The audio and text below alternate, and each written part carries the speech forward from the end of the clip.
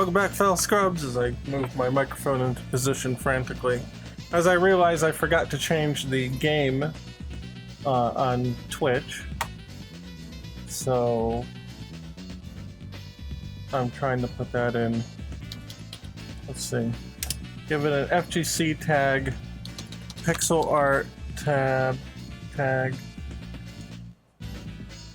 and game dev. There we go. Whoops. Sorry, not playing Hollow Knight. That was last night though. Forgot about that part. Okay.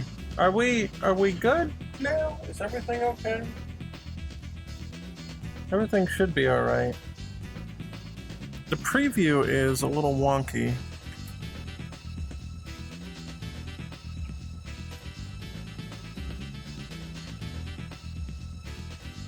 Trying to refresh the preview to see if it's okay. I guess it's okay? No, am I offline? Online chat. Am I here or am I not here? I'm dying. Here. Forgot the track thing again too. I'm here? Okay, Jesus. It says that I'm offline, but I guess I'm online. Track titles. Here we go. Okay. Let's see. Is Odyssey running? Odyssey looks like it's running. Okay, I'm just gonna assume that we're good then. Looks like everything's okay. Alright. Okay. I think the title's updated. Okay, I think we're all set. Jeez. Yeah, I stepped away and came back and I'm thinking, oh, I'm ready to go. I just hit the button, but I guess not. Anyway, so versus artwork. Oh yeah, Pocket Fighter EX is a community-based game, not endorsed. We're affiliated with Capcom SNK. It's by the fans, for the fans, free, etc., etc. So yeah, versus art. We got a surprise art drop today. LD coming in hot, dropping the bombs. He's like, yeah, I gotta talk about versus stuff today. And I'm like, all right. So we pop in and he just drops it. It's full. It's complete. It's got everything. It's even got the color variants. He's like, yeah, here you go. It's all done. So we're gonna work on that. How about that? Looks pretty cool.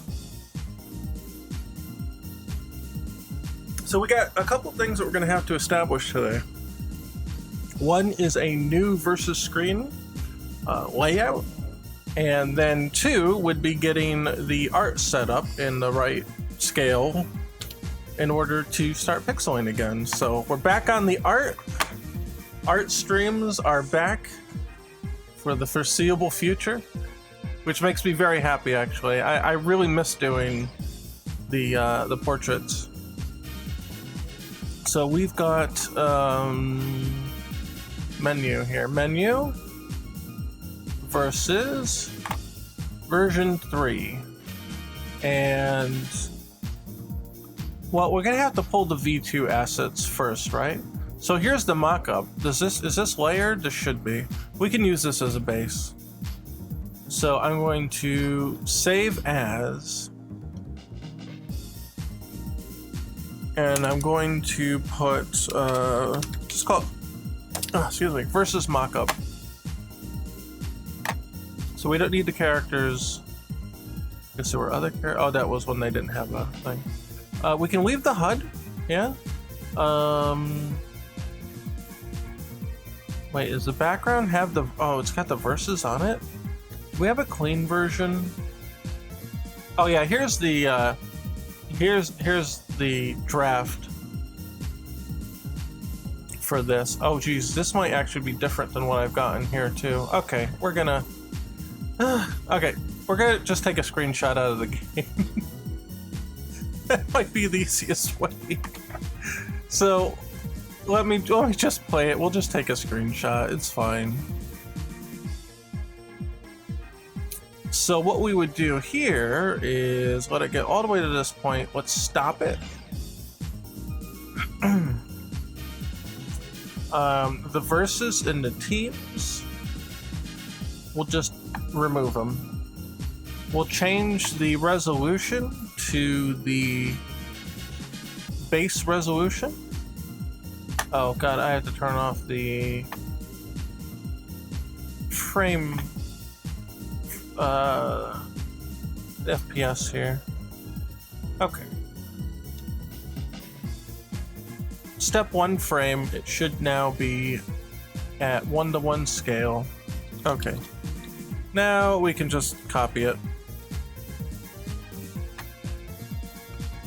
So yeah, this was actually a waste. We'll do a new one. So yeah, it's just gonna pull the clipboard size, which is fine. We will just trim it down.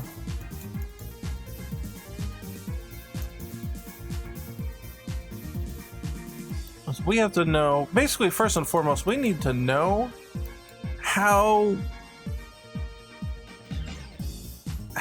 what the size is before we continue. Okay, just making sure that that's... I saw that like black pixel line and I thought that maybe... Oh, I don't have my spot on. I think I paused it from yesterday's stream. Oh no, I rebooted, that's what it was. I rebooted and so my mouse highlighter's not on. I'll be honest, I almost can't even do the pixel art anymore without the mouse highlighter. Because look how... Here, I'll turn it off. Look how... Can you even tell where the cursor is? I'm looking at my monitor and I'm looking at the stream preview and I've lost the mouse already. I can't even know. Oh, there. It's over here, but once you get in here, like, you can't even see that. Oh, hold on. Where is it? Unpause. This is the only way I can actually see it. Sometimes it gets in the way, obviously, because I'm trying to draw something, but man, it's a real pain. Okay, we've got that. Background, I'm gonna call it burst.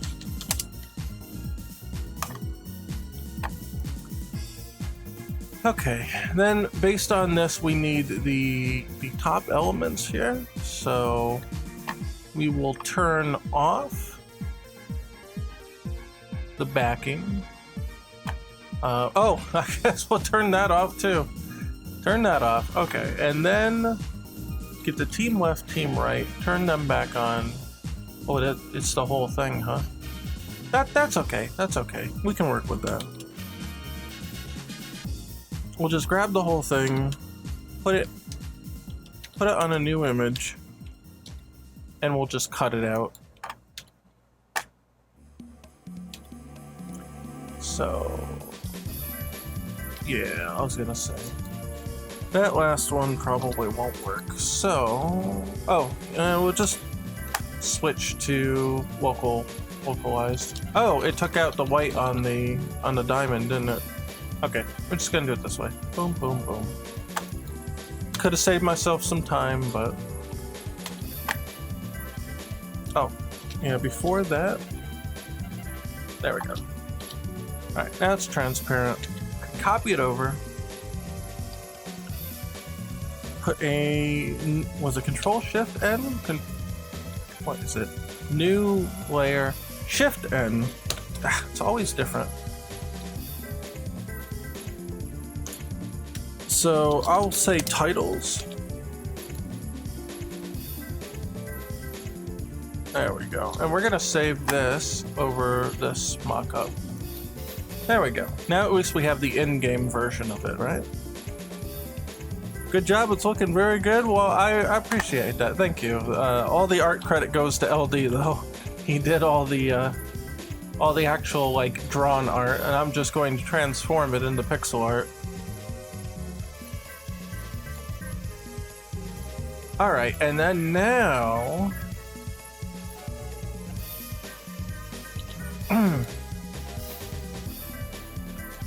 I guess I'm just going to just copy it and put it on a new layer, and then I'll just size it down.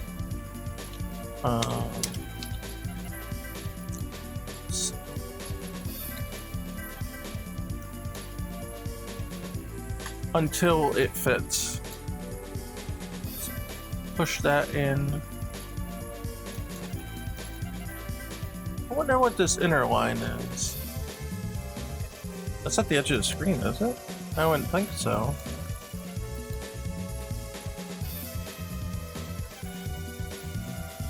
I think?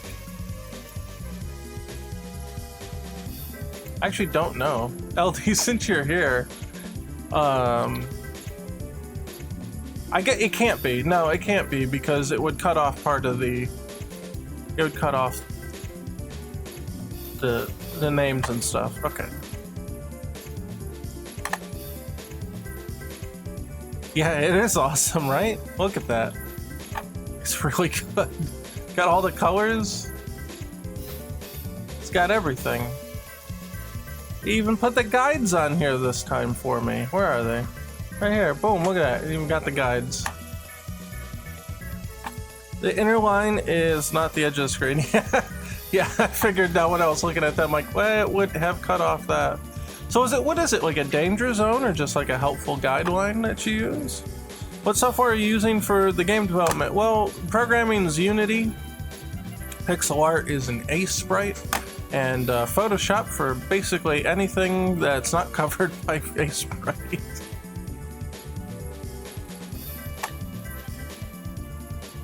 Okay, so we've got this. I'm going to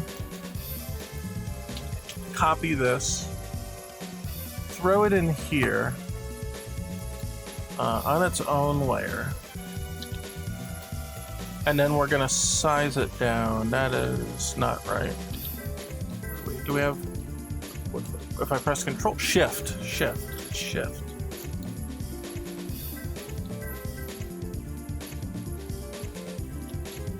Is that right? Okay. Okay, so roughly like this.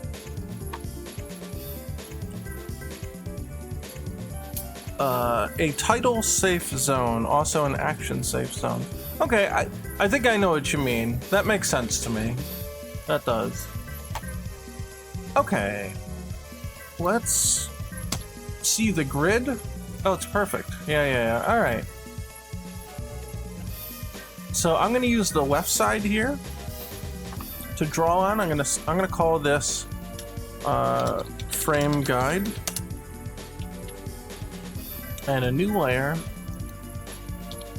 Let's see, measurement wise, this is 32.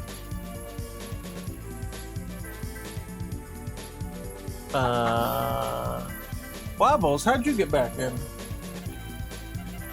I just put the chicken out. The chicken came back in. The chicken came in today and laid an egg. Oh, well, this is 33. We might have to do 32, 32. Let's see. 32, 32. Hold on, I'll finish chicken story in a second. And 46. So let's do that. Because this was 32, 33, 45. So 32 with 32 with 46 with. You may notice a distinct lack of peeping because the geese have gone to live outside now. They are way too big for their box. So we had to come up with something, and what we ended up with was, I'll do this in black. What we ended up with, we were originally going to bring a bigger cage into the house, and I would have been fine with that, that's fine. But the kind of logistics of that were not really working out. And since they were showing greater independence at the time, we decided that maybe it's time that they just kind of go live outside. Now they're not like, you know, we don't just throw them out the door and throw them to the wolves. You know, they're right here. They're close quarters. We go check on them, you know, multiple times a day. But they're pretty much given free reign to screw around, you know, with the chickens. Like, they mingle with the chickens, and the chickens seem to have accepted them. So that's good.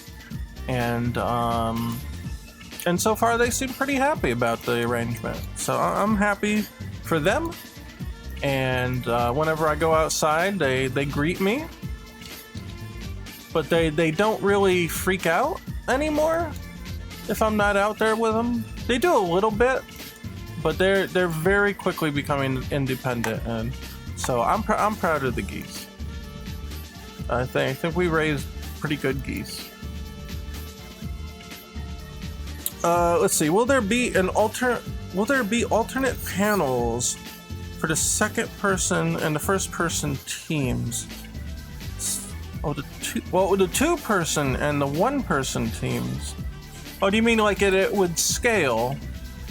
So if you had only one character, it would be just one giant panel? Yeah, I think that's kind of where we're gonna have to go with it. You know, we have a leader, so it could be sized differently, right? We got a leader panel, and we got the two other panels. And the leader doesn't necessarily have any gameplay implication, but they do have, you know, just kind of a visual representation implication to them. Kind of a vibe thing going on. Okay, so we've got these laid out. Let's see. Yeah, get rid of that. So there's a couple things we could do. I'll say frame base. And I'm gonna duplicate that. I'm gonna turn that one off. Let's say frames. Let me click these because we're gonna animate this in a second. We're thinking about doing like checkerboarding, so it can kind of flicker on and off. But if I click these, then when I start adding animation frames, it'll keep these from being copies. They'll just be consistent. So yeah, we'll keep frames based, and then we'll take frames. Probably just make them all the same color to start. Actually, here's a. I guess these colors might actually be literal. So let me roll that back. I was just gonna ask. I'm like, wait, what colors are they supposed to be? But I think LD made this quite a literal mock-up. So. Yeah. We'll do it, we'll interpret it very literally. Oh yeah, and then I guess I don't need that anymore. I will keep this on the side though. Correct? Yeah, alright. I gotcha.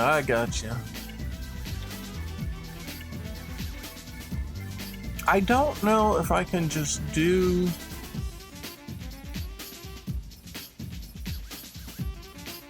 Can I just do? Can I only do dithering on a gradient?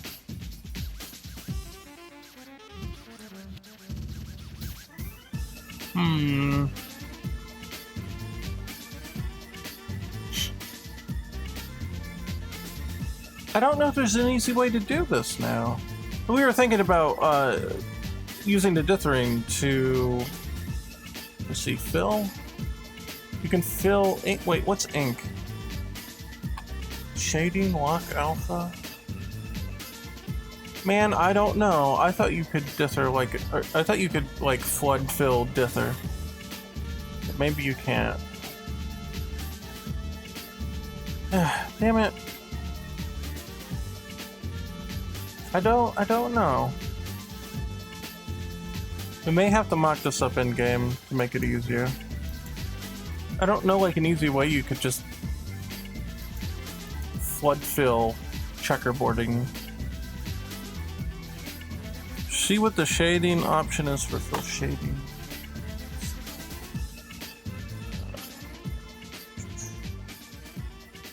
Shading. Oh, you know what that is? It darkens. I think it darkens the palette. Whatever you fill, it darkens to the next layer. Yeah, you like select. You select like this, and then it'll like, I don't know. There's something that it tries to shade down. Like you can select a gradient and it'll try to like, see how it selects this? You can kind of like try to shade down. It's wacky. I'm not really sure how that works, but that's not, definitely not what we're looking for though. Copy off this. I thought there was a way to stop at grid. Oh, that's handy. Oh, look at that. I learned something new. All right. Yeah, boo. I know. You figure for a pixel art utility, you would have some sort of like, you could flood fill like a sprite or something. Or something like that. Very weird. You make a tiny dither pattern and duplicate it a few times on the grid. Yeah, I really didn't want to manually have to draw it out and copy and paste it. But I may not have a choice. I don't know. It feels like it's going to take like in 5 minutes to do. I'm not doing it here. We're doing it in game. I'm not capitulating to the manual dithering.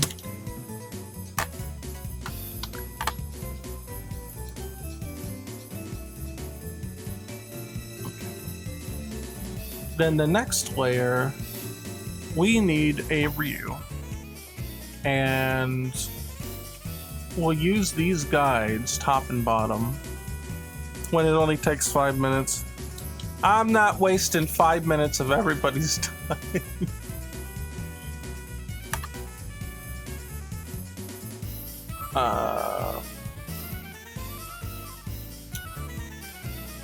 I hate Photoshop. It doesn't...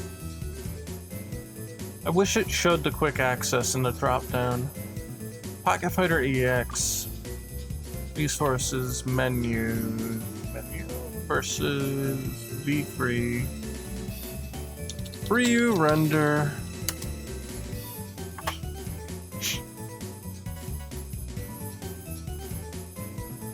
Oh, I want to also do one without the color and the shade. Wait, I want color, but I want a color overlay.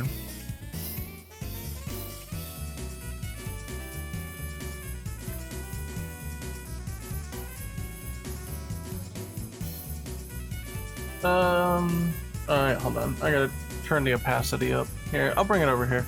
Basically what I want to do is I just want to create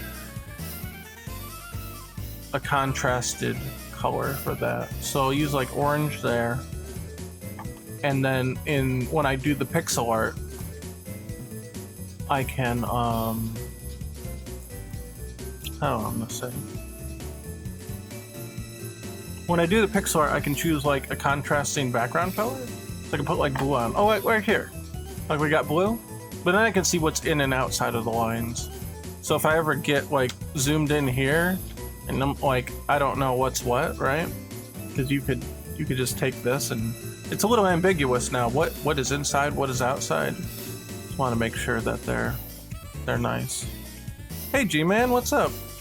Hey, it's a little early for you. What's going on? I think, or is it just non-weekend hours?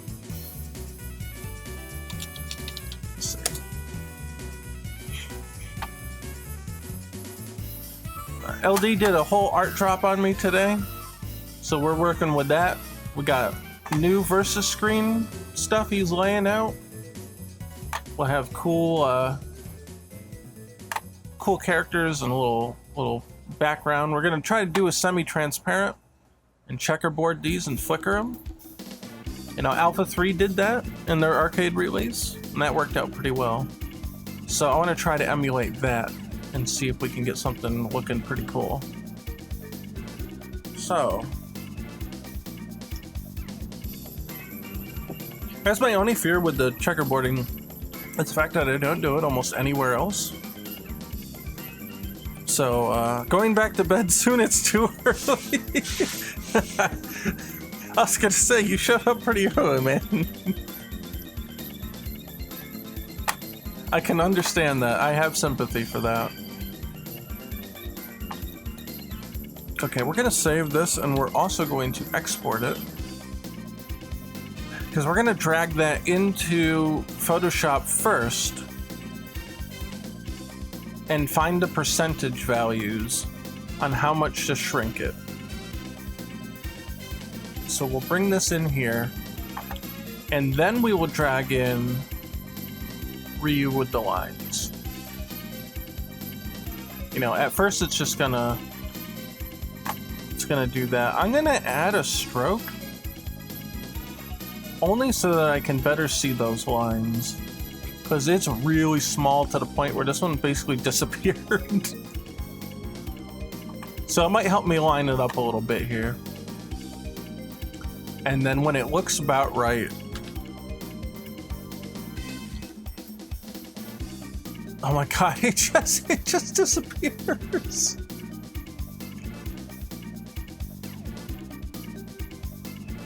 There we go. That's about right. So that's what, 14? This is a, yeah, this is a, what do they call it? Smart object. Okay, 14.26%. Let's write that down. 14.26%. There. And we'll take the stroke off.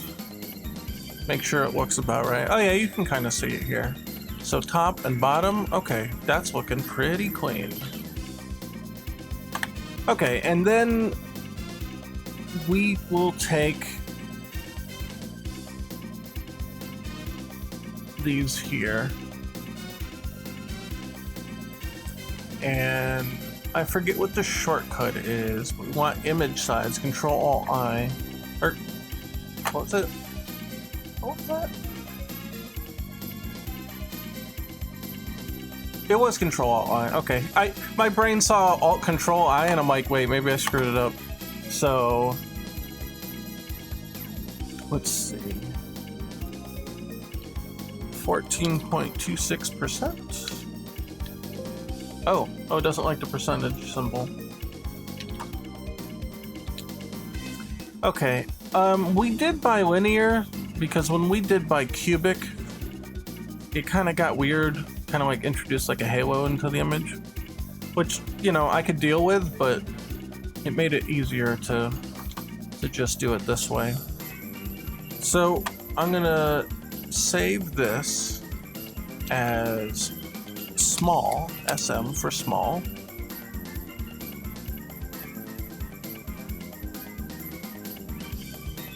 And then Control-Alt-I.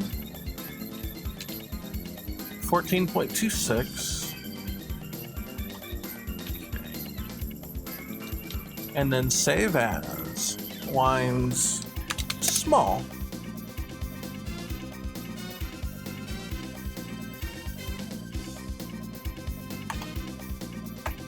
Then we can go back to here, do a new 256, I guess. Actually, you know what? We'll just drag in this one.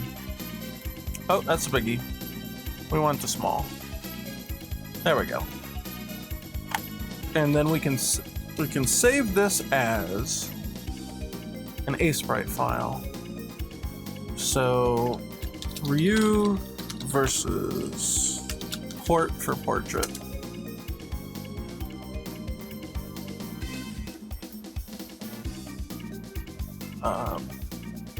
And you're going all out if every character is going to have 2 pieces of art. Do we tell him? Larry, do we tell him? Or do we hold it a secret?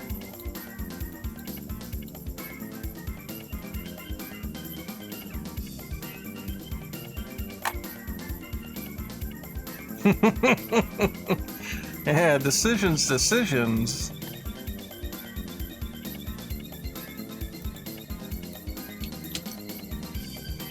Alright, and then I don't know if this will just paste in properly. Let's see. Oh, well, okay. Yes, there are deeper plans still. Well put, well put. Well put. I like that. So, color lines. Paper, what are you doing? She's eating cat food. I know it's not good for her, but she likes it. I don't give her too much. Well, I don't give it to her. She just eats the food from the cats. What's secret? You guys will see in due time. In due time.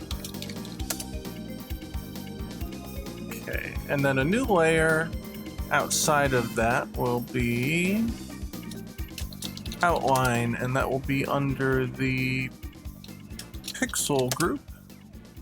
We'll also have a palette layer. Now, the good thing about this is that all the colors have been pre-selected because they are the same as the other pieces of art. So coloring it will be less of a pain. Yeah. Like LD said, we've got deeper plans still. We'll reveal those eventually. Alright, you have a good one, G-Man. Get a little more sleep. Yeah, hop back in if we're still here. I'm trying to meter myself a little better lately, but that usually doesn't seem to be working out, so. Alright, so we got that. I want a new layer. And that's gonna be, I'm gonna just call it blue. New group. Background. And a new layer, gray. Load default palette. I'm gonna pull this gray. I'm pretty sure it's about neutral. I'm not gonna, oh, that's not right. Not gonna worry too much about it. And then blue. This is just the NES palette. I don't like that one. How about that one? That one's pretty cool. There, and then I can just toggle between them. But like I said, the blue and the yellow-orange here, I guess just like a deep yellow, really helps me see what's inside and outside the lines. So, all right. Pick black. These guides might have to, I can't, why does this even show if you can't do anything with it? I don't know. I'm gonna have to knock down the opacity a little bit. That way I can see where I'm actually drawing. So, alright. Are we ready? Oh, look at this. We got nice, like, oh, I'm on the wrong layer. We got nice, like, 45-degree almost angles here going on. Could do it like that. Yeah, that's alright.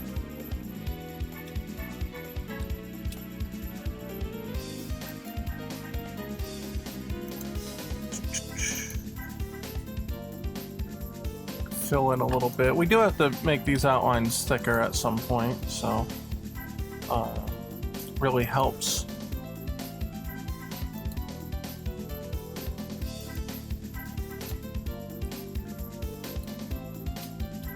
Might, yeah, I was gonna say, might just cross over here this way.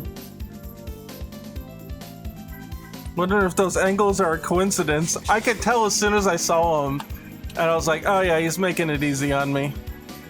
He's got pity in his heart for the poor pixel man.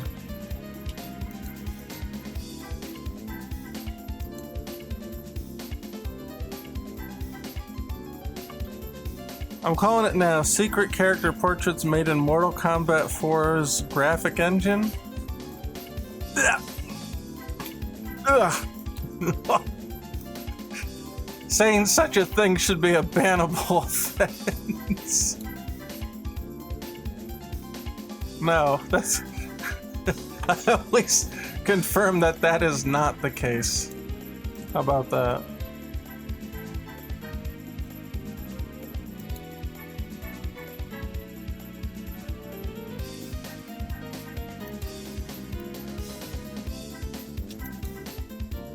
Yeah, this part's where it's gonna get a little tricky.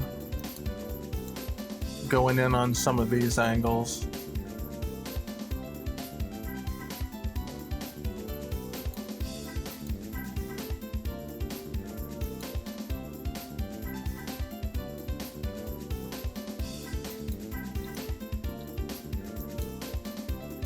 At the very least, something like this.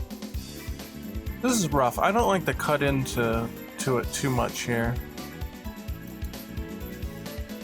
It kind of just depends on how it comes out.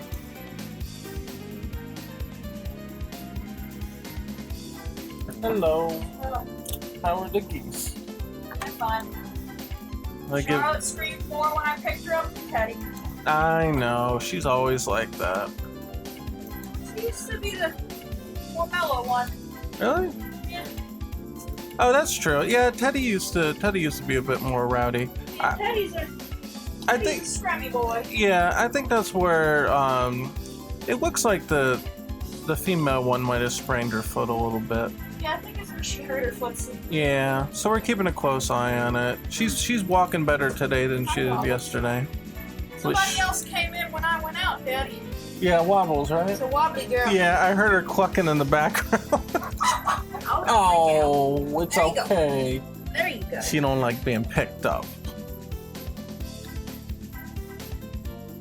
Poor chicken. You're alright, wobbly girl. Make a nest.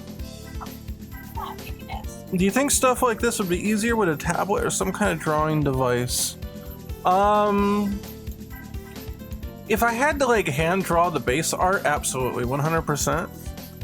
If all I'm doing is tracing the pixel art, then no, not really. Cause like, yeah, okay, I could pull lines or whatever, but then I'd have to just go and clean them up anyway. So it's not, I don't think it would give me too much of an advantage. I really don't. I think you'd find more of an advantage with maybe doing like high-res art or high-res pixel art. So if you made like a Street Fighter 3 sprite, maybe. I'm very used to just doing the mouse control with sprites, so it probably wouldn't help me too much. If I'm making smaller sprites, so like on the Mansion game, right? Well, this is a good example. If I'm doing sprites like this, I would probably actually just prefer to do them with the mouse, just because they're so small and they're easy to do. Because a lot of the details are going to be like 1 pixel, 2 pixels here. Like when I draw the eye, I don't need to pull lines here. I just draw the shape, you know, mosaic, however I need it. You know, it's nothing crazy. Which 2 characters are you looking forward to getting your hands on in Street Fighter 6? I don't think I can answer that until I see their gameplay. I think Jamie is neat, but I don't think it's a character that I would necessarily play. So I wouldn't say that is one of them. Maybe a little bit of Luke. Luke looks all right. I think I could get behind some of Luke's gameplay. I didn't have him in 5 to try. What are you doing? You in the box? What are you doing? What? Come here. You wanna come here? Yeah? Yeah? The chicken time? Chicken break? Are you talking to me? No, I'm talking to Wobbles. Okay, I'll get Hello, you. Wobbles. Yeah? What? Oh, you turning around? There you go. Hello. What are you doing? You taking place of the geese for break time, huh? Yeah? You haven't been up here in a while. Do you forget what the microphone looks like? Yeah, she's just curiously looking all around at everything. Looking at the speakers, looking at the microphone. What are you doing? What? Yeah? What? Don't peck the microphone. Don't peck me. No, don't peck me. Yeah? You've occupied the box now that the geese are gone. Yeah? Hello. What you doing? You can't just sit up here. I've got to do work, you know. Yeah? What do you want? What do you want? Well, you're real content up here, aren't you? You're not even squawking. I kind of regret holding my arm out for you to jump on, because now you don't want to move. What do you want? What do you want? Where are you going? You pecking my arm. Okay. What you doing? What? Burp, burp, burp. Yeah? Burp.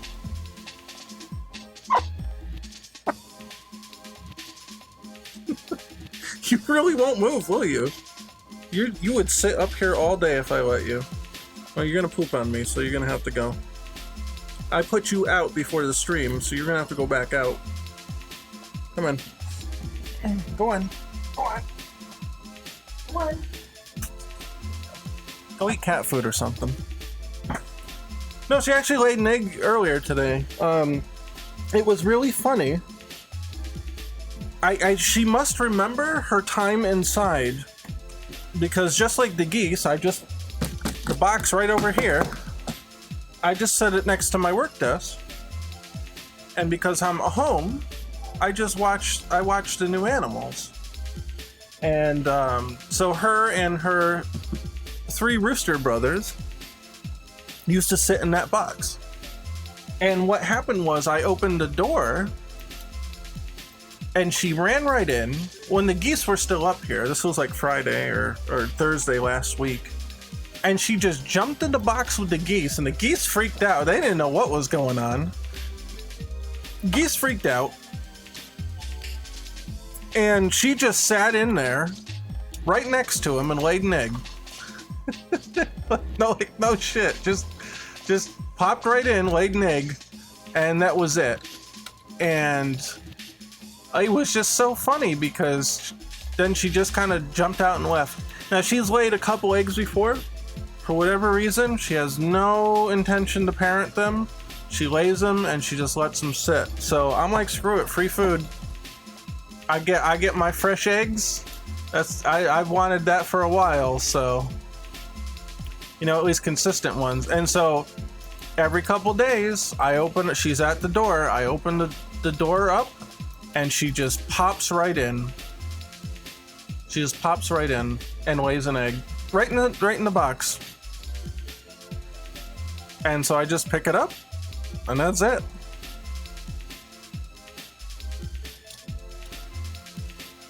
And free delicious eggs, and they're good too, because they're free range. Like we don't, and they might as well just be pets for the most part. We don't even, do much with them. They just kind of live here up on the mountain, and some of them are friendly and some aren't. So that works out for me. I don't mind the eggs, not one bit. They're quite good. They really are. Let's see. As a Yun player, I have to at least try Jamie. I feel obligated.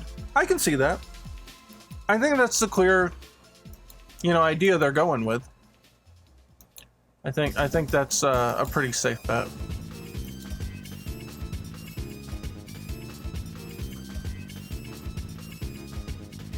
Yeah, I'm as more footage gets released and more stuff is getting shown, I'm pretty much on the hype train. I'm ready. I'm ready to be on the Street Fighter 6 hype train. I think just alone how they're treating the aesthetic and bringing the street back into Street Fighter, that alone is commendable. And I think that earns my full support. Maybe this won't be the perfect game. Maybe there'll be weird stuff. And you know what? That's fine. they've just been released from the shackles of Ono. So now it's their time to flex. And it might be a big flex, it might be a medium flex, but either way, they are definitely headed in the right direction, and I'm here for that. Absolutely. What? You going back in the box? What you doing? Yeah? You gonna lay me another egg? Gonna I get a 2-for-1 today? Rather than big combos in Street Fighter 6, it looks like the game is going to be all about those tools and mechanics you have available to you in managing resources. And you know what? I could not be happier about that. The more that I saw about how the mechanics were playing out, the more I was like, oh yes, this is exactly what I wanted. Now, Pocket Fighter EX obviously takes a different turn, where I'm trying to straddle the line between, you know, KOF and Street Fighter, so it's a little different. But out of a Street Fighter game for me, man, I'm looking for something like Alpha 2. You know what I mean? I'm looking more in that direction. And the closer that we can get to something like that, I think the more happy I'll be about it. So I feel like we're getting... How do I want to say? There's no, and I think Maximilian Dude is correct on this. There's no like just flat out equivalent. It's not just like Alpha 3. It's not just like Alpha 2, or it's not just like Street Fighter 2 or whatever. They're taking a lot of different things from different sources, and that's great. That's actually really good. It's going to be fresh and unique, and that's really nice.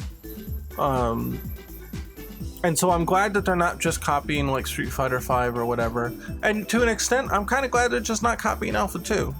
Although I'd probably be happy with that. You know, Alpha 2 with new characters, I'll take that. That's a W for me. But I very much appreciate that they're trying something new. And that they're not sticking to one thing, because if one thing is true about the Street Fighter series is that it continues to reinvent itself, and I think there is an important piece of that identity within the series. And I think that's held true. None of the games truly have played exactly like another game. You know, you'll get iterations like Street Fighter 2, Street Fighter 2 Turbo, but what I mean is like between Street Fighter 2 and 3, everything's different. Between Street Fighter 3 and Alpha, everything is different. You know, a whole different focus gets put on it. And, well, to use a pun, Street Fighter 4 did its own thing as well with the focus attack. You know, Street Fighter 3 had the parries, and that was just a completely game-changing thing. It's kind of its own thing this early. Yeah, and that's a good thing. The fact that they've been baking all this in from the beginning is a good sign, because it shows that they're willing to put their foot down and be like, yeah, we're just gonna say this is what the game is about, this is how we're gonna manage things, and we're gonna build the whole thing around it. And that's really good. It's very, very good. It shows that they've got a good understanding of what can make a game unique, and potentially how to develop through that sort of core theme they've got. Now, Max was saying he talked to the devs at whatever it was, a Summer Games Fest. I'm not even sure what exactly it was. But they said one of the core themes that they were trying to work toward was enhancing player expression. And to be honest, it really does seem like that's true. Doesn't Street Fighter 6 look too samey to Street Fighter 5? No, not even close. Not aesthetically, not gameplay wise. No way. Street Fighter 6 is this giant breath of fresh air. It's what we needed, for sure. So I'm very excited for that now, and the more that I see, the more excited I'm getting. So I'm just you know, new info drops, like Guile trailer drops, and I'm just like, yeah, I'm ready. I'm ready for this. Let's go. You don't see people throwing out heavies fishing for crush counters for one. Yeah, that's true. That's true. I mean, art style alone just shows you that it's completely different. Okay, that's the bell. I figured. Yeah, they're definitely on the right track with all this. I'm very happy to see that they've... I don't know if it's necessarily a risk. I don't want to say necessarily that they're taking risks. I mean, they kind of are in some ways, but since Street Fighter has always traditionally put itself in this position where it reinvents itself, I'm not sure that I would say that it's that big a risk. It's not unusual. But I think 4 and 5 were a bit more similar than 5 and 6 will be. I would die on that hill. I think at this point it's very obvious that they want to do something radically different. And they should, and that's good.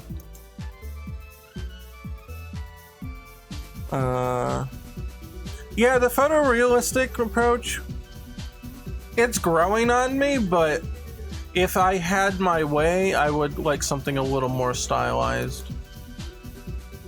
But it's Capcom's style now, right? They've got this kind of like Devil May Cry has the same, you know, look to it now.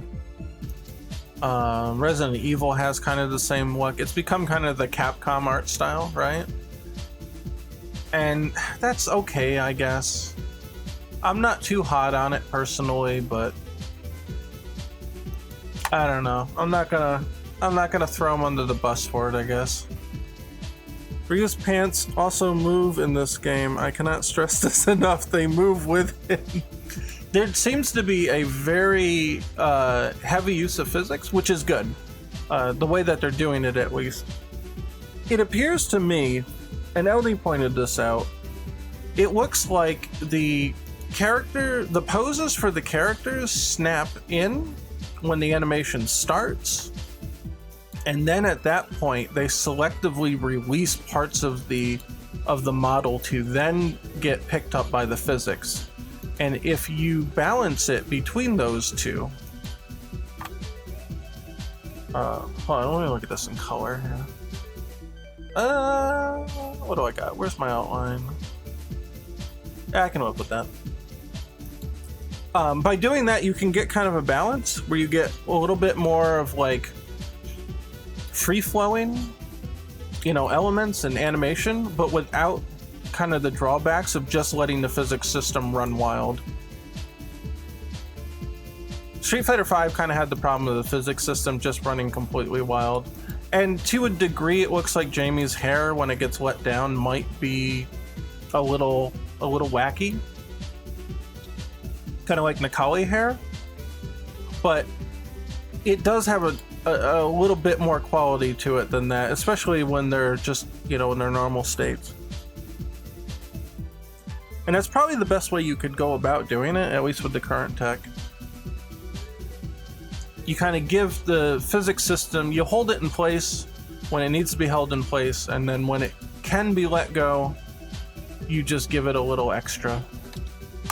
How do we want to look at this here? Okay, now that's pretty straight. I'll take that. The hit animation could pack more punch. I think the hit animations actually look better in the gameplay footage than they did in the trailer, and I had sort of a negative reaction to it as well at first. I'm like, I don't know, the hits don't look like they've got that much impact, but the more I'm looking at like the actual footage that they brought of the demo that people were playing at Summer Games Fest or whatever it was, it looks like they beefed it up in the meantime. So whatever was in the trailer was old footage, and I'm glad to see that they're not just resting on what they had.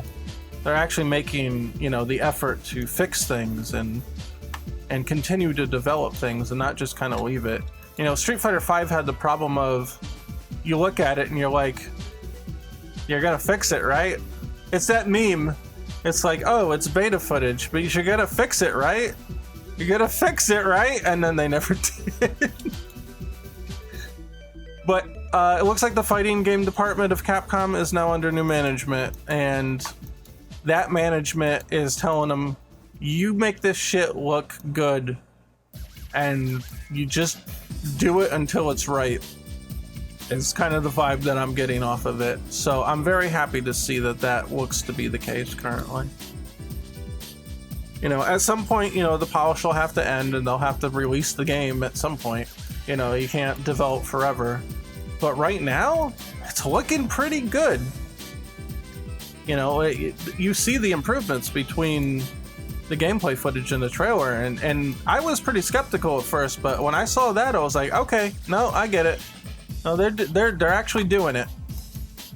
They're doing it right. And I think we might have a winner now.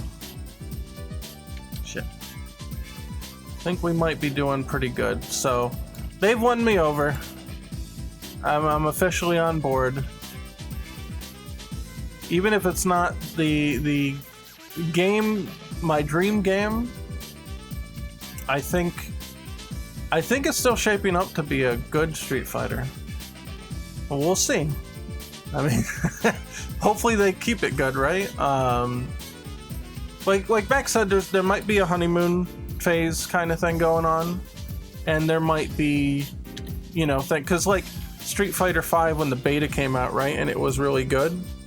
But I wouldn't say that it was really good, but the beta was like more fun than when the game released. Well, let's hope that doesn't happen again.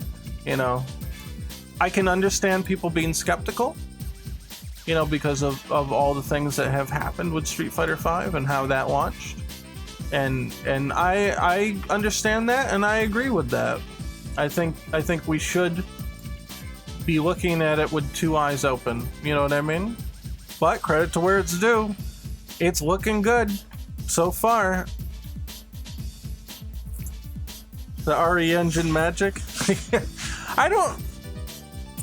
Yeah, the gameplay itself with having all the parries and the different types of parries, the focus attack, like they all kind of serve their own little different purposes, right? And I think that part of it's going to be very exciting. I think, you know, managing your drive meter, I think they call it, I think that will be fun. You know, being able to get out of a tight spot, you know, with a parry, like a perfect parry. It looks like normal parries aren't like super great. Like they've just got a lot of recovery and there's not much you can do after. To be honest, because blocking takes away your drive gauge. Yeah, did you notice that little tidbit? Blocking actually takes your drive gauge away.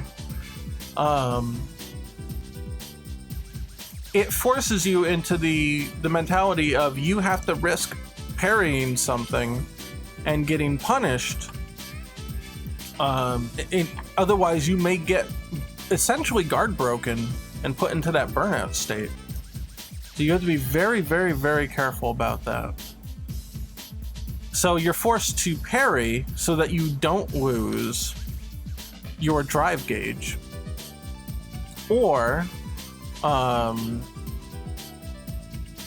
you risk getting, you know, hit essentially, or grabbed or whatever, or, you know, if they think you're gonna parry, they could grab you, things like that. So it kind of keeps everything, there's a risk to it on both ends, you know?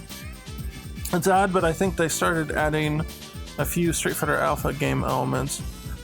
When I think about it from the design standpoint, I was really worried about the drive gauge until I saw the fact that blocking, oh, and the parrying, with the drive gauge and the parrying, I was really worried about that until I saw the fact that you lose drive gauge by blocking, and then it all made sense, and I'm like, okay, I think they know what they're doing. I think they actually really do know what they're doing with it, because there's a couple of pitfalls you can fall into design-wise for something like the parry. You know, especially when it's more lenient to do, you're like, oh, the parry's like super easy to do, and okay, sure, the reward's not necessarily there, but like, man, why is the parry so easy to do? And You know, they're dropping the execution barrier. It's because parrying is kind of the new blocking. And that's why the non-perfect parry is such a little reward. Because you're expected to parry constantly, all the time, even at lower skill levels. Well, they had to drop the execution barrier to make that work. And now, okay, now you have the problem of there's too much parrying. Everybody can parry everything. It's way too easy to parry. Well, let's require it, right? Let's require it. If you don't parry, you lose drive gauge. Now everybody has to parry. You'd be parrying constantly. It's almost like the new blocking. It's blocking, but with extra skill involved, with more risk and potentially a bit more reward. So you don't get punished by getting your drive gauge down, but there's more risk because if the opponent thinks you're going to do it, they're going to go and they're going to grab you. And grabs, if you botch a parry and you get grabbed, it does like double damage.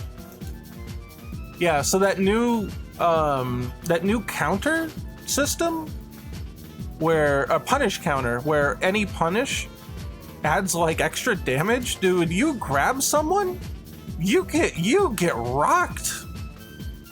Yeah, they get completely demolished by that grab. It's crazy. It's really crazy. So that all to me, I'm seeing that as a designer and I'm like, okay, I get it now. I get exactly what they're going for. You know, I think they're really doing very well in that regard. They've really thought it through. They didn't just throw parries in because people like parries. They actually thought through the ramifications of what that means. And if they were going to put parries in, you know, well, how about, you know, how are the more casual players going to be able to even execute on those? And so maybe they made that adjustment, and then they're like, well, now parries are too easy. Well, what do? You mandate them.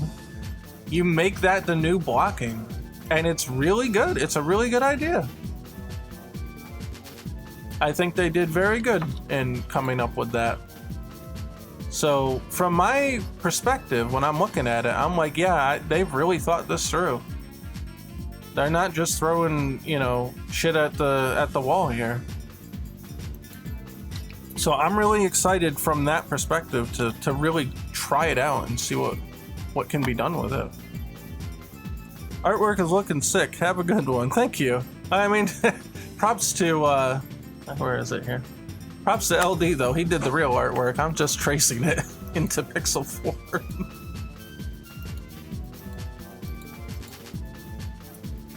But yeah, I don't know. I'm pretty hyped now, especially seeing all the gameplay and how it all works. You know, looking like they got their shit together now. They really do. And you have to give them props for that. You know, Street Fighter V was kind of a mess. You know, we can't and should not sugarcoat that. It was a mess. And it did damage to the image of the... What? What do you want? What do you want? Hi. There's no food left for Poopy. He's whining. Amber will get you something when she gets out. Yeah, I mean, we can't sugarcoat it. Street Fighter V was kind of a mess. The launch was botched. Everybody dogged on it. You know, it kind of tarnished the reputation of Street Fighter, especially with the average player who's just gonna go in there and they wanna play a single player mode, they wanna play arcade mode, didn't have that. What about like a world tour or an RPG mode? Didn't have that either. Okay, like what about a story mode? Well, it didn't have that at launch. I mean, eventually it did. You know, well, what about anything? And then they're like, oh, here's a survival mode where the CPU just kicks your shit in. You know, they just random rolls RNG kicks your shit in like 10 matches in, and then you don't even get the color that you were trying to fight for. Dude, like nobody could get those colors. The AI was too crazy. And that's it. So $60, you get jack shit except for online and getting your shit kicked in by some bullshit AI crap. And yeah. Boy, that's fun.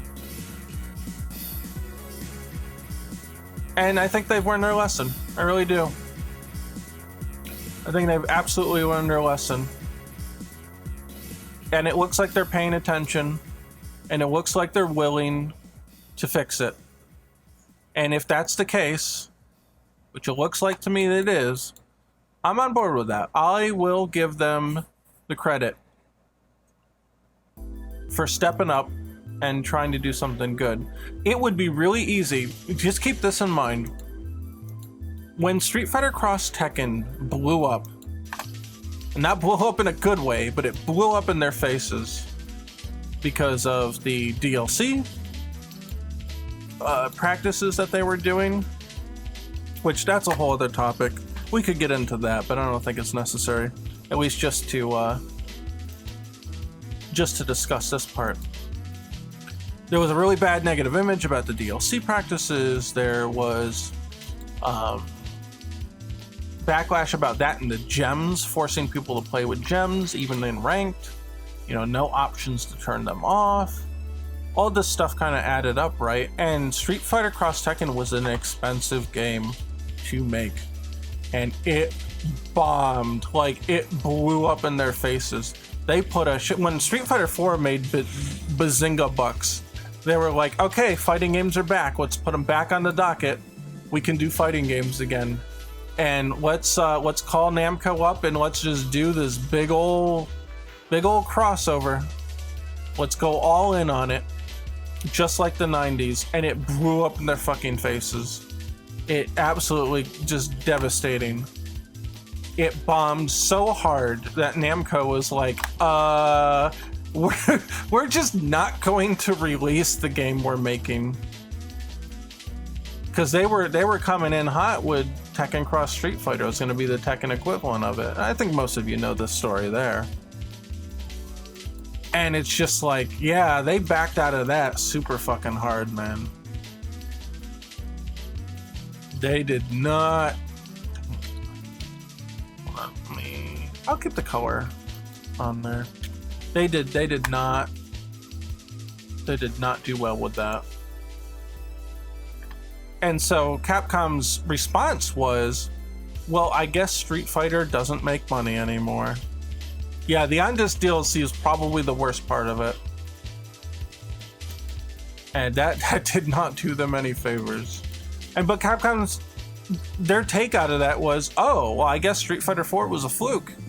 And we are not going to make another Street Fighter because why would we? There's no reason to make another one. Nobody wants to play them anymore. It bombed. You know, they weren't willing to either admit or investigate why people were upset. And so what happened?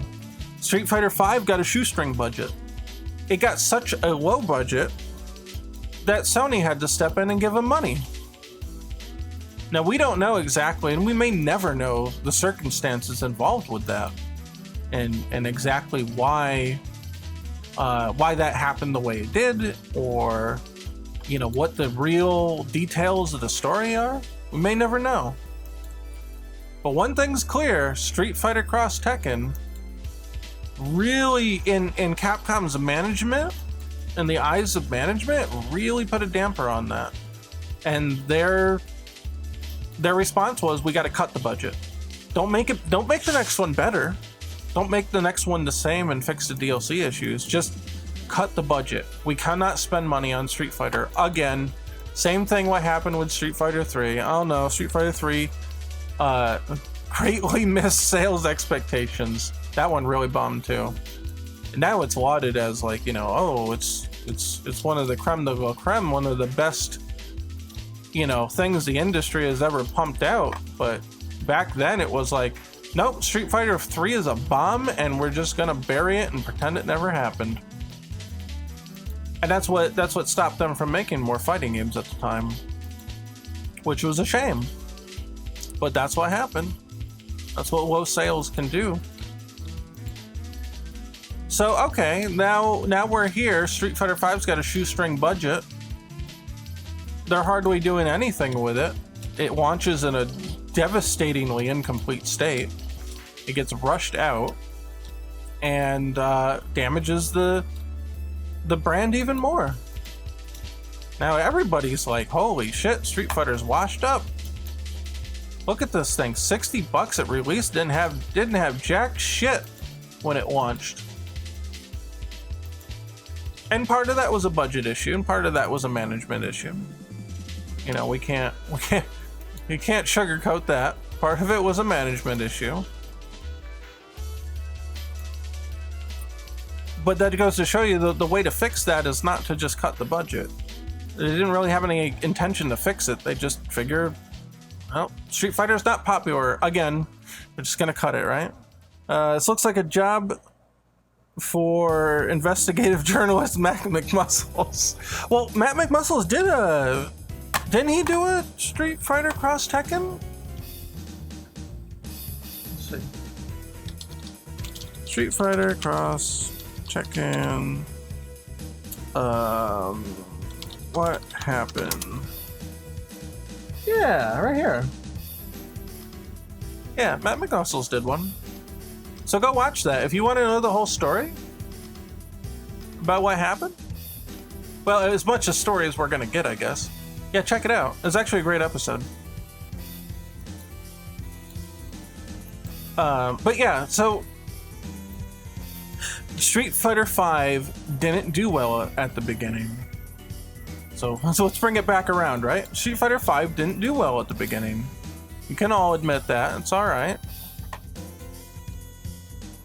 But here is the funny thing. Instead, Capcom's response, instead of giving Street Fighter VI a shoestring budget, they said, you know what? Let's go in.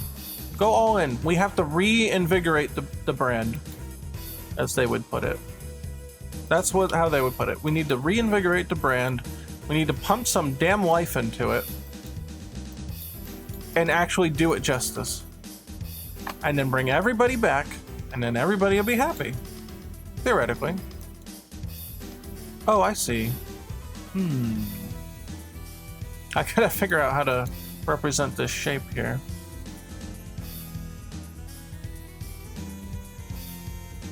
Well, this is hard, actually. I could do that, maybe.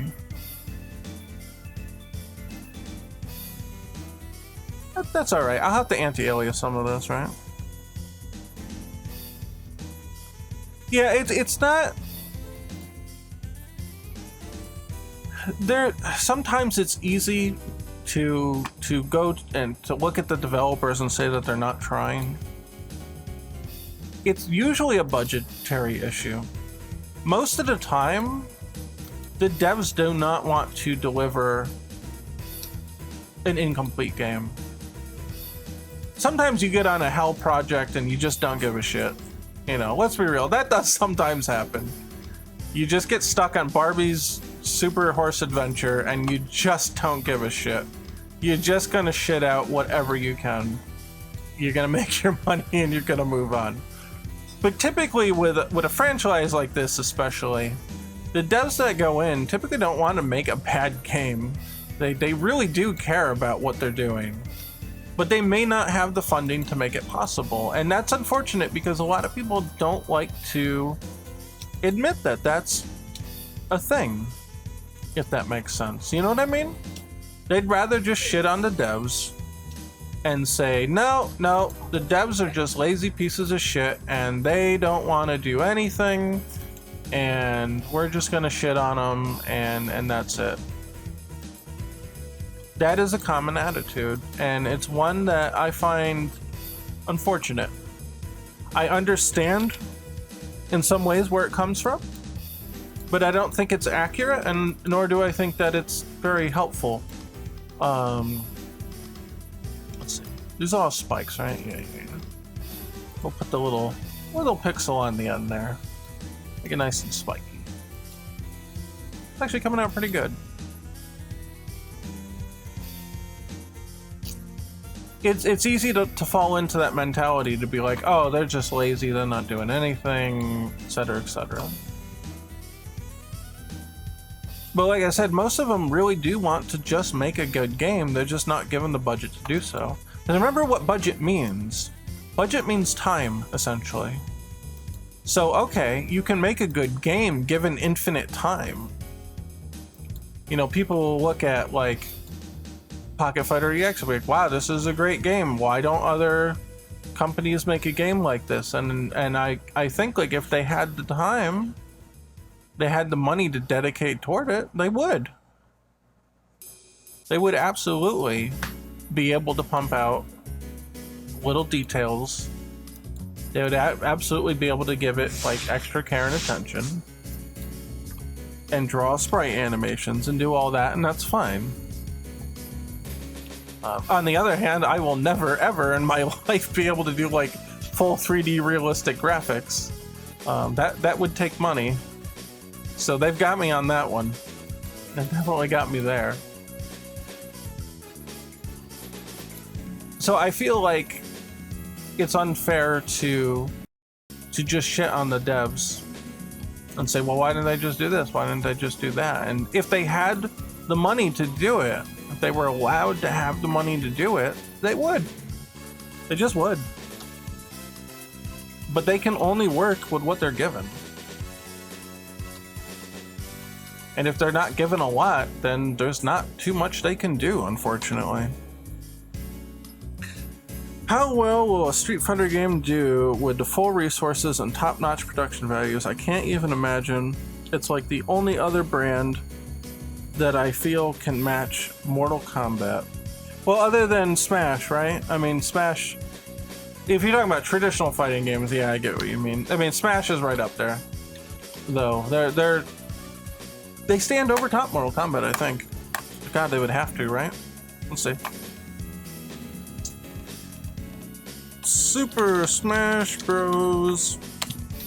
Sales figures. I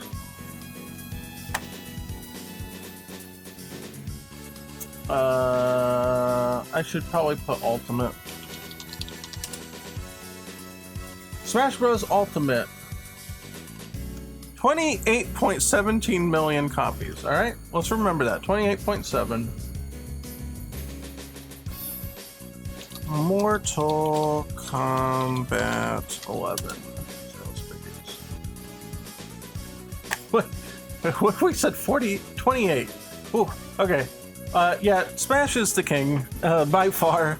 Mortal Kombat 11 has sold 12 million copies, which is really good, especially for a fighting game, for sure. But yeah, no, Smash remains the undisputed king. 28.17 million. So, yeah, pretty good. Pretty good. Unfortunately, there's a giant gap between them and the rest of the genre. Street Fighter probably sits at between 2 to 5 million. Everything else sits between 1.5 and 500,000. You know, when Guilty Gear sells 1 million copies, you know, or 500,000 copies, they have a big, giant corporate celebration. We did great. That's unfortunately where they sit, you know, and they know that, and that's fine. They know where they sit in that niche, you know, because Guilty Gear is kind of a niche game, and that's fine. There's nothing wrong with that, but it just kind of is what it is, right? So yeah, there's different expectations for different things, for sure. I'm gonna fill this in because it looks like it's filled in here. We won't get the full blue here. It's just gonna be in the middle. Smash is the perfect example of what you just said. Smash gets pretty much near infinite time. Yeah, that's the thing too. They get a lot of resources. So here's the thing: you can either pump a lot of money in it and get it out like on time, or you cut the budget and you take longer, or you just cut the budget and the time and then you get Street Fighter V. This kind of thing. Hasn't Tekken 7 sold like 7 million? Yeah, actually, good point. I forgot. Yeah, Tekken 7 did quite a lot, didn't it? Tekken 7 sales 9 million. 9 million? Damn. 9 million. Yeah, that's good. I mean, they're the premier 3D fighter, right? You know, Smash is the premier platform fighter. Mortal Kombat is the premier traditional fighter. So I guess they're kind of kings in their own little. Man, 9 million. That's good. That's cutting close to MK. Damn. No wonder they keep adding to that game. The game never ends because people keep buying it. Hey, more power to them though. Tekken 7 looks good though. It looks good. Visually looks really nice, even for the age of that game. I don't know about the gameplay. I hear some people don't like this or that about it. I can't comment. I'm not a Tekken player. But it sounds like a lot of people are very happy with the game. The game looks good. It's got a healthy tournament scene. You know, everything especially for as old as it is, it's doing pretty damn good. So I gotta give them props. Gotta give them props. Well, look, it looks good on PC. Hey, well, it was released. God, when was it released? It was PS4, right? Or did it come out all the way back in PS3? I don't even remember now. Tekken 7 wiki. Let's see. Where did it come out first? Wikipedia. Okay, yeah, it was a PS4 launch. Well, you know, early PS4 launch. Now we're on PS5, like mid-life cycle, I think, right? Oh, time flies, man. Time flies, and so people still can't get one. It's fucked up. It was an arcade exclusive for years too. Oh, there you go. Yeah, so it's old, and you know, a game that's continually updated can be continually sold, which kind of makes sense why it reached such a high bar, right?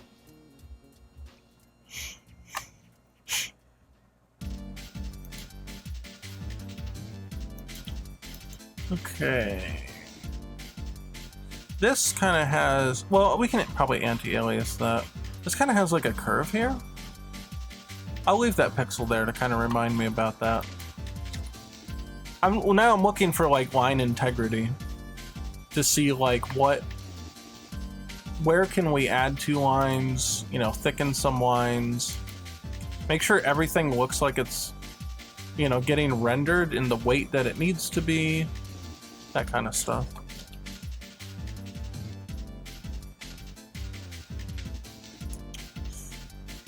I think that might be better for the shape. So let's boost that out, put that in. We do like that. Some of this we can do with anti-alias. Some of it I might like redo a little bit. That's why I left gaps here, because I know this is definitely going to be an anti-aliasing thing. This one too, probably. The jawline's got to be thicker though here. So let's actually boost this one out a little. Some of this is going to be anti-alias as well, but kind of. Oh yeah, that looks stronger now. That does. Probably do that for this too. That should be a dark pixel, I think. Maybe open that and anti-alias that.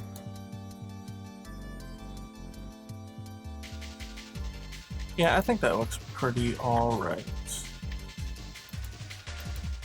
I think I'm going to boost the visibility of this portion so that we can see the whole part of the ripped sleeve here.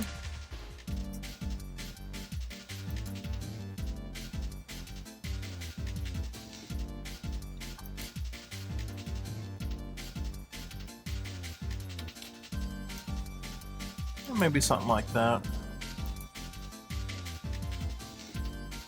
There. I think it makes sense to be able to see the little point here. And then it'll go down from here. And I think that's good. That's alright. Man, I really don't want to like close that up, but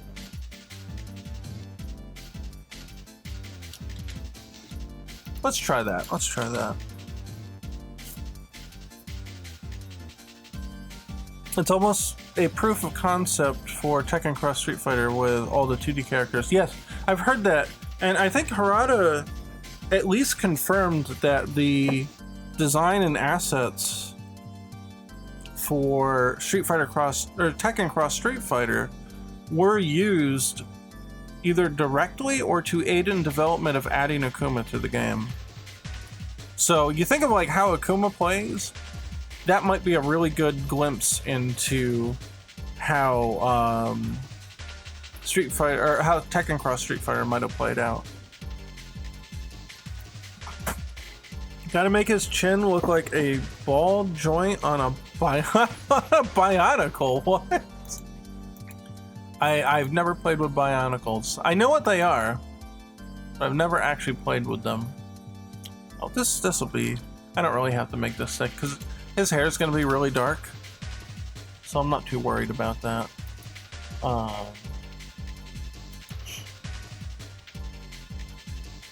so we've got that. Let the anti-alias that a little bit. The eyes are tough. The eyes are always tough here.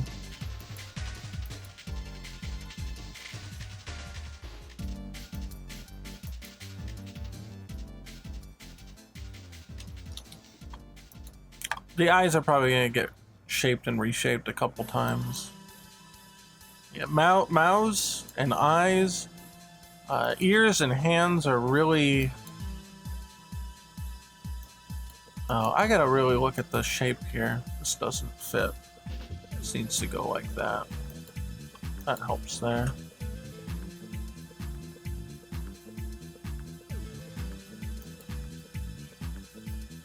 These are the things that'll really throw you off, like the eyes. There's a lot of people, when they look at art, especially of a human, they'll look at the eyes first, like it's just a natural instinct. Because when we look at people in real life, we look for the eyes. So, if you screw the eyes up, you're gonna have a bad time. Screwing the eyes up really hurts the entire image.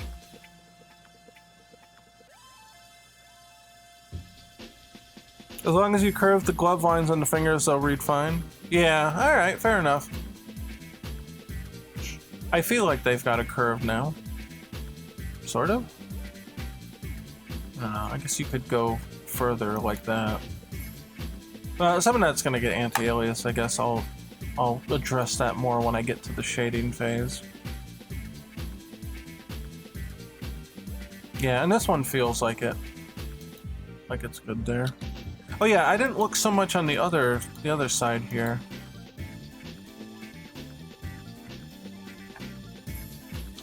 So this comes here, kind of comes in here, right? Yeah, and then it dips down into here. And then this shape is completely screwed up here.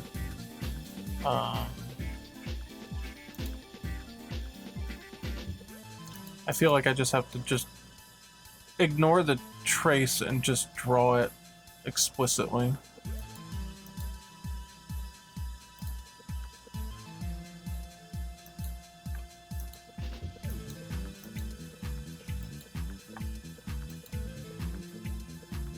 Yeah, that's not terrible. Okay. Shoulder looks alright. Actually going to boost this one up a little bit.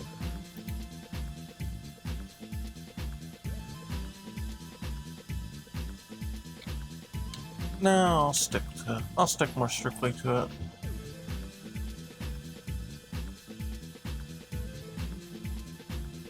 Yeah, let's try that. Let's try that. In my head, I'm thinking a little bit ahead too about like, how might this be anti-aliased? Will it look good like that, etc. So sometimes I'm running 3 steps ahead, even though it may not look like it.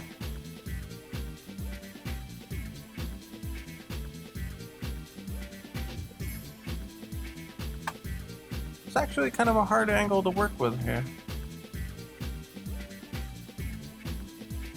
That's alright. It may be possible I might have to dig the dark red into there a little bit.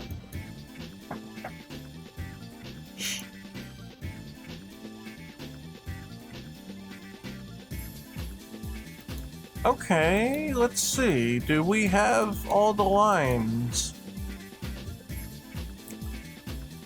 Oh, the arm here. That looks like just that.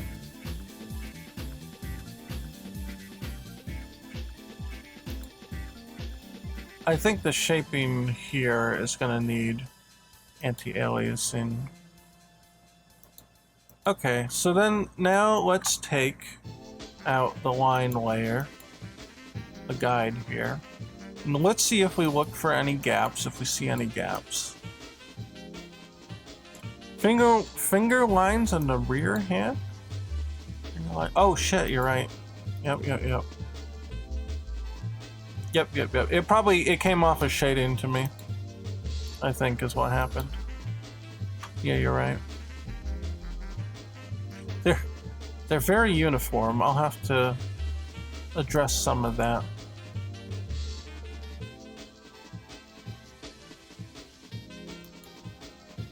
That'll be a shading thing. Like this, the not so straightness of this line, that's another thing we can address with shading. I think, yeah, no, we got all that. I feel like the finger here, especially this finger, is not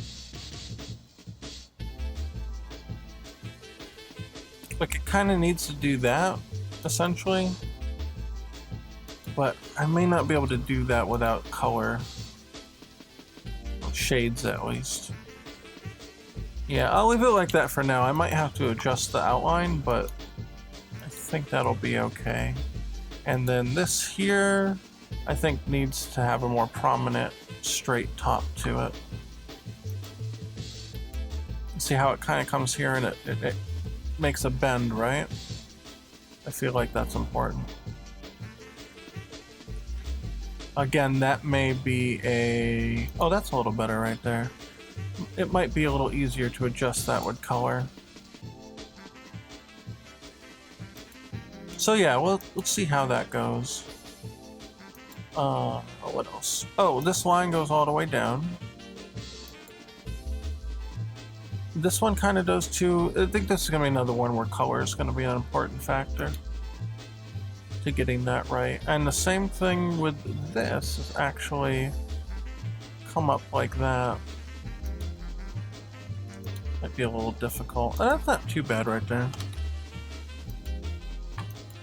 Okay, now take that out. I'll just...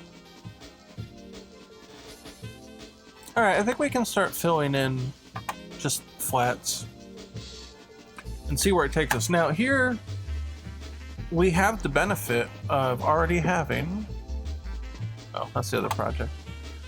We have the benefit of already having the colors picked out, because the characters select here.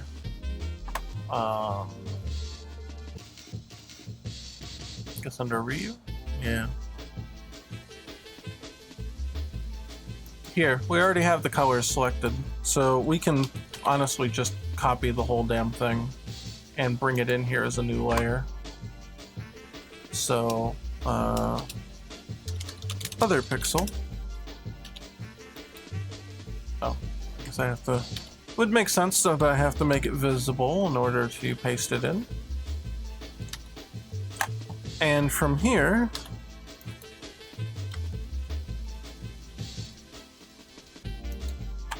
we're just gonna make a quick little palette.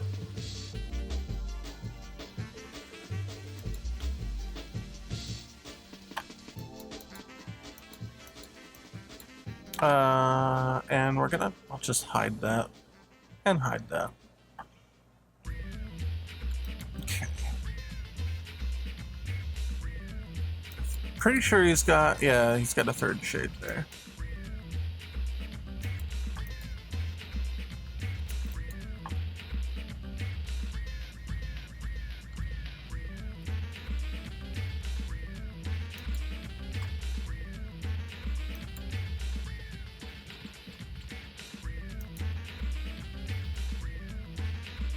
Okay, that's the eyes.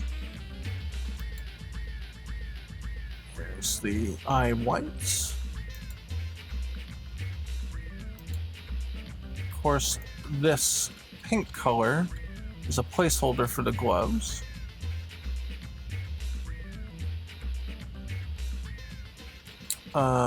You'll need to sample colors for the mouth and tongue. Oh, good point.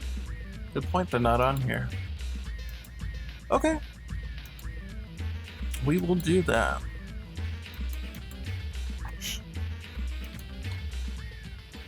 Oh, I guess the gi here, right?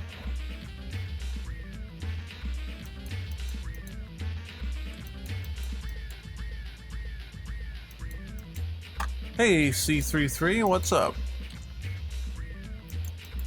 It's been a while. I don't think I've seen you in a while, right? Okay, so let's cut those colors, turn that off, go to the palette layer, paste, paste, paste.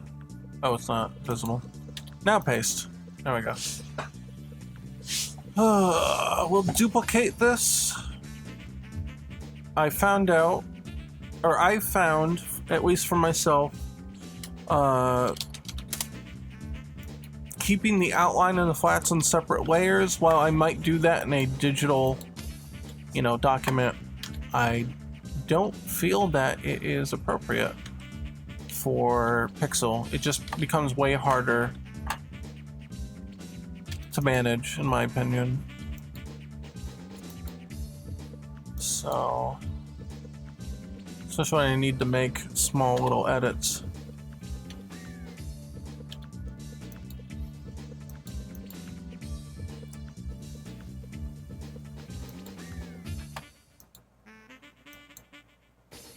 Okay. And hair.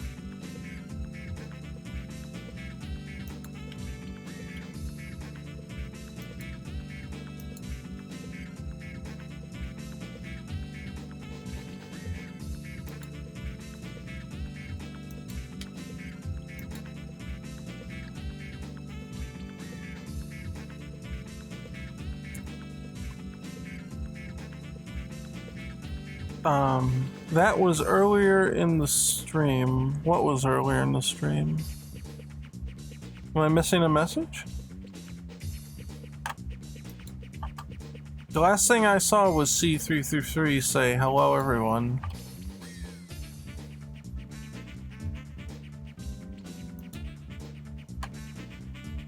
Oh, actually, now that I think about it, putting the flats in is probably not what I want to do right now.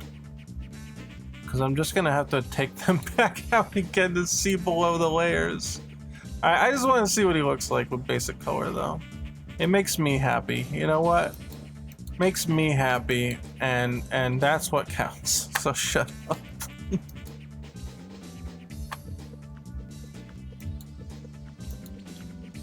I guess this is that, right? Oh, I missed that spot. And actually, these should be this one. This is actually a point toward doing flats on a separate layer, because then I could just like get rid of them and then just do the shade, underneath.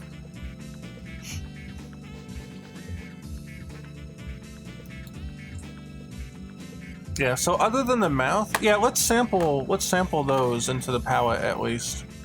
Let's get the basic stuff going. So we have to have Photoshop open. And what we did last time is we just used the color picker. We found out that if you screenshot this and take the colors, they're not actually correct. You have to, and my tablet just went dark after I just specifically tapped it to keep it from doing that. Thank you. There we go. Odyssey chat's back. All right. You actually have to color select to get the right value, because it will like check your monitor profile and actually like change the look of it or some shit. So if you just like grab it off the screenshot, it doesn't work. So that's a pain. Okay, so mouth. Let's see. LD said you need to sample colors for the mouth and tongue. All right, cool. And it looks like there are 3. So there's this color, just the tongue. I'll draw that here. And then it looks like it's one ramp. So then there's that one. And then the dark.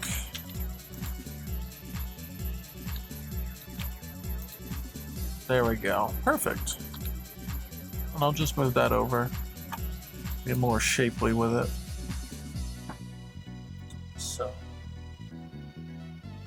Yeah, okay. I think we're good. Let's... Oh, wrong layer. The teeth get that. The, that one gets that. I'm gonna have to block that out. Put that there. Yeah, I'll have to reshape the mouth a little bit, I think, but it's not terrible, I suppose. Okay, the eye... Oh, wrong tool. Eye white. Roughly something like this. I don't know, actually. Might have to anti-alias though. His eye here goes all the way up to the edge. So I think it would be more like this. Yeah. Yeah, that looks pretty decent actually. And then the eye here, just gonna give it the rough color. The eye white is our 240, 240, 240, our neutral white. Turn on the thumbnail view, good point. View. Duplicate. Preview. Preview, right? Yeah, there he is. There. We don't need multiple layers, so he can sit right down here. It's taking shape. Slow but sure. Can we see that? Oh, it's a little cut off now, isn't it?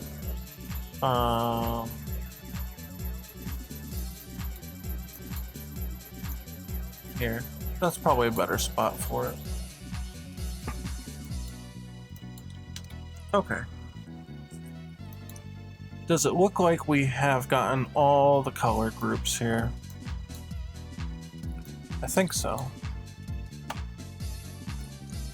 We may not have used all of the shades, obviously, but it looks like everything is kind of here. Okay, cool. I do not need to make any modifications to the outline for now, but what I'm going to do is duplicate the outline here. Put that on, then I can turn this on and off, right? And we'll turn the color layer on for the guides, and we'll turn the background back on. This time I'm gonna put the gray on. So here, if I turn the pixel off, you can kind of see the difference here.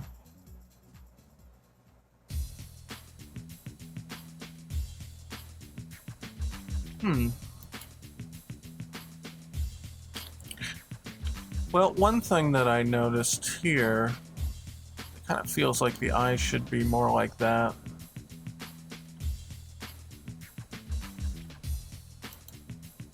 Does that look right? That looks, yeah, that looks more accurate. Okay, we'll do that. Okay, let's take the flats out. We're going to make this kind of like halfway transparent-ish.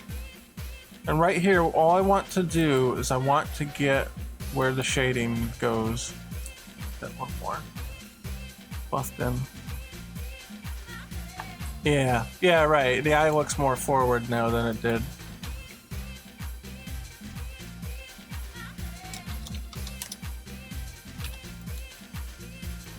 So I'm basically going to just draw where the contrast changes.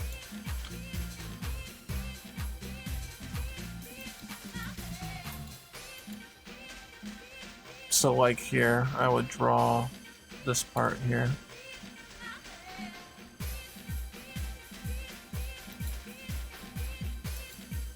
And I'll use this as a guide too, because there's some spots like this that just don't come out into detail correctly.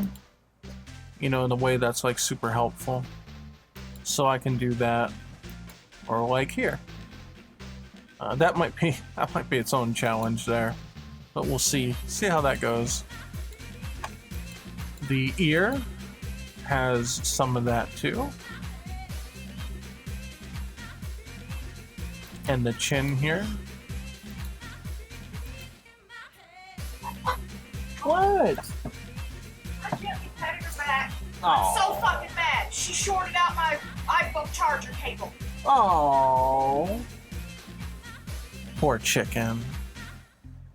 She don't know. It's not her fault. I know. I Mad at her, know. mad at life. I know. I'd be mad too. I understand.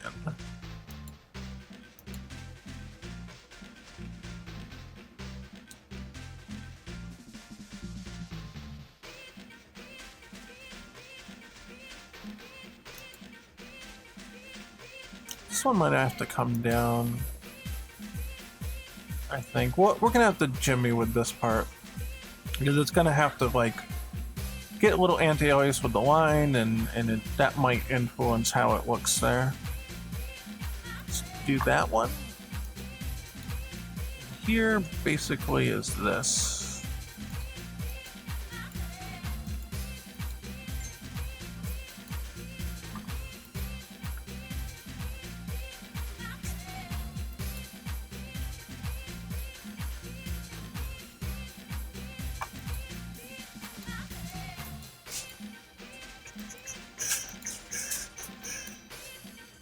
Got them bees in my hair.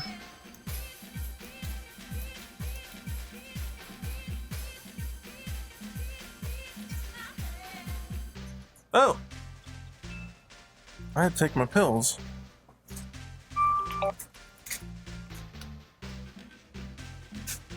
I keep forgetting that it's at nighttime now.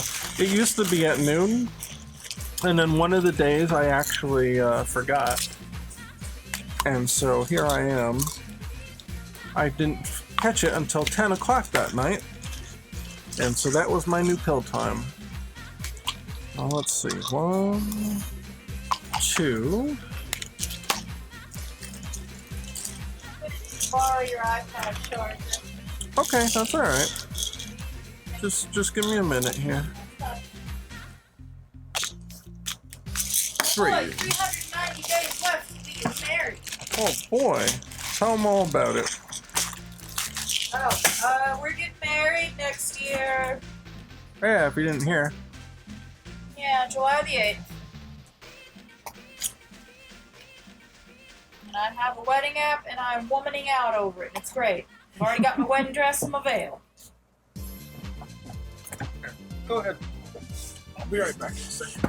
Well, why don't we have a microwave burrito? I'll microwave the burrito for you. Microwave my fucking burrito. It's in my hand. Oh. Yeah. Oh, these are actually pretty good. Well, yeah, I like that brand. I used to. The Chad. Don Chad Miguel. face on it. Yeah, there's this brand of Tex-Mex food that you get at the grocery store. It's Don Miguel. Don Miguel.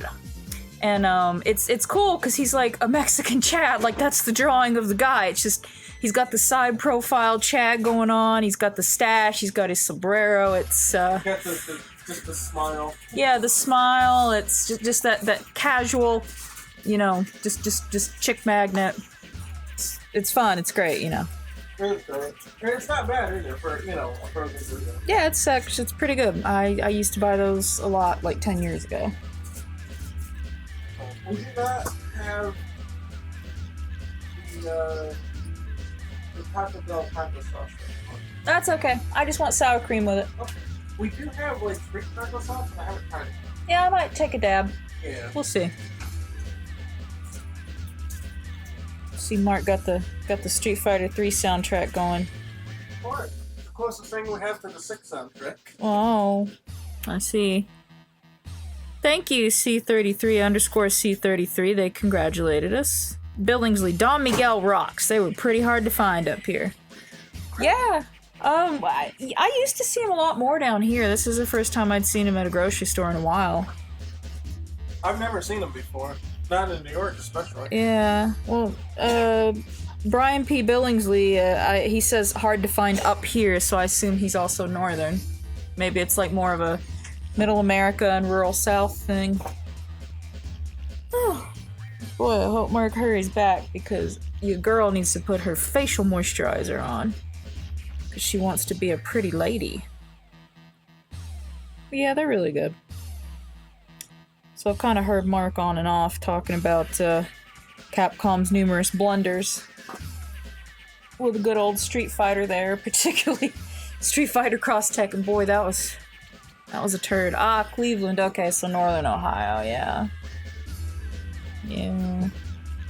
Fun fact, if my parents hadn't decided to move back to Kentucky, I could have been born in Cleveland. C33, they can't get it right. I'm sorry, bud, I'm dense. It's the autism. I'm not sure what you're talking about. Restream.io, congratulations! You received 100 messages today with Restream chat. Cool. Oh, yeah, that'll tell you. I don't know. A little achievement to sign. I don't know, I just ignore it. Hey, congratulations, champ. Yeah, It's the love you feel from a distant step-parent. Oh, that's awful. You know they're busy, but they send you a card for your birthday. Oh. Outside of Monster Hunter and Resident Evil somewhat. The fuck-ups when it comes to Street Fighter. Yeah. Yeah, that's what I was saying.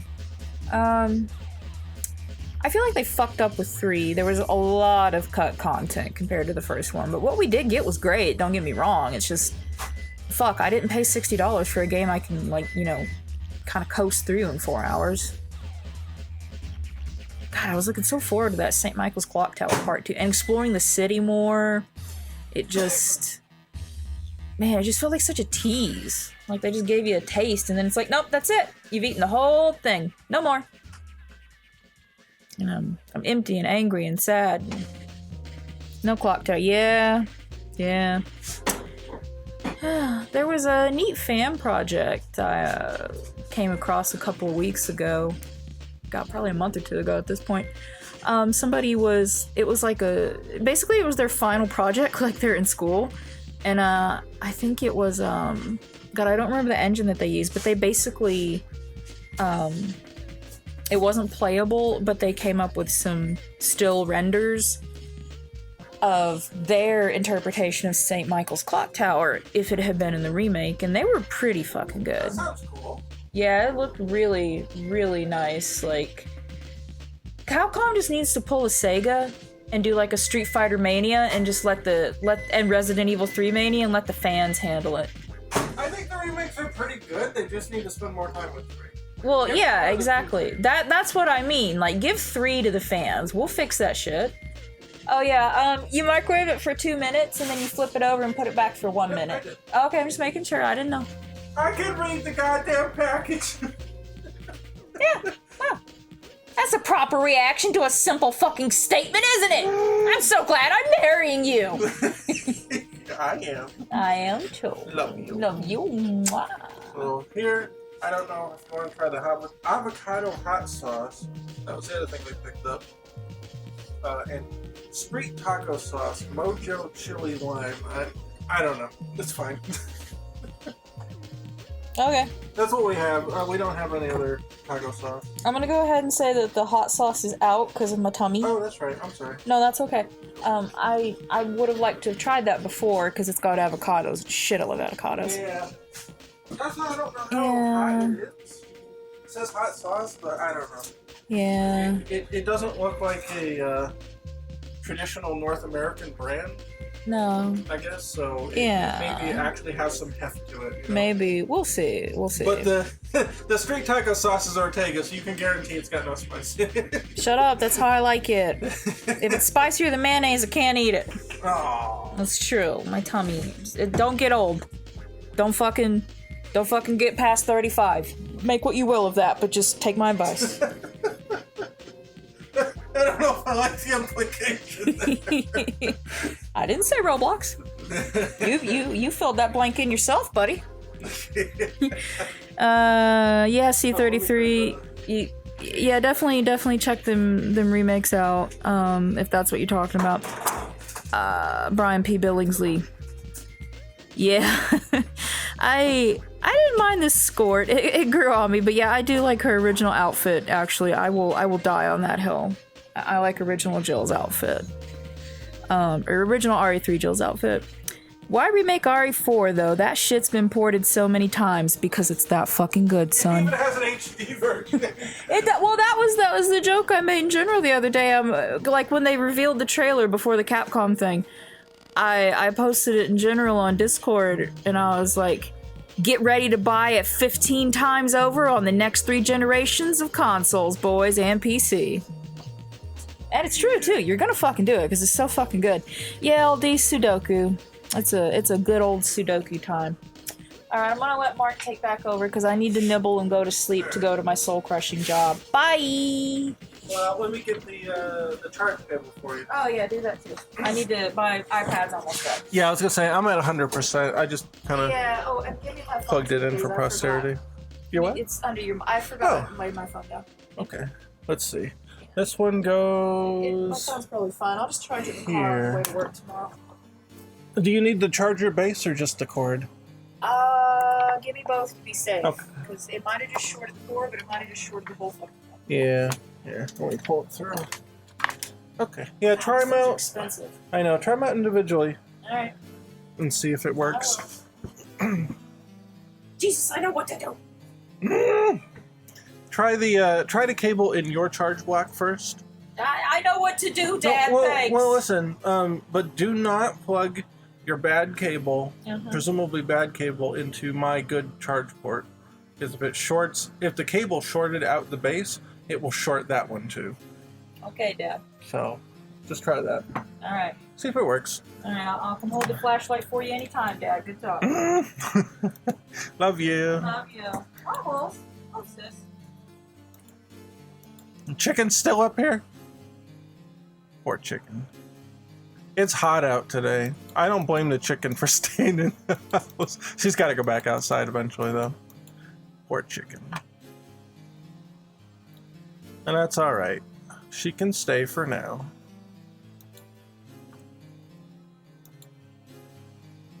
Okay. That is all the skin, I think. Bubbles, you're okay. I'm not gonna get you. Oh my God, you weirdo! Sit down. We raised you. It's just in a chicken's nature to get out of your way. They steer clear of each other. Like in the wild, they won't get too close to each other because that's like an aggression thing. So if a rooster gets close to another rooster, that's a challenge. And then the rooster that's getting encroached on has two choices. He will either stand his ground, in which case that kind of pushes the challenge back to the rooster that's coming closer, or that rooster will move away.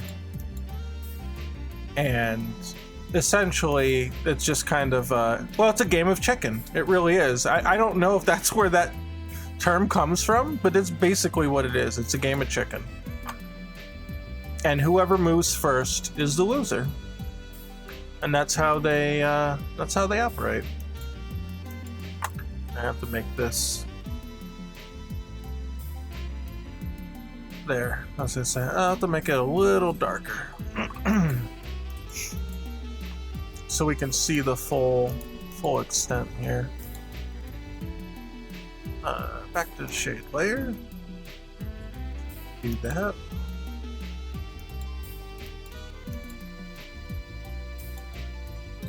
Yeah, and this can be pretty much a straight shot. So Larry's making my life easier here. In fact, I might do it this way. And then, oh, that's still, that's okay. I'll kind of selectively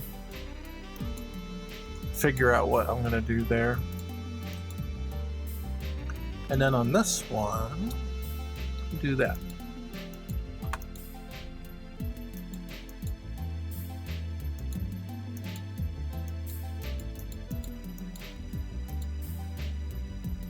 Oh, we're almost out of music.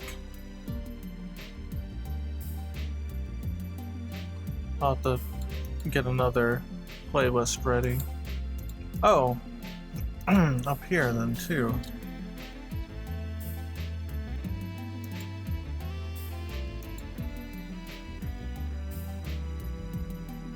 All right, here, let's see. I have to outline this one manually, I think.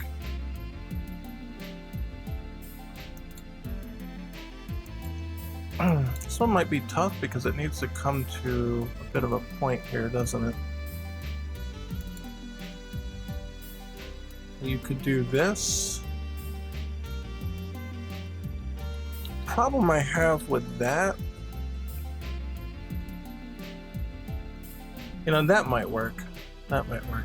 You have to kind of get the point here, but you can't make it too thin.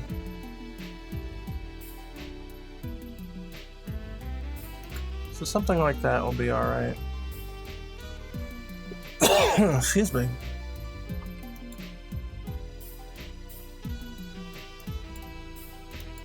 Okay, and then the gloves we were using. Oh, one of the colors doesn't exist. Well, let's go back and find it. Get the dark purple there. Go to the palette and fill it in. There. We want the middle shade here. And then figure out what we're doing here. So I feel like something like that feels appropriate. I'll just go ahead and fill that in. It's a little ambiguous. Wobbles. She's getting in trouble now.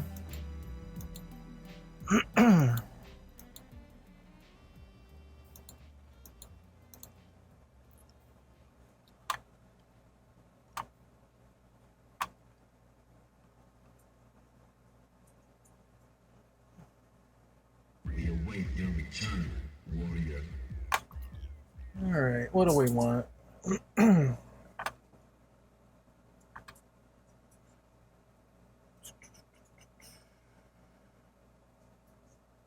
All right. I'm feeling Street Fighter EX. It is a Street Fighter-y day, isn't it? What? What are you doing? There you go. Go back in the box. Go back in the box. Yeah, poultry combat. What are you freaking out for? Go back in the box. Yeah. Yeah, there you go. Back in the box. Go in the goose box. Now that the geese are outside. Man, I miss having the geese here. I really do.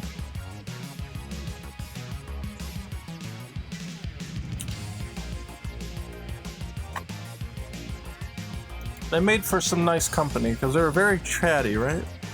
That strange sunset theme, yeah. It's an EX day. Yeah, it is, isn't it?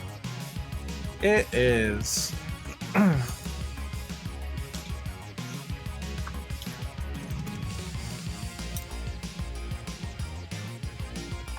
Okay, and we've got another shade to deal with here.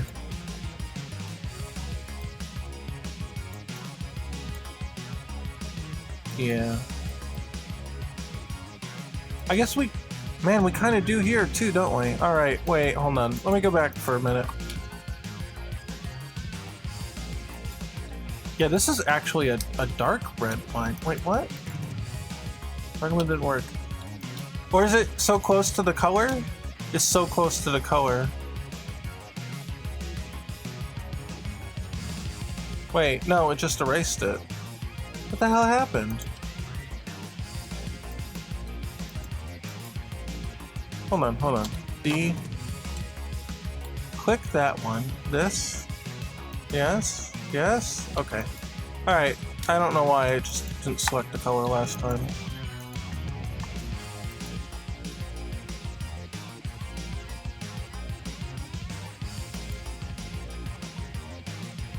Oh, wait, am I on the wrong... I'm on the wrong layer. Shit. Redo. Okay. Okay, back to the right layer. Yeah, okay.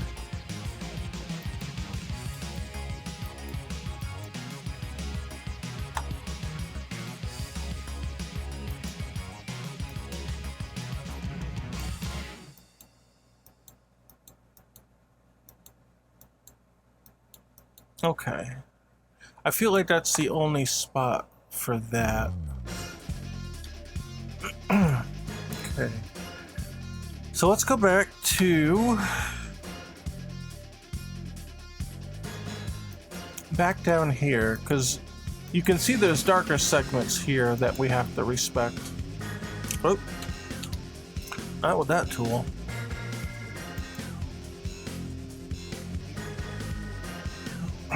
Okay, and then this whole thing is that.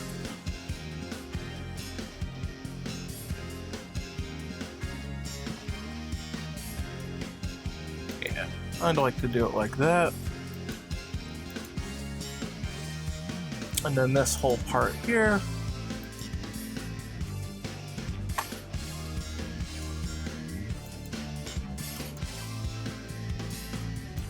Okay.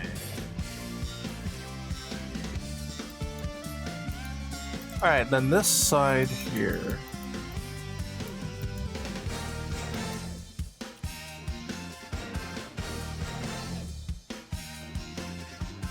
I think that's pretty well representative of that. Maybe delete that one? We'll see.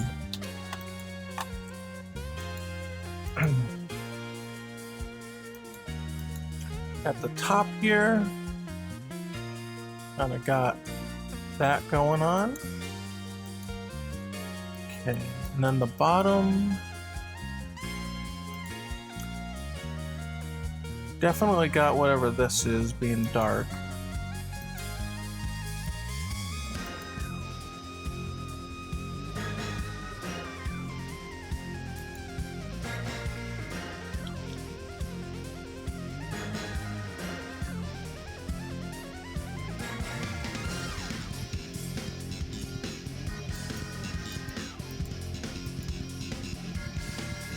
I don't know if I should attempt to get this in here. It's not quite as dark as the actual dark shades. There's certainly something here. Don't know. Well, I guess I'll leave it for now. But I wonder.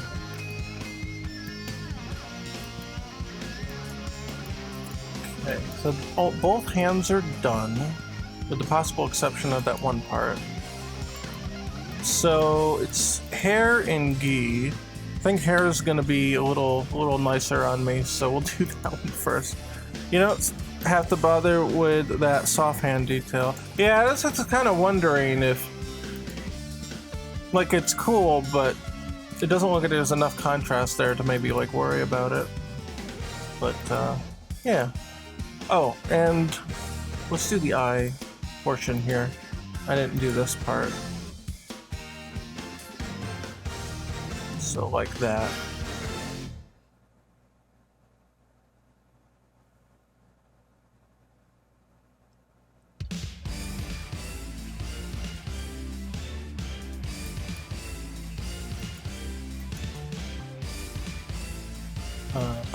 It's gonna be, yeah, it's gonna be the light and the second light for the hair here. So I need to identify which ones have the high contrast and which ones have the low contrast. So that one's definitely high. Yeah, we'll get the anti-aliasing later. I feel like this one's a high contrast. Just kind of doing the rough shapes right now. And then this is high contrast.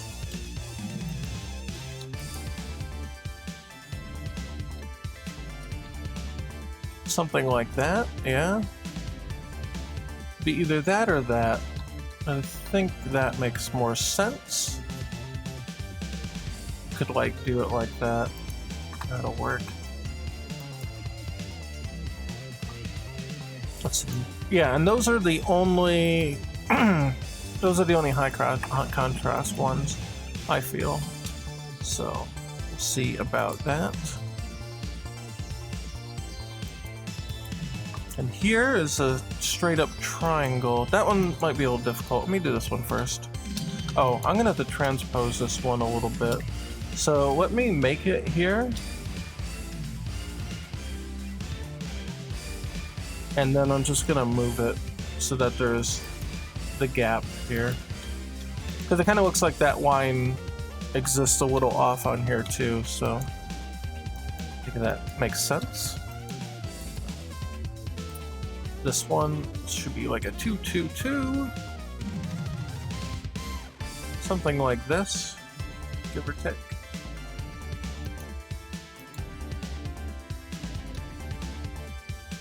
There, that's pretty alright. Okay, and now this triangle here, which is going to be the worst by far. Kind of feel like it feels kind of like a 2, and then it goes down this way, give or take. Not exactly 100% here, but what if we cut off a little bit?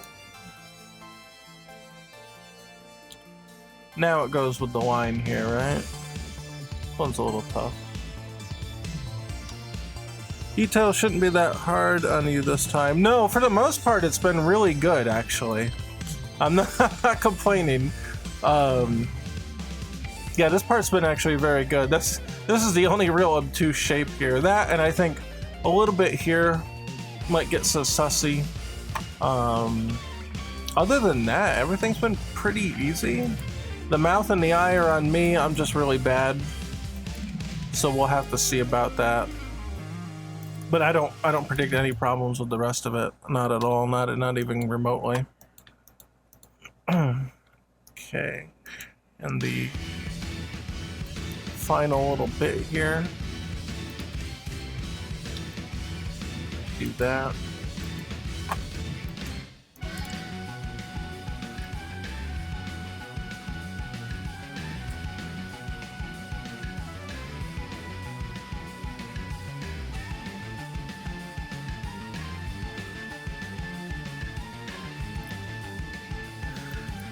Taking a look.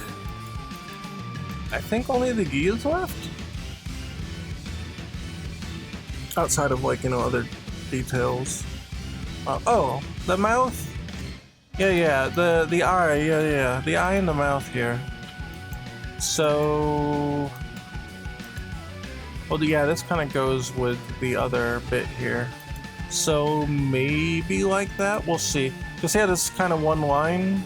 It cuts all the way through and up here. That really isn't represented here, so this maybe have to move, or this might have to get reshapen. We'll see. We'll see how it comes out. And then the teeth should be simple enough. I have a feeling it's going to end up like that. Kind of get that curve in there. And then the mouth. That's just in the bottom, right? Yeah.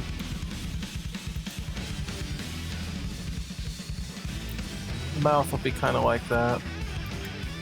Either that or that or that.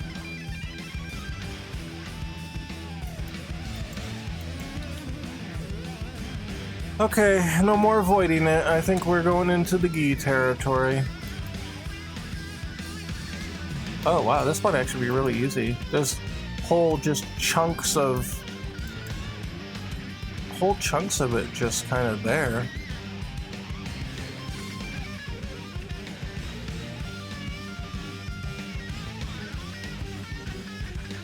Yeah, there we go. Let's put the color behind it, then I can see the shade, but without it being goofy here. Again, for the most part, we're going to worry about anti-aliasing later. What did I pick for colors? What's going on? Why can't I? Why am I not? Yeah, okay. I guess I was on the wrong tool.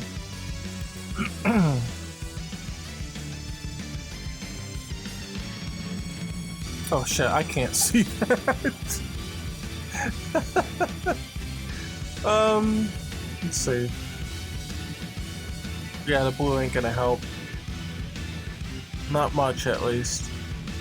Crap. Let's see, take out the color. Oh, sorry, take out the lines. We do blue instead of gray? Let's do, wait, hold on. Let's do something stupid like pink. Or something. No, something not red. We'll do green. That should stand out, right? Or, yeah. Like a teal? Yeah. Tealish. Okay, now let's go back to here and see how well this stands out. God, it doesn't really, does it? What the hell, man?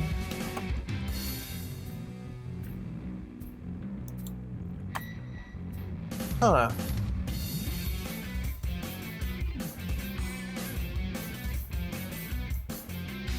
Guess maybe purple blue-ish. Yeah, let's try that.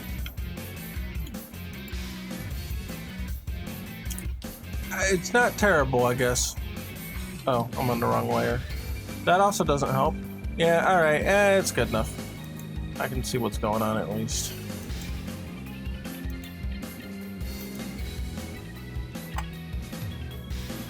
Oh yeah, I can see it here.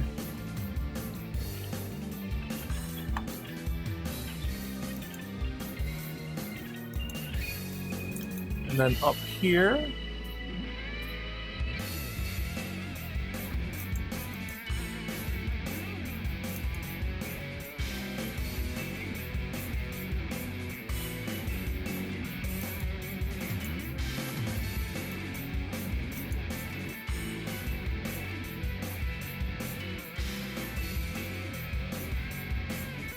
there, like that, should be alright. Okay, all of this is dark, but we will have to get the dark, mid and dark? I don't know, whatever you want to call it. I'll just fill that in, that's easy enough. Okay, so here, oh yeah, you can see it very clearly here.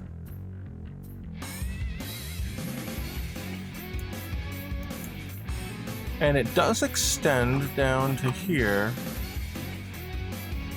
So, we'll pull that in. Up here,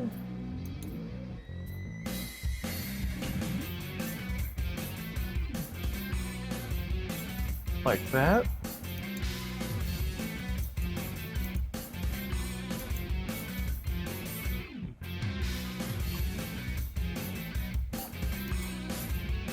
See, we got that side.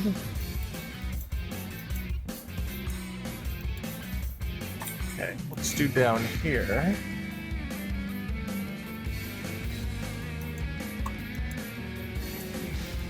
Then here.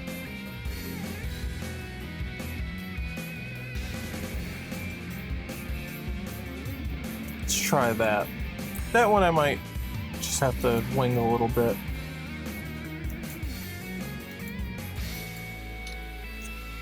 Yeah.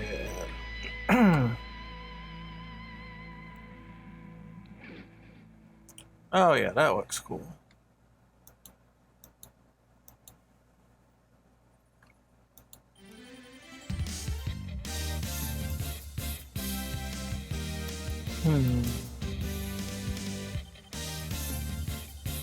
Yeah, I moved this whole thing over a little bit, so I got to keep that in mind when I do this part.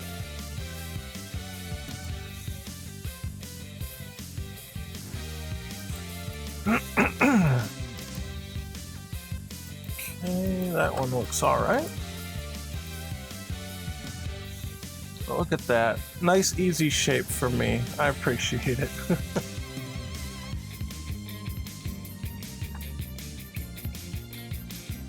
Well, the idea here is to get a sharp point, I think, so I'm gonna push it down like that. I think that'll work. And then the dark here is pretty self-explanatory.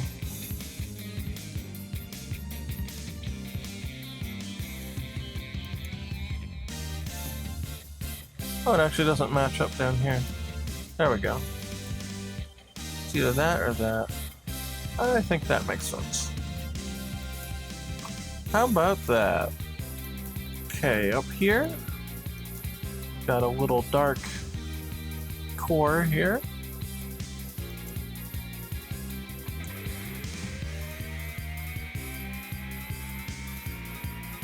I'll do that. Fold this over.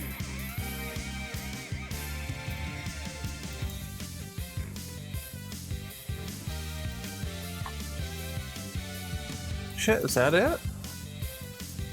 You're right, the details on this one has been very easy.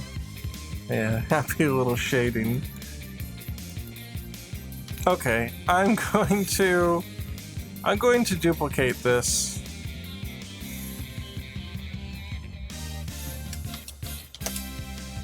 Before we screw it up.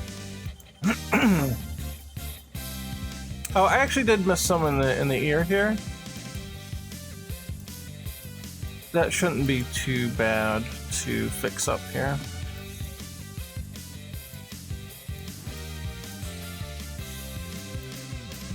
Yeah, the inner part here, oh, yeah, it is actually a little dark in there. Could even potentially do that. It's tough because you would want to do something like that, but then it gets a little hairy. Sometimes it's really hard in pixels. You got to make a compromise sometimes and just do what you can. Okay.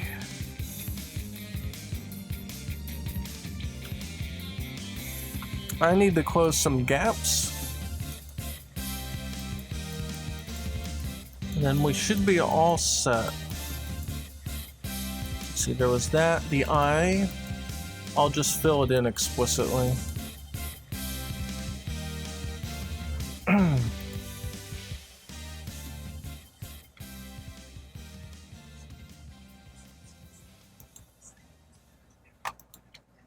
Let's see, this is the eye white.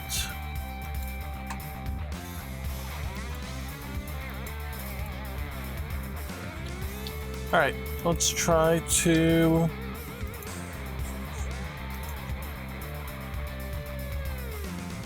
get it. Oh, and let me take out the color layer. There we go. That looks like a little more what I was used to seeing.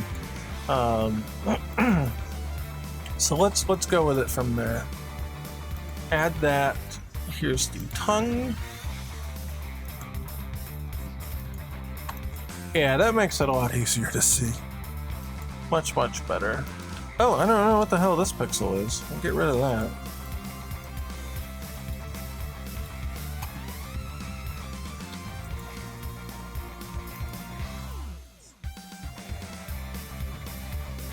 Oh, and let me get rid of the blue here because it's gonna throw me off.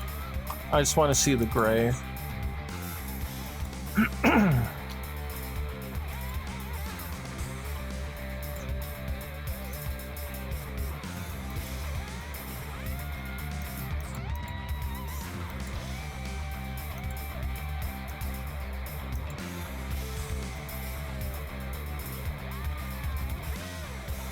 Need the highlight on the jaw?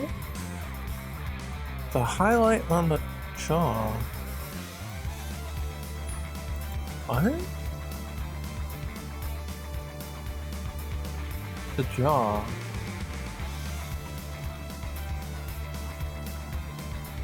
I don't understand. I don't see an explicit highlight here.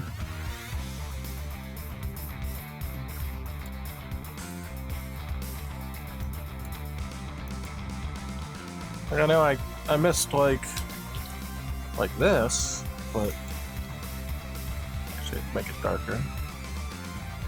I guess I don't understand. Rim light? Rim light on the jaw? Oh, geez, over here. Oh, geez, you're right, you're right, you're right. I think I swore that I had that in there. Oh god, too many steps to go back. Oh, I did! I did! I just filled it in wrong. Okay. No, we'll go. Yeah, we'll do that. We'll do that. You're right. You're right. I filled it in with the wrong color. Is what it was. I should have done this. That's what it was supposed to be like. Maybe it's a little too intense, but I'll adjust it in a minute. But no, you're absolutely right. I did screw that up.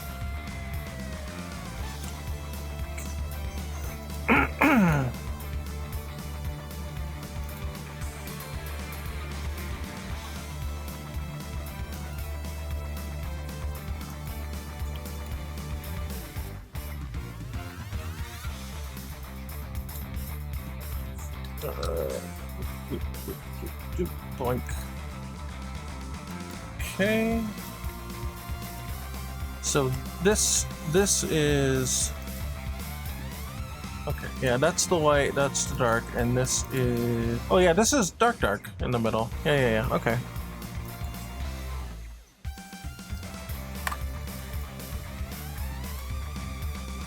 Okay, and then I have to redo the eye. No, I don't.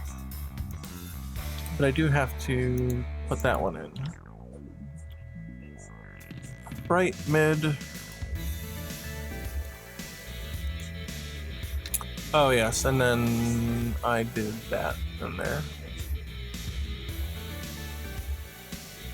In fact, you could do that. There we go. Actually gets the volume of the teeth there. There, starting to look all right. I believe this is the eye, right?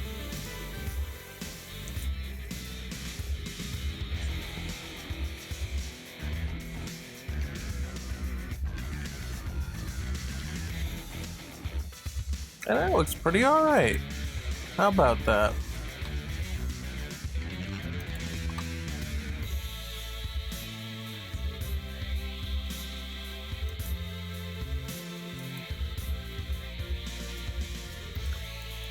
Okay, now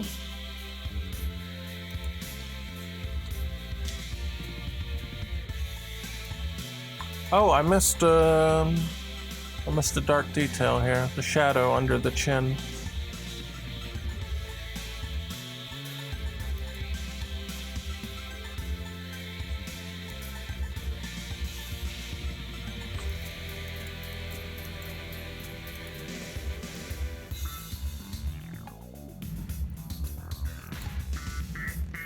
There, rim light here.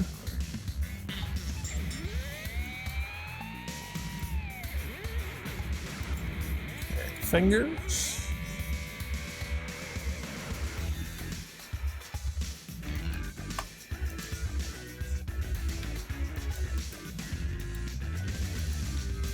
Oh, I didn't do the fingers here, but I can do them very quickly.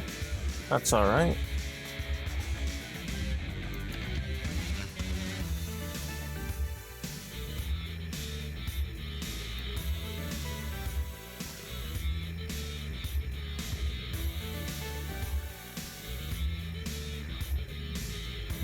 It's tough to see. There, that helps.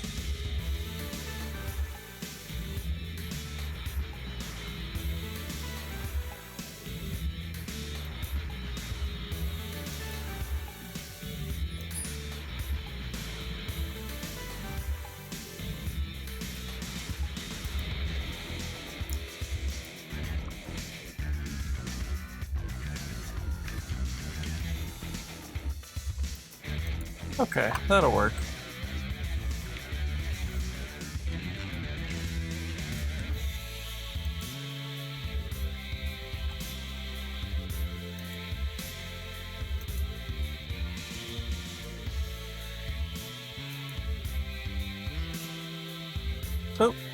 we got a breach.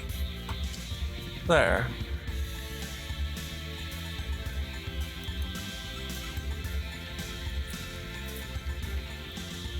I think that's all the skin. No feetsies. No footsies on this one. Oh, I missed that.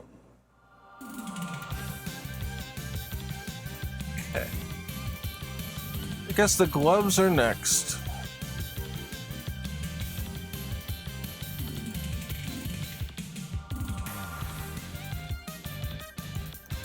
Oh yeah, let me get that part. That part. Let's see. The rest are the mid shade here. Looking like it. I'm gonna do something about this junction here. I have a feeling I may just need a little more space. I might pull the hand out a pixel, but we'll see.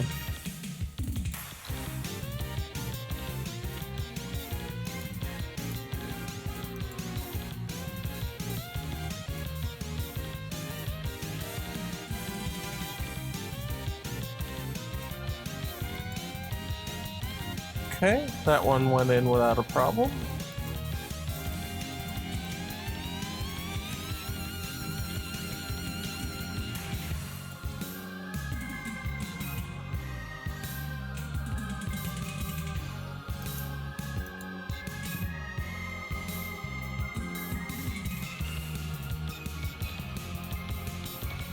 There.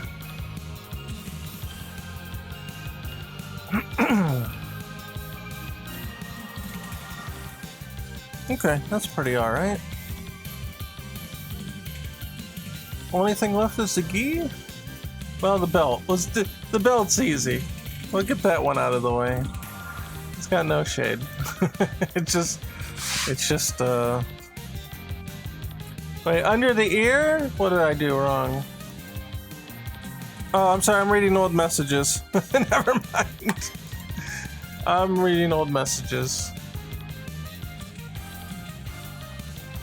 I think, but speaking of it, I do think the rim light here might need to be pulled down. Yeah, that looks kind of cool. Yeah, not sure about this one. Oh. This one's tough because it has volume goes this way, but let's have a steep drop. Old message finally getting attention. I already fixed this part. I added it. Cut me some slack. Get the thumbnail? Yeah.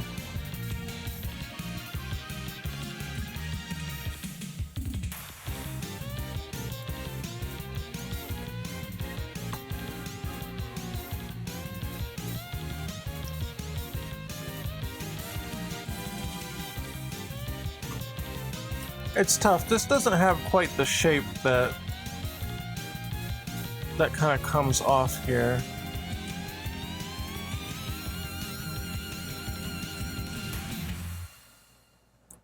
It's hard to get that kind of shape to it. Don't know. I might have to come back to that one.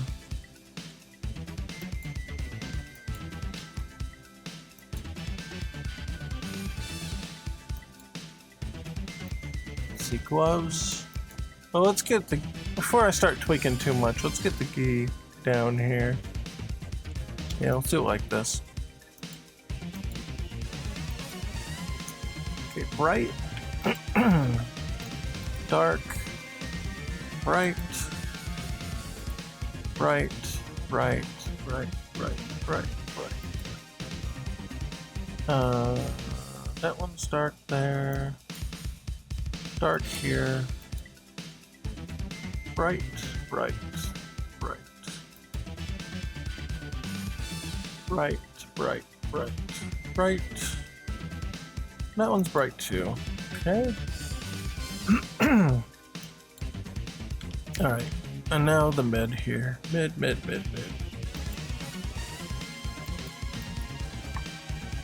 Oh, huh. This one actually kind of comes off a little strange here. Oh, wrong tool. This kind of feels like it needs to do that. Yeah, that's actually a lot better. That's a lot better. I like that. Okay. Mid. Mid. Mid.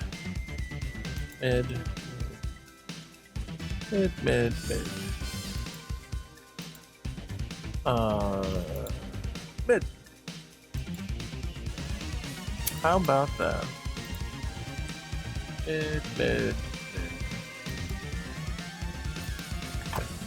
And here's what I do to see if there's any gaps. So look at that. Look right here, right next to the belt. Because I flickered it on and off, I can see that I missed a thing. So we'll step back. And look for any gaps because we look for the change in color. And I think it's all right.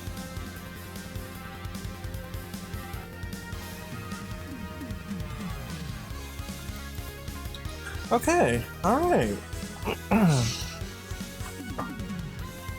And now we gotta look for other corrections.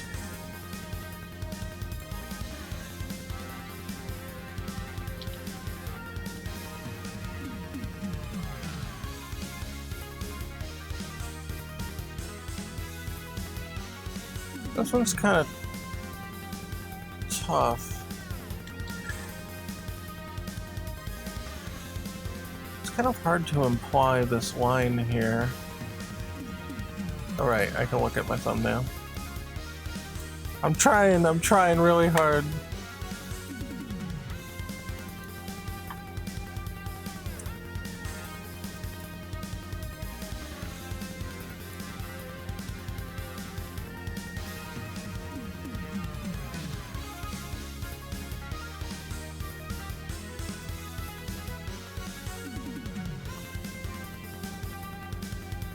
Huh. It's actually not terrible.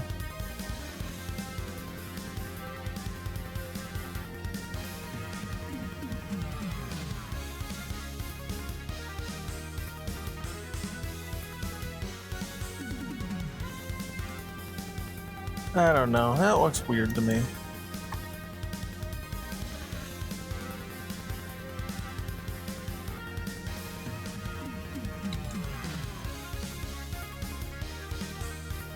It's just the fact that this thing, the shape here is weird.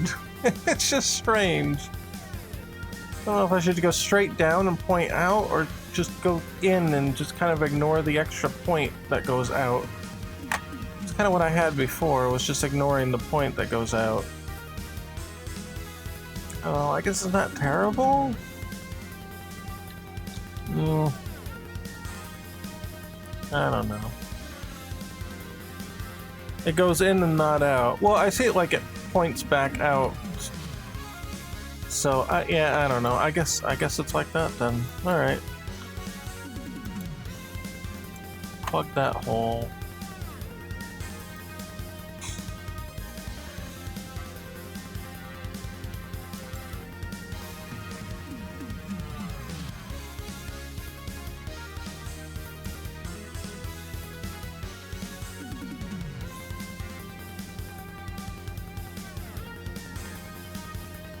Yeah, that's not bad.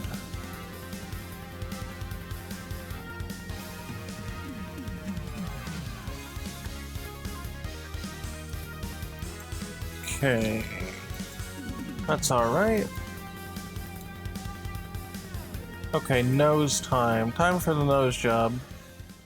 If I want to respect the rim light, I guess I have to do it something like that. Or that. Oh, it's hard to see that detail. Maybe you should zoom out? Well, I've got a preview here. Here's the zoom out.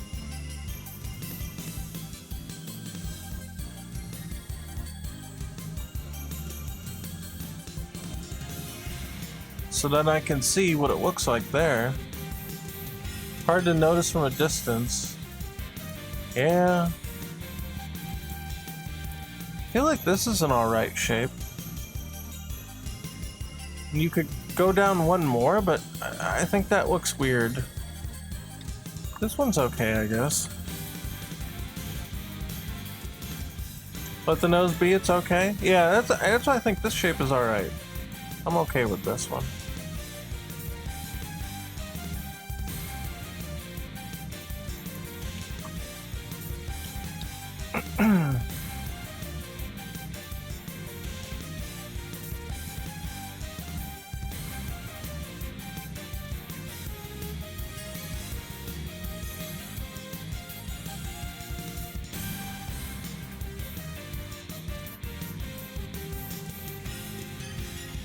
Let's see. I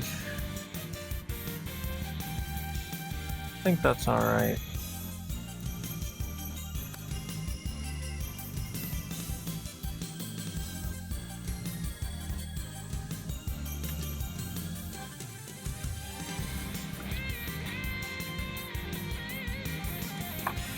Pretty much in the touch-up and anti-alias phase.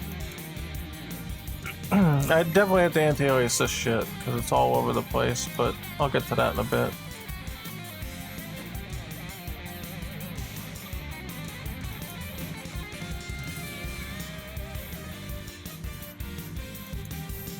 Getting the correct read on the bandana is tough. You can get really tempted to get really dark with some of these, but it's not always best.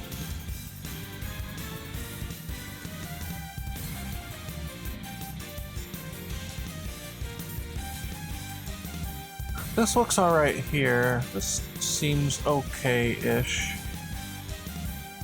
Might want to put one there. Maybe even a lighter one. Here, here, here. Buff that out. Here, here, or here. Or none. I feel like it's gotta have it there.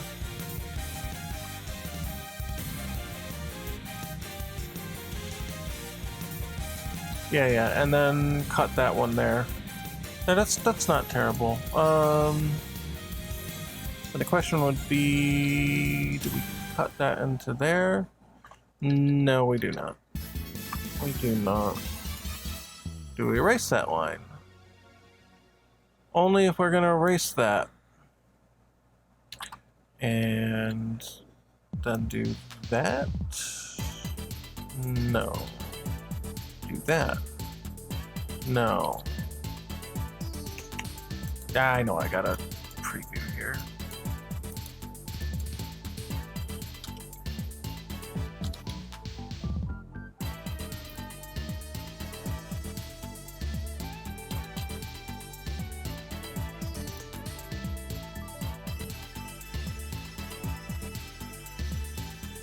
Well, it could be worse.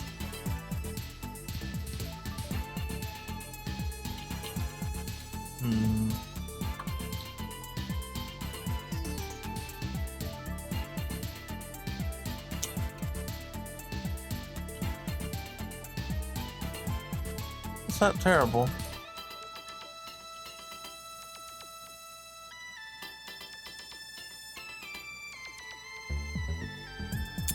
Don't want to go to work. I want to stay up eating gummy worms and watching Bubblegum Crisis. Well, oh, that's a combination.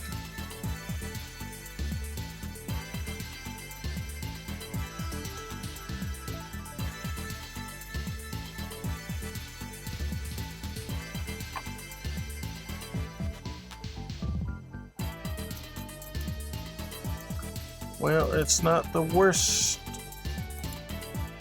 Not the worst stick outline job in the world, but it ain't the prettiest. I feel like we're gonna have to go down like this. Yeah, that is much better there.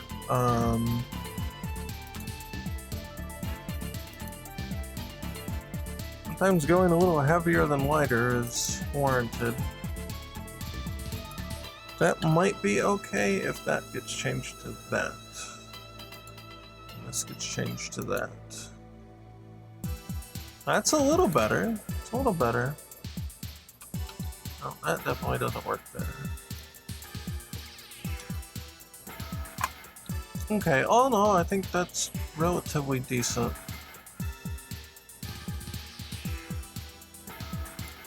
Okay, let's look at the other side. The other side, I think, came out much cleaner, so I don't expect to have to do too much here.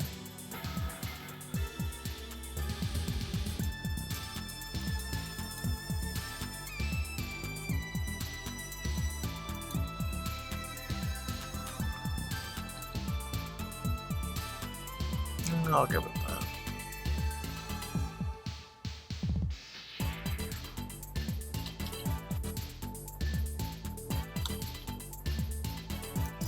There, just there. Yeah, that one came out good.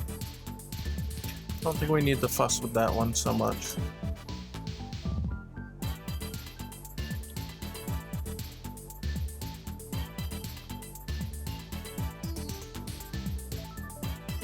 I think that's alright. Potentially make the case for doing this.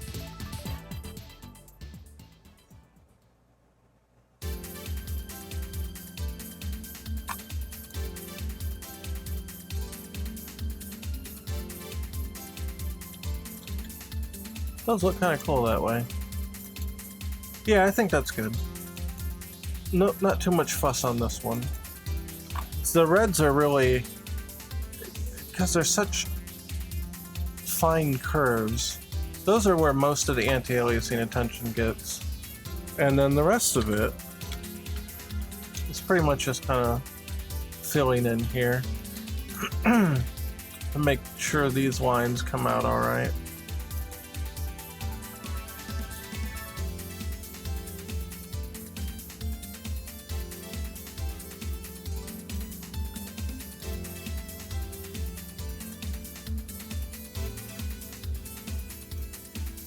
So this goes all the way up here. We'll connect it like that. Yeah, that looks pretty alright. Okay, here is okay.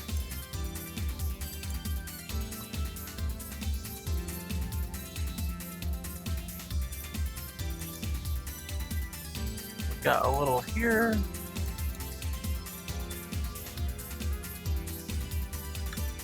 Potentially. Nope, I think that. Or that. Nah, it has to have a strong line there. Alright, that works there. Make this a triangle, like it is here. Alternatively, you could go a little sharper.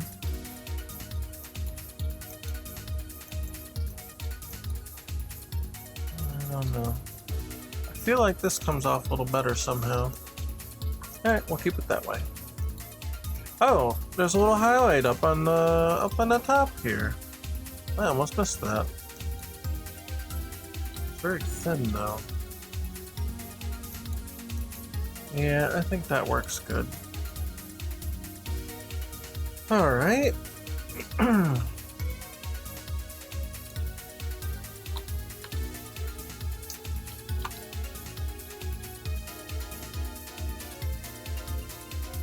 Okay, a little anti-aliasing magic here and there. Not too much though. The shapes are pretty... The shapes are pretty pronounced on their own. Hey, Chef KB, welcome. What's up?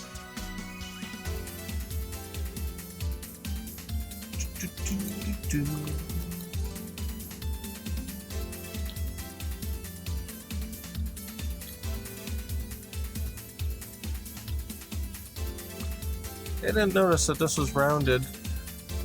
The shrunk down version looked like it just went right up, but it doesn't. That actually makes a lot of sense because it comes up here and it goes down here. So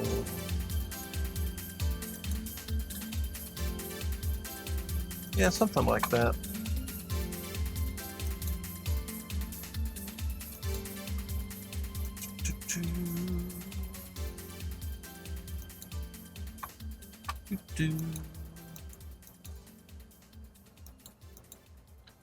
Feel like that should be more like that.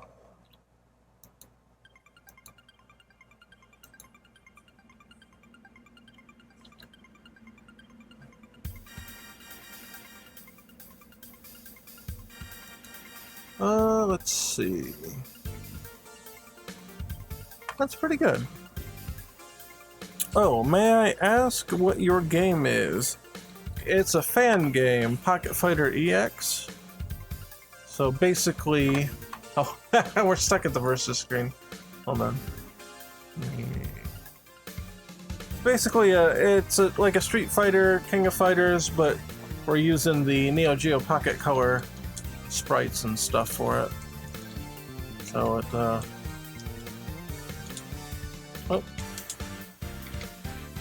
And you can do combos and blah blah blah and whatever. It's kind of like my take on the Neo Geo Pocket Color stuff.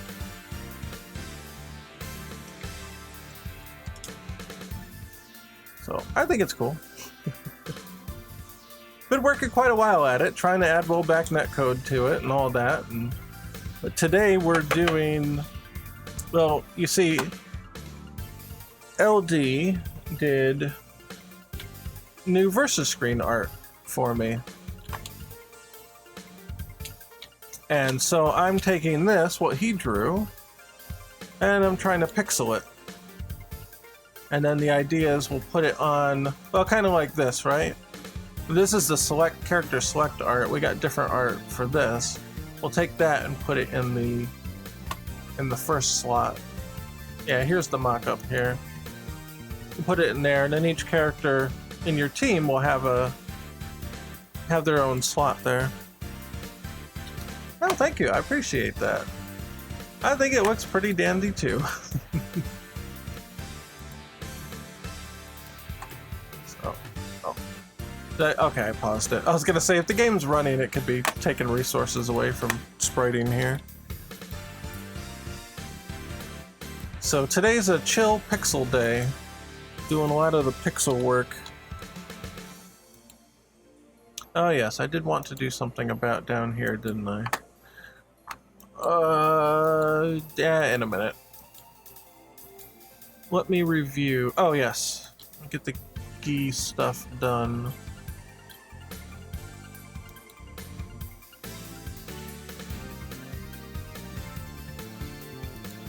That looks a little harsh for that, so honestly, could we just do...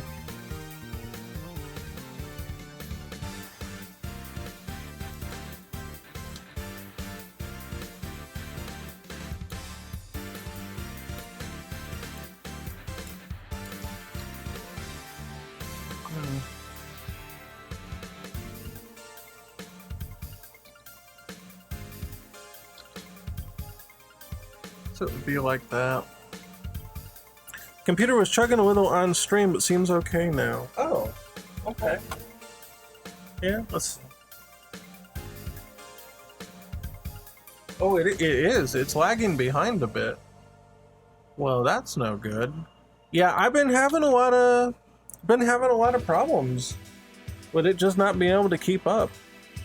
Not so much like this computer will chug too. It's getting old, but the computer that's in charge of streaming just, man, it just chugs sometimes. Let's see. What's the stats?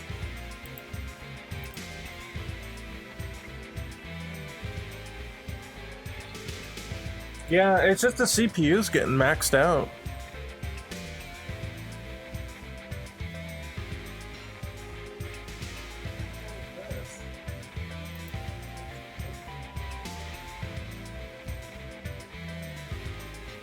What the hell is taking up 29% CPU? Hold on. Another file location. Where in the hell? Oh, it's an XSplit thing. Oh, geez. It's a good thing I didn't hit end task on that. It probably would have crashed the stream. Okay.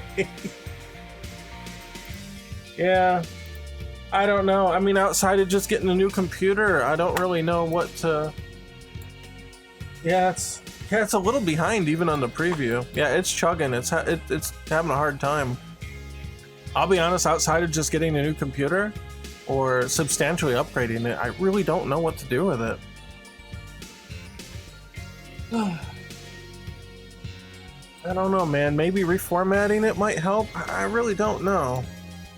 I'm kind of at a loss, and it sucks. I used to do IT for a living. You figure that I'd know more about this than I apparently do, but I don't know. I mean, part of it, to be honest, if I had to make an educated guess, I think that it could be just the age of the system, you know, just getting older, but also the fact that, like, Windows Update just makes things slower and slower and slower because they add more stuff. They add more patches, they add more code, they add more features, and eventually it just can't take it anymore. And I think that could be a big contributor as to what's going on. And that's unfortunate because there is not a lot you can do about that. So, yeah. Unfortunately, not much to do with that.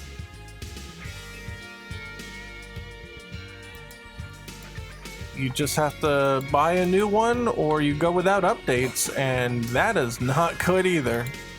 You definitely do not want to go without Windows updates. For better or worse, Windows updates are kind of the only thing between you and viruses half the time. So, yeah, not good. Not a great way to do that.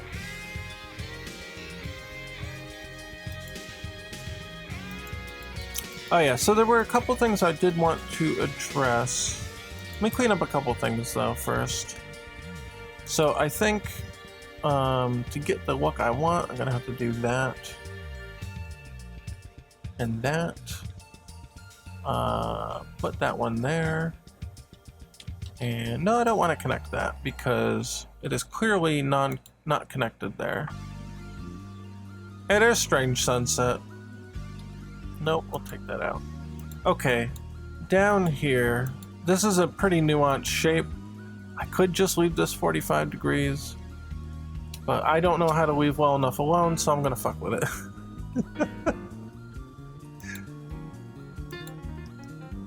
Because that's how I roll, baby.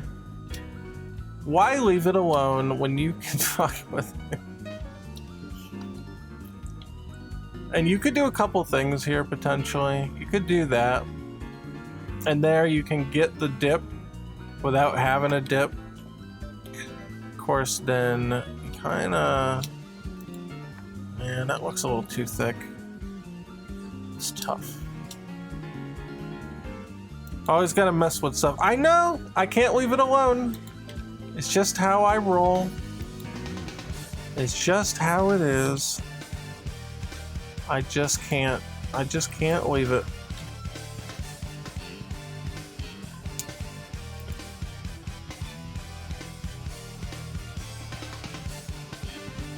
It just really bugs me that I can't get this shape the way that I want it.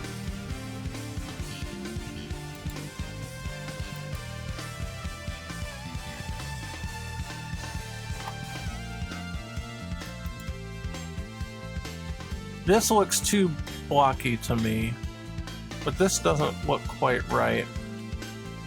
This is where you get in the anti-aliasing hell, where you change one thing and then everything else has to change, but now it's too thick, but now it's too thin, but now it's too thick, now it's too thin, and you don't have a shade in the middle, and you're going nuts! Trying to figure it out. And you could do that. It's not terrible, I guess. This could be a case where I might just have to leave the outline thin.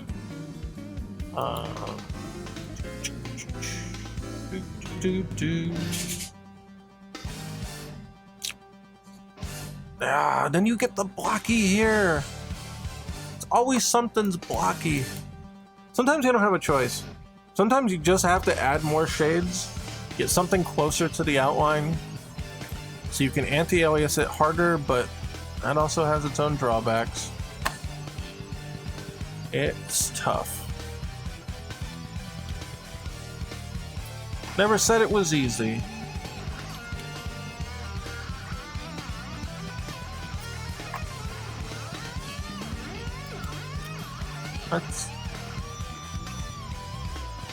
It's not the most god-awful thing I've ever put out. That's for sure.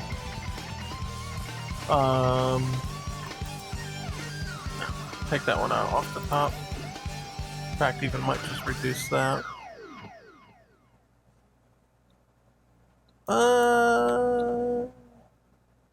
Add a little more shape with that. I'll leave that. That's fine.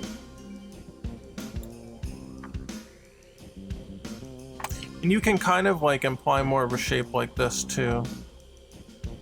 Putting this darker here gives you a little bit of roundedness on that, so that helps.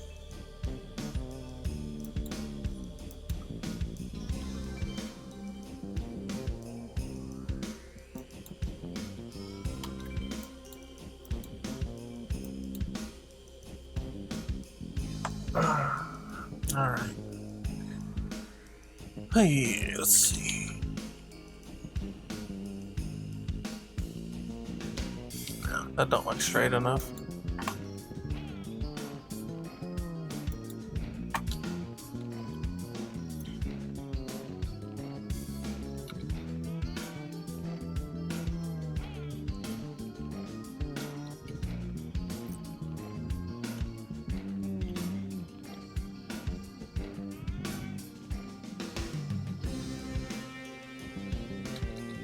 Too blocky.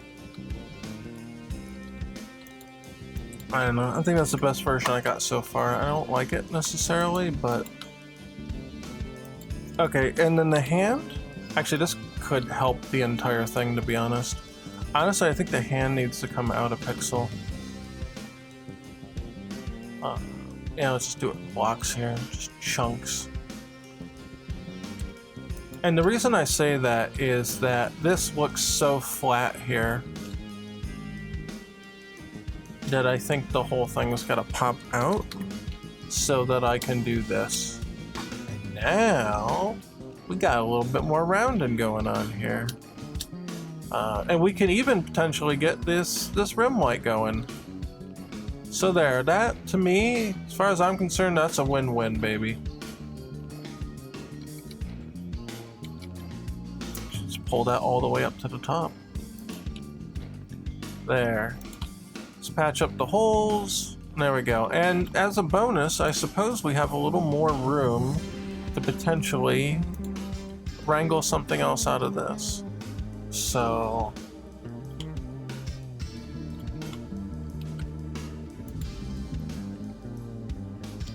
can even cut that pixel out.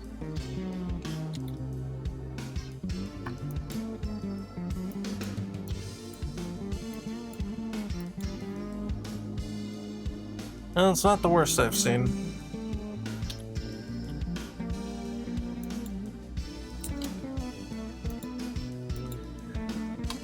Mosaic curves are difficult, alright? It's just not easy, man. Oh, I gotta patch up this up here then, too. There. And that one's pretty straightforward. In fact, I'll do that.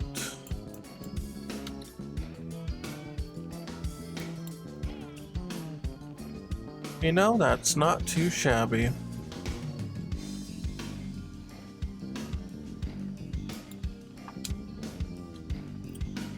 I'll add that to help the shape of this.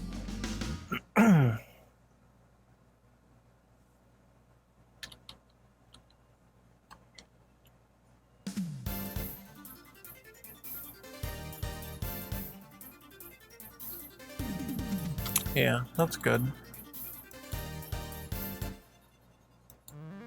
Well, could have been worse.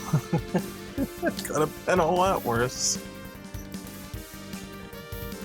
Gonna maintain the curvature here.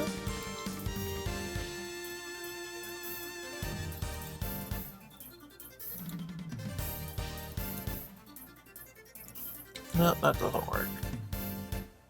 You just do the whole thing like that.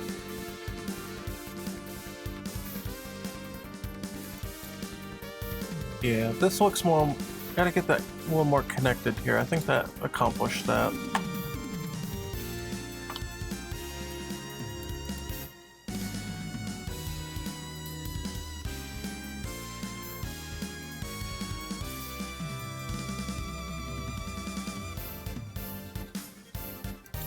Yeah, so I could...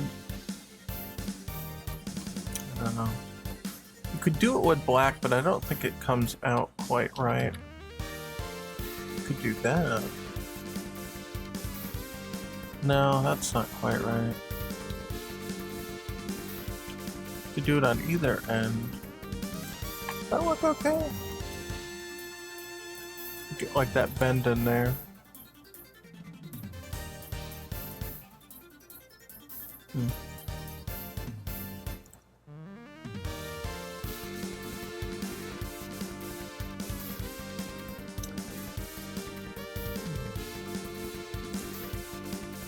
That helps. I can ease off the outline a little.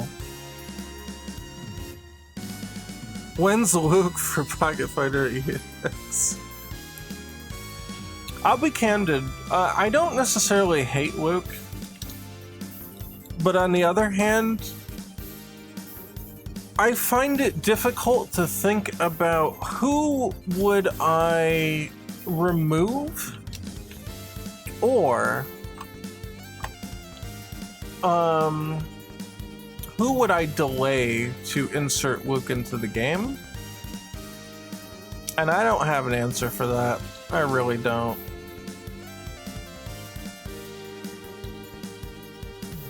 I feel like while he's not the worst character in the franchise by far, he definitely doesn't entice me like the other ones do.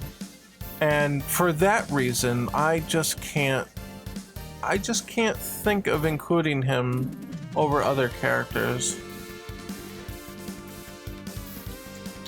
Like, imagine if you came to me and you're like, look, we gotta fit someone into the roster. We gotta put Luke in. How about we, like, remove Cammy and make space for Luke? Like, you would never do that, you know what I mean? And part of that's, you know, Street Fighter's got too many damn characters, which is a good and bad thing, for sure. It's good in that Street Fighter has a lot of characters, and that's cool, and a lot of characters is really neat. It has a lot of legacy. You know, there's a lot, how do I want to put it?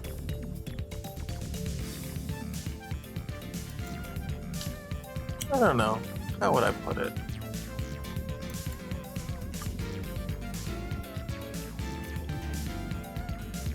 It's a double-edged sword. When you do anything with Street Fighter at this point in time, you have sort of a fight between legacy and between doing things new. How many new KOF really has this problem. Look at KOF 14 introduced so many new teams and characters, but when came time for KOF 15, the stable of characters in KOF is so astronomically high, it's impossible that you'll please everyone, like even way more than normal. Kim Kafwan didn't make it into KOF 15. Somewhere along the line, they were like, yeah, well, something's gotta give, and it's gonna be Kim. That's the problem you run into, right? So I feel... that's what I feel about, like, with Luke. I think it's tough. You have the problem here where, what do you do? Do you just axe most of the cast? Like, and Street Fighter V, from what we've seen, you know, has a pretty healthy mix of new and old, but it's got a lot of new characters. there's a lot of old ones missing, so just accept the truth, Kim, your pants are too expensive. You know, I'll be honest, that actually didn't even cross my mind. But that is a good point.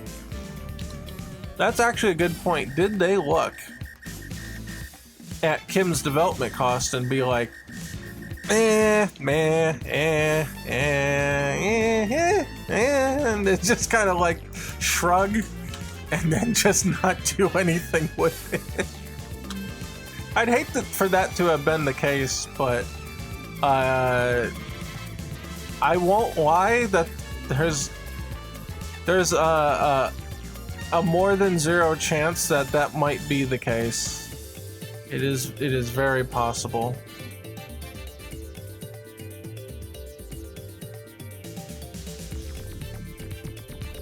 Oh, this tongue's killing me now.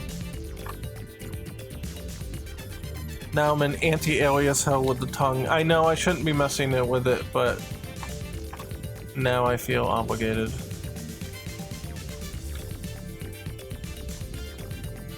Oh god, that's worse. Okay, go back. I've gone too far. I've strayed too far from God's domain.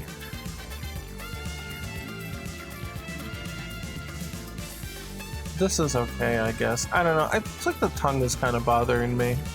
I mean, realistically, like the tongue comes out and then goes back in, sort of. But well, it kind of starts sharp and goes like this.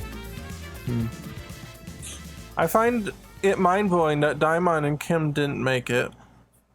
I'll be honest, I'm not too surprised Daimon's gone if they're going to make a change, and there's a couple reasons for that. One, you know, obviously stems from if you're gonna give Kyo a new team, pushing the anti-alias doctrine too far, sometimes yeah. I think if you're gonna give Kyo a new team, it's obviously going to be, you know, Iori and Chizuru, and that's what happened.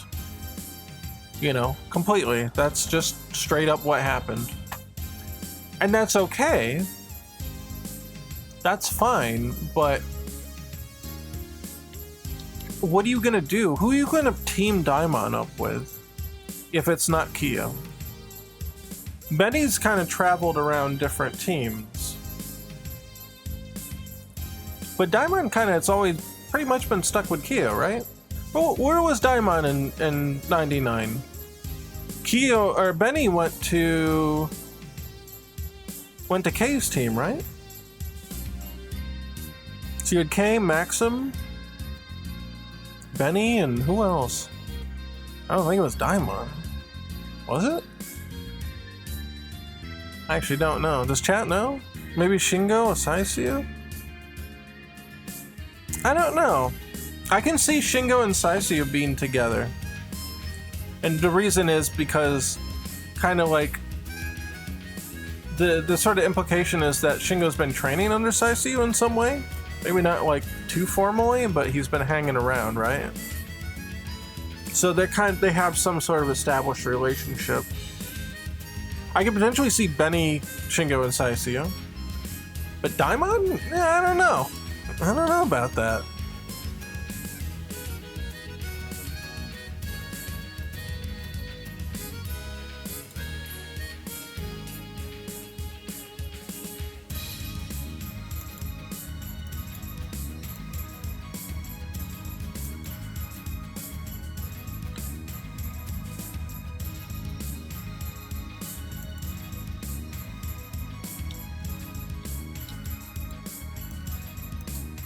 Yeah, that's tough. It's tough. I don't know. I'm not a huge Daimon fan, so I don't even know where the hell I'd put him. I really don't know. Definitely not that. And not that. No, that one works. Or... nope. Too much black.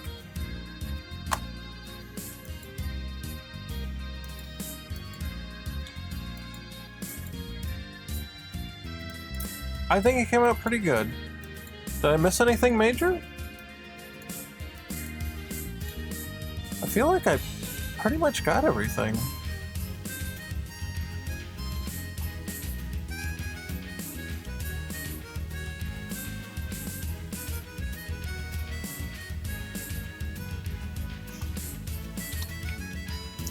think I might need a pixel there to help round the ear. Oh, I could put another black pixel there to help that out. Would mean I probably would do that.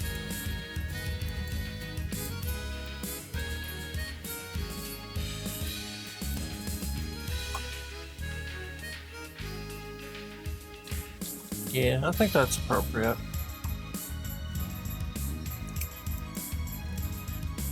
I had a lot less issue with the eyebrow this time because it was angled just perfectly so.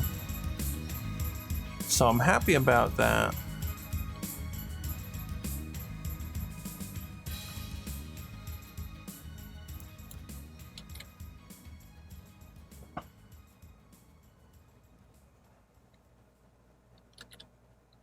I think I'll leave that out.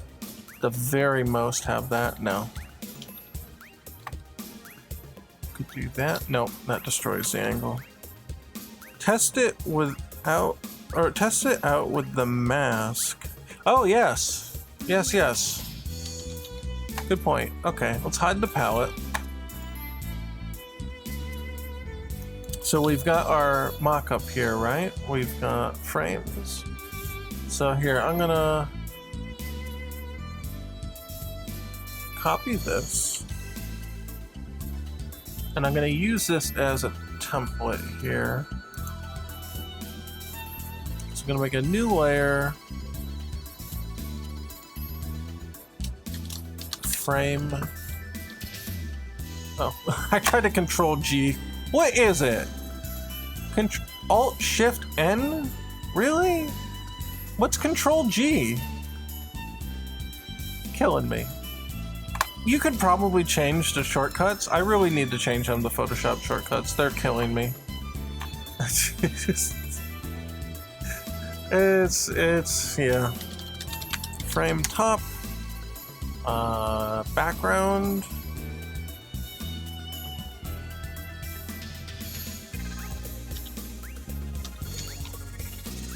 Oh. Okay, there's the backing. But then I need to do the frame top. And what I'll do here is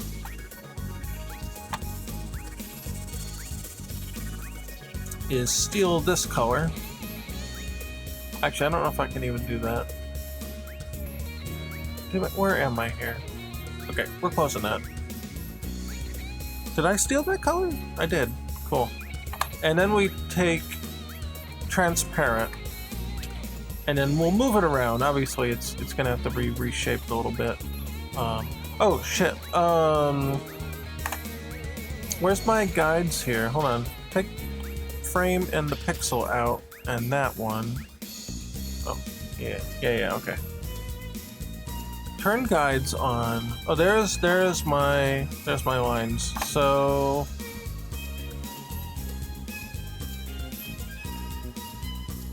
New layer. Alignment.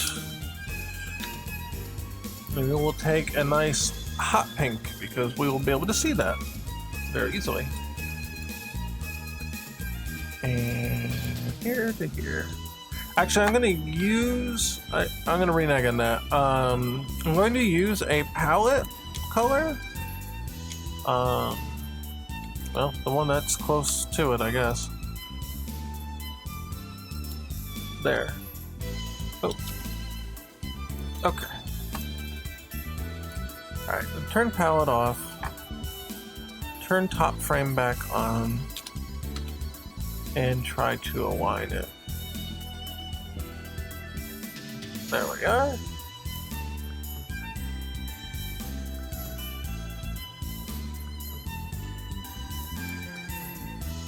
Okay, so yeah, actually I'm not really sure. I guess it just literally centered, right? So I'm just gonna have to measure it to see where it is here. This is 48 and this is 40. This is 50, so it goes one to the left. And that's it. There we are. There's our frame. And we'll take the alignment lines out, and there we go. How about that? He really looks like he's powering up too. It's pretty cool. It looks really great. Do you think the alignment's good? Do you think I should adjust the alignment at all?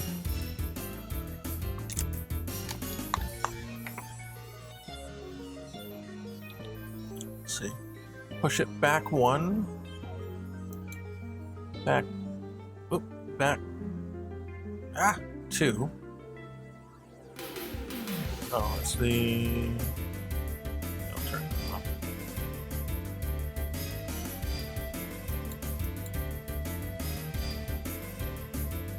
I feel like back one. I feel like this one is... I feel like this alignment's good. It just goes with the bandana line a little nicer, I think. And then here meets to the edge really nice. Yeah, exactly, and that's what it is. It just tapped back by one. I think that works. I think that looks pretty good.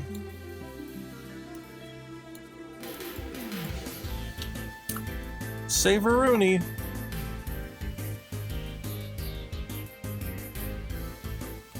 Okay, so the background, frame backing. There we are.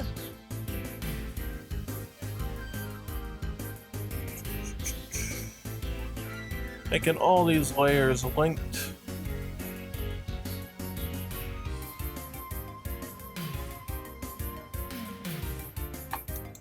Yeah.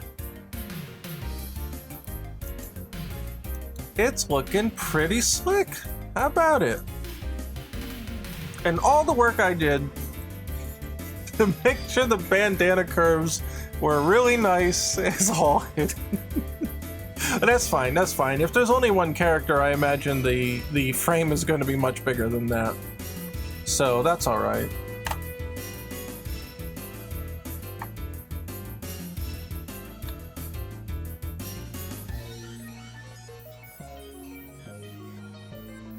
So I think it looks good. I think it looks good.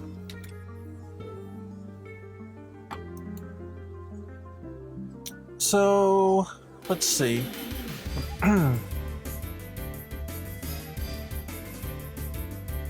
Yeah, what I'd like to do then...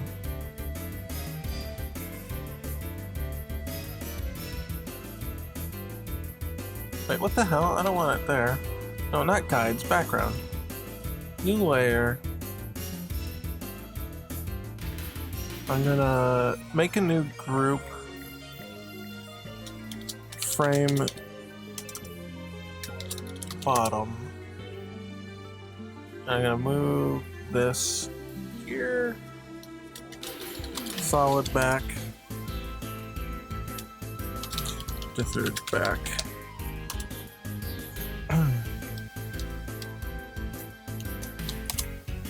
This won't take long, so I'd like to do this way. Let me take the frame. Yeah. Hide this in this and this. Hide. Don't hide this one. I just want to copy it to the other. Then hide it. The dithered back.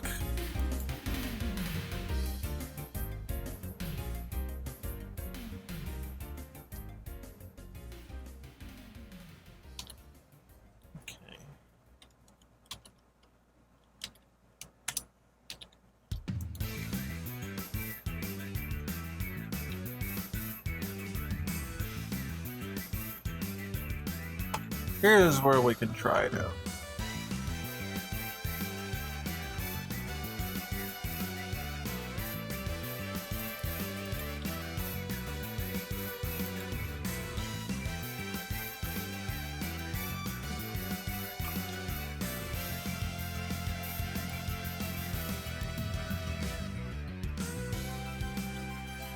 Oh, I'm not good. That's not right.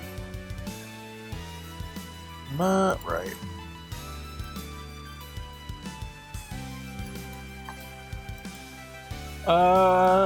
Didn't quite go to the end there, did it? Alright, whatever. Just kind of there. And there. And so this one, the third one, will be a separate frame here. And it will be this, just,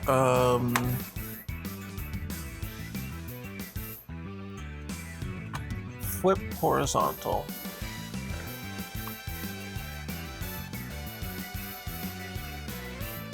Okay. Except these are gonna be... I think I need to do them 17. It's tough. In A-Sprite, it's really tough. The frame rate is so unstable that it's really difficult to get a good look here. Let's see. Then I would have a background of... Oh, I guess the blue, right?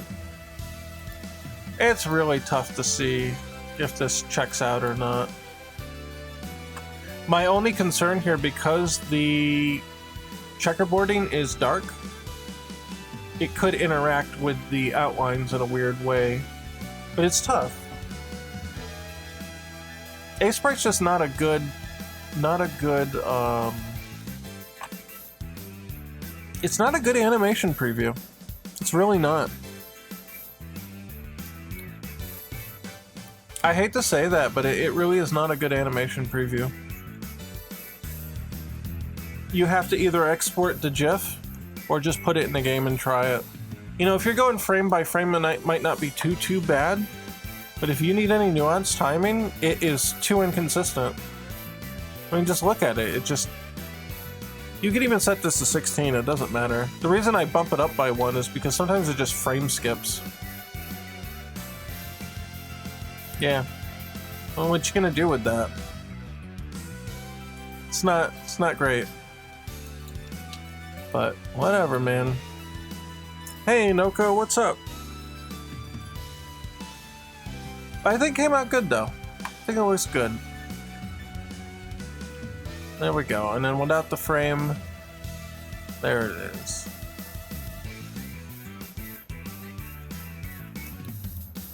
Good old Ryu. Nothing beats Ryu.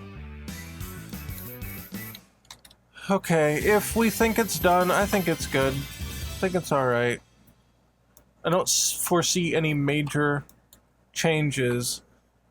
Now we've got a little bit of work to do to get the palette in order. So I'm going to save it and I'm going to export it as a ping, which may or may not already exist. It looks like it does. Oh, I do not know. No, I don't. Wait, what the hell happened? Okay, you know what? I'm just gonna get rid of this and this. There. Now it's no longer an animation. It didn't... The preview wasn't good anyway. So there we go. Just keep it one frame and we'll do it. What do you think of the Street Fighter 6 footage we got? I think it was great. I had a much better impression off of seeing the actual gameplay footage than I did that trailer. They very obviously had tweaked several things in the course of the time that we saw the trailer to the actual gameplay demo. I think it's starting to look good. You know, give or take on what you think about the new art style. The effects work is amazing. You know, the way that the sweat gets knocked off the bodies of the other characters and stuff, like, that's the good shit right there. The Shin Shoryuken animation, the way that thing was laid out, just the cut, very cool. Yeah, I saw Chun was a stance character. I don't know. I guess it's neat. You get more variety out of her moves. I don't know. That's kind of like, it's hard to say until I like play it whether or not I really like that or not. Hey, G-Man. Welcome back. I'm glad they based Guile off of Street Fighter V. Me too. I had a feeling he was going to stick, but having his Guile's V skill 1 come back as a special move, that's what I was gonna do. To just put it simply, that's what I was gonna do. I was gonna test that out, see how it worked. For me, that's just validation of that, because I think that works really good with advancing his kit. I think it's a very nice addition. The question is, I don't know what the command's gonna be for that. So I guess we'll see. Okay, so what I need now, I need to adjust the palette. The original palette for Ryu, for his character select, does not, I mean not, have the, does not have the open mouth. Non-indexed portrait export. So this one is the one that's indexed. Yes. Okay. So what I have to do then, I have to 1, 2, 3, open that up, put this over here, and I have to add those colors in. So I'll just add them in order of luminance.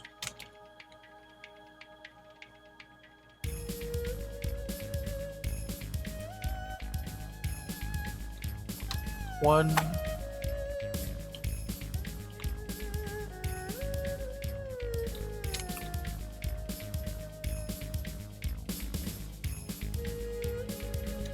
Two. Wait, can I just, like... Oh, it's not, but it's not a thing. I was wondering if I could just copy from the palette, but I don't know. It's the last one, I'm not too worried about it. And 3. Okay, now that he has that, I can export this palette.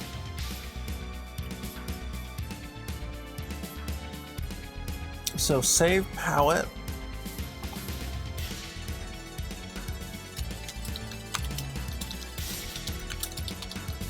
Real portrait palette, and then I can load that into here.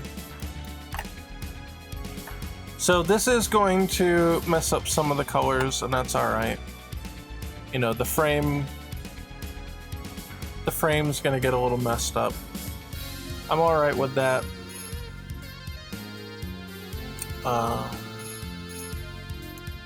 Yeah, I think that'll be okay. Everything else should line up because I pulled the colors from this image to bring over here. So all that should line up. Chun's DP uses the MVCI motion. What is it? What's the command? I actually didn't look at the command list.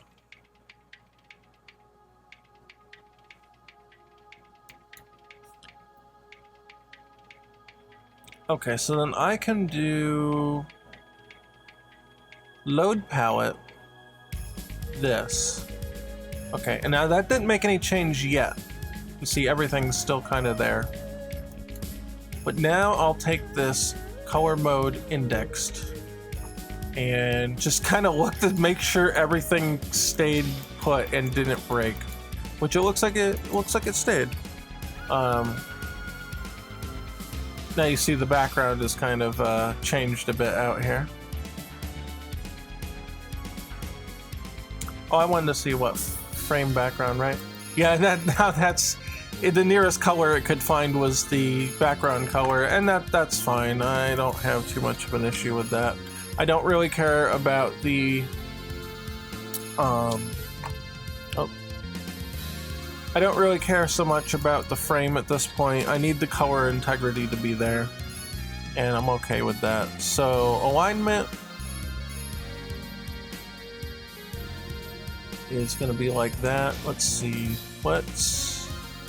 Oh, geez, where's the origin here? Is that in the...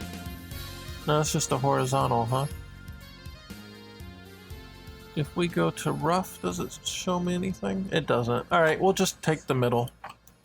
We will wing it. We will just measure the middle and make a little line. So let's hide this.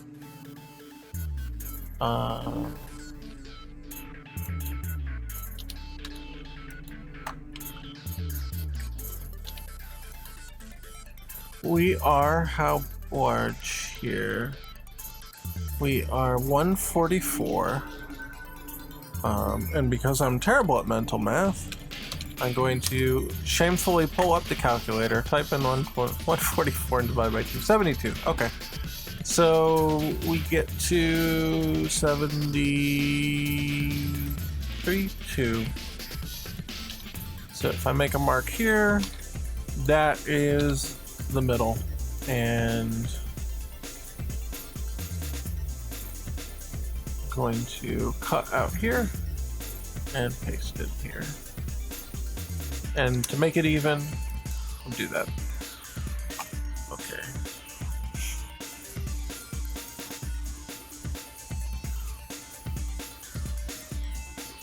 I'm actually going to move this into here. There. Close the guides.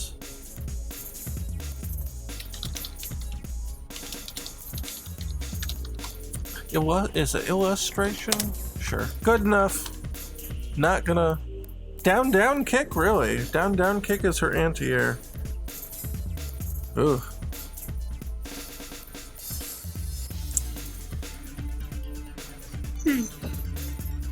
Ugh, excuse me. I don't necessarily have an issue with those kinds of inputs, but I do agree with the discourse surrounding them that you might have to add like some delay or something, or some startup to compensate for how easy it is to pretty much from any position to just slap down on it. I do agree with that. And I'm not putting in down, you know, commands, at least not. Maybe for Guile's V skill 1, you know, that might work, but I feel like for an anti-air, I wouldn't want to do that. I'd have to really think about how to adjust for that. DPs were broken in VCI 1. I remember people complaining about that a little bit. I don't know, when you have air block, I guess I have less sympathy for it. For like complaining about it, but I don't know. In other cases, I don't know. I just don't know. I do not know. Let's see. What do we got? Oh, that's all right. Okay, so we've got Ryu here. Trying to get to my title bar here. There. We've got him. We'll take out the background, right? We should be able to just kind of put him in the game. So let's export as this, and then if we open up that export, we should be able to, this should be indexed, right? Yeah. We should be able to load the palette, the black and white palette. And that's here. 32.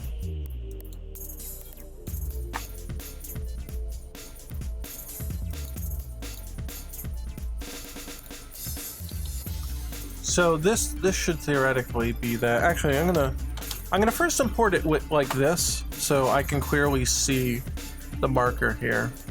But then we're going to import it separate. Or we're gonna import the black and white version. Grayscale. It's not really black and white. Because black and white is just black and white, right? Yeah, actually, Larry, if you're still here, are the terms black and white and grayscale interchangeable? I know monochrome is technically not, because monochrome literally is just black and white. But when you say black and white, in terms of art, does that mean monochrome or does that mean grayscale? Or is it kind of just unclear, depending on who's saying it? That's always kind of bugged me. And I figure I might as well ask if you're still here.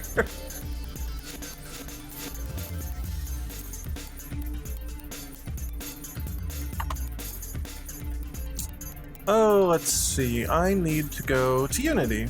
Here, let's turn off the game. Yeah, this is actually kind of a new thing here, so we're just gonna straight up go to... Yeah, he might have went to bed. It's close to midnight, so I don't blame him if he did. My tablet's pretty dark. How do I... Nope, that's the wrong way. I'm still getting used to the Apple thing. Oh no, there he is. He's here. There we go. Turn the brightness up. Not for the serious professionals. It's usually taken for grayscale, but it's most strictly black and white. Gotcha. Okay, that's kind of what I expected. Kind of what I expected. Okay, so Ryu, ping. Okay, now we're here. Resources, HUD, and menus. So we got Ryu character select portrait. Ryu versus portrait. So I have actually not had a lot of luck with being able to just drag and drop stuff in. Like, see, it didn't even pull it in. I don't know why. Oh wait, no, wait. Oh, that's versus panel, not versus portrait. I don't know why, but I can't drag and drop things into Unity anymore. It's a little frustrating, actually. But here, if you put it in the folder, it will find it. Okay, let's... Oh, I shouldn't have closed that. I should leave that normal. Okay, let's import single sprite. The pivot will make custom. So that's why I've got the crosshair here. Normalize pixels. And here. There it is. Apply. So now the idea... Actually, yeah, I was gonna do this, right? But I don't really have to.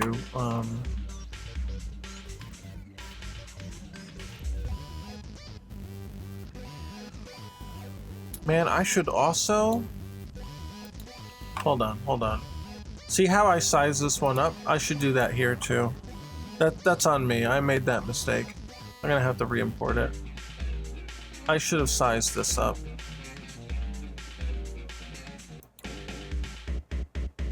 I'm not gonna put these into a sprite atlas. At least I'm not expecting to at the moment. So, because they could be referenced by different menus, but in different configurations. So I think I'm just gonna leave it, you know, I'm gonna custom crop it here.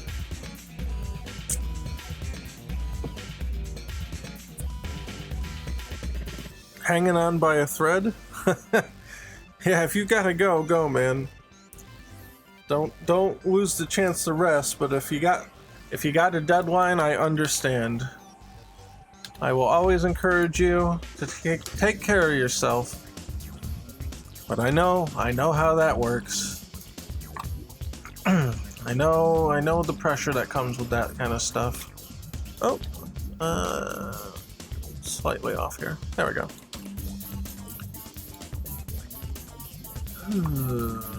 Okay, now we can re-export. Which means we need to re-import into Unity. Which now we do have to go to the folder to properly overwrite it. And we do it again because I didn't do it right the first time. That's alright. Select the bottom left of the pixel, apply. And there we are. Okay, so... let me think for a moment.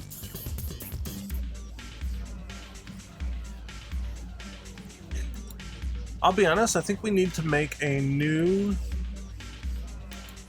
need to make a new scene. So I'm gonna copy this object.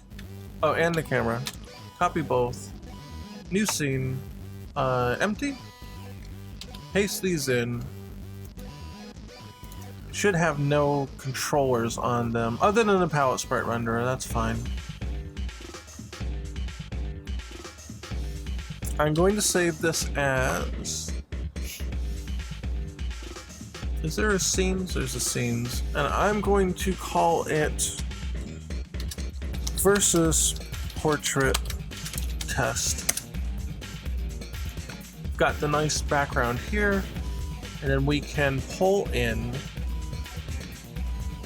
Should be able to see this. We can then pull in the other stuff. Okay, this should have the view frame camera. Yeah, okay, all that should be correct.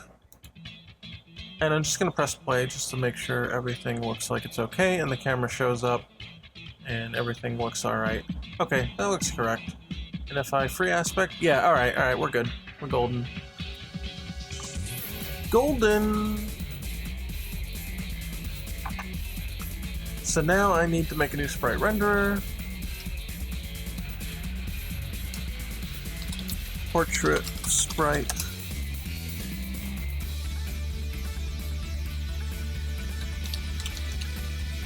Sprite renderer. Review portrait. This one. So menu. I'm gonna have to start adding more layers for the menu, I think.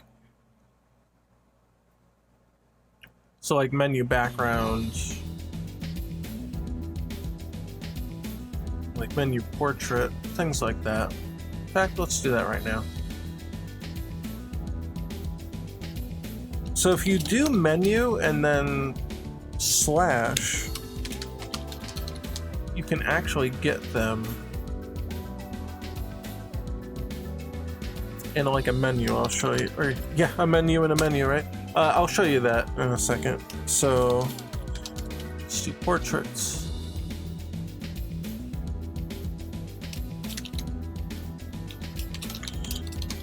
Menu option.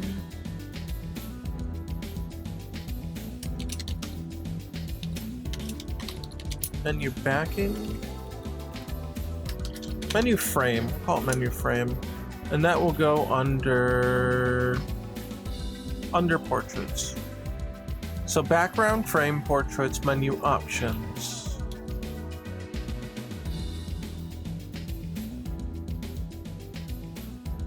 And then menu will be under all of that. I'm gonna keep it there because it's kind of a legacy thing at this point. So here's what you get off of that. Actually, I'm not sure how this is gonna react because there's a menu and then menus. It looks like you can't assign menu anymore. So this gets overwritten. But here, see, I got menu and then like this. Gives a drop down. I'm going to change this one to menu legacy. That way I'll know what that's about. But in this case, I want portraits. And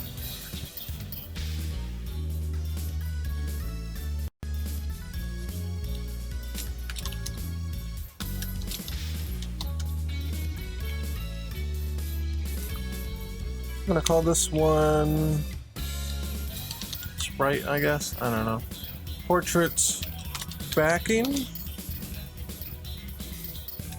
Menu portraits mask. Yeah, let's do that. I don't know how many sorting layers you can actually have. I'm gonna call this one art. So we'll have the backing, the art, and the mask. And the idea here that I was thinking,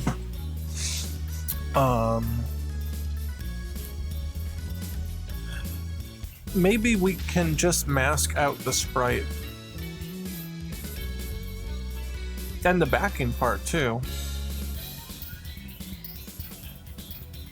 And kind of do it that way.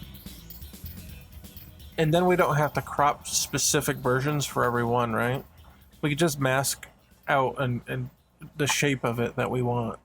And that's kind of what I want to do in this test here.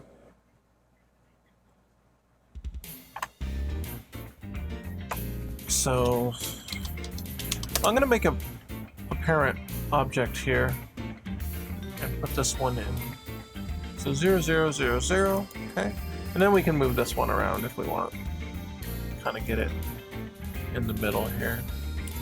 4.6 works for me. Wow, yeah, it's pretty tall, isn't it?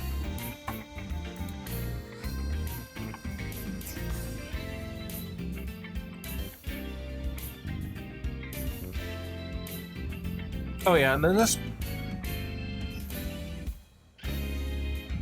Yeah. I'm gonna call this art.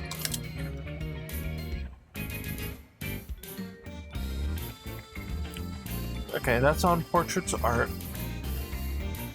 Duplicate that. Backing. Menu, portraits, backing. This will be checkerboard A. Excuse me. Then we'll do tiled.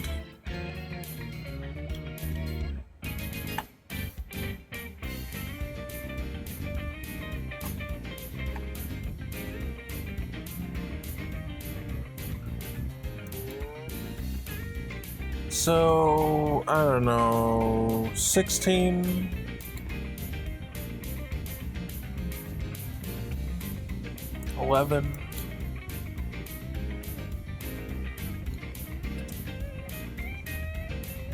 Oh yeah, so 16 divided by 2. Okay, that's negative. Or that would be negative. Yeah, 16 divided by 2 is 8, obviously.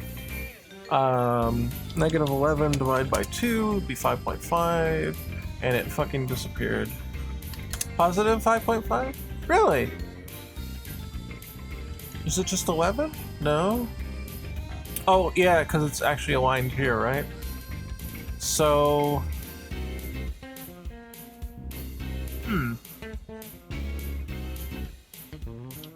14. 13. 12? 13. 12. 12 works. Okay, that's pretty alright. Like, what's that see-through? It's actually not...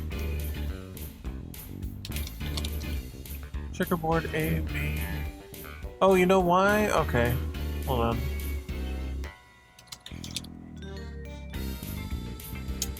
I gotta do pixel. And the color that we had...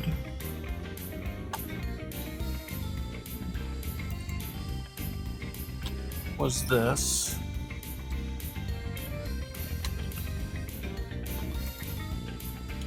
So let's paste that in. Okay, that's right. And then palette sprite renderer.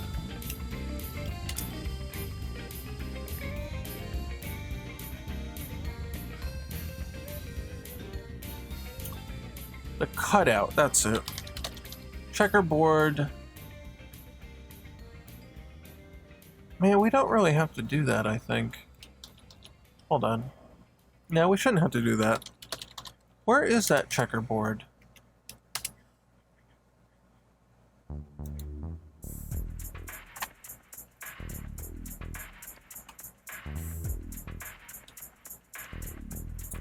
I'm just gonna do this myself.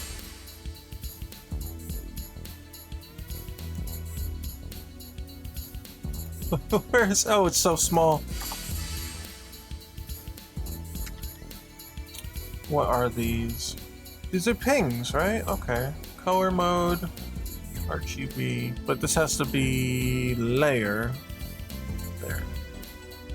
File save as checkerboard, white, centered. Oh, wait, shit. Centered B. Layer from background, save as checkerboard, white centered A.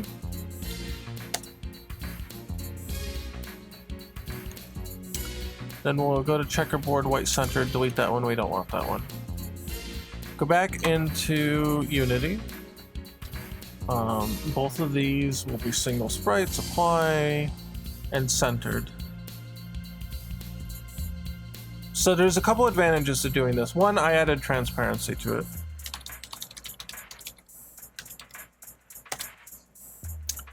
The other is I do not need an offset anymore. I can just center it there. Oh, I guess I still need an offset because the origin is actually down here.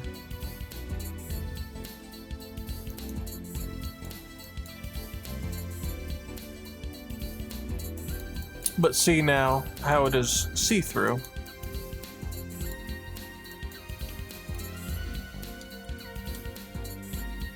That's 4.6, does that line up?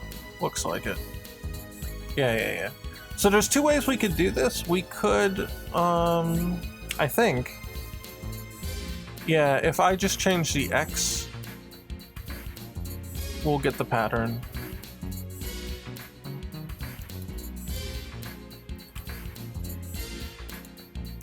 You could also use the checker B, go between those two. I think flipping the X is probably the most expedient way, or flipping the Y, either way works. So the way I would do this, Hertz oscillator controller. We'll do... what? Really? Transparent, there. Pick transparent for our pattern. Initial state is on, that's fine. And then when the state is on, the backing sprite renderer, flip X is on. When it is off, backing sprite renderer, flip X is off. And we should get a pretty stable effect now.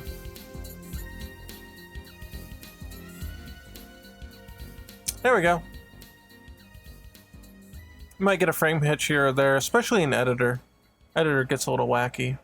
Are we... yeah, we got VSync on. It's a much better preview than A-Sprite, though, I hope you'll agree. So, yeah, it's a little unstable. If I bump it down... yeah, that's a little more stable, but that's not quite right. How about the base resolution? There you go. And see how that's pretty... it's pretty transparent, all things considered.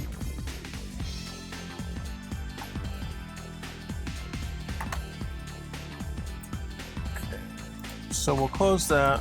Oh yes, and I want to do export without the alignment bars. What am I trying to do? I'm trying to make a transparent background around this.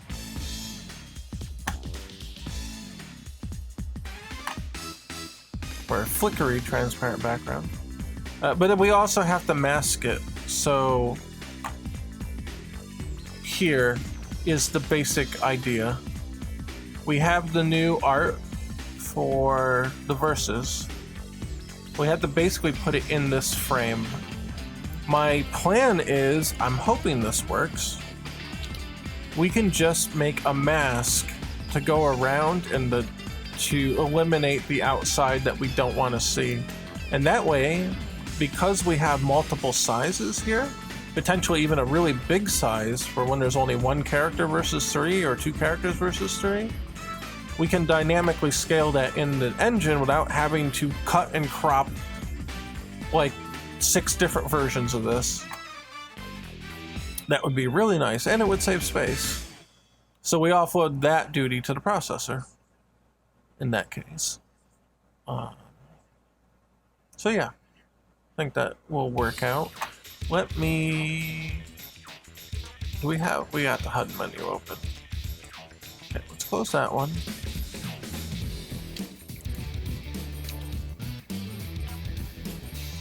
And should get rid of the guidelines. There we are. Oh yeah, and so as like a preview of that, like we got the top frame and the frame bottom. Essentially it gets cropped like this. But we want the background to be a little more than just kind of static there. So that's why I propose we could try to flicker it and see how that works.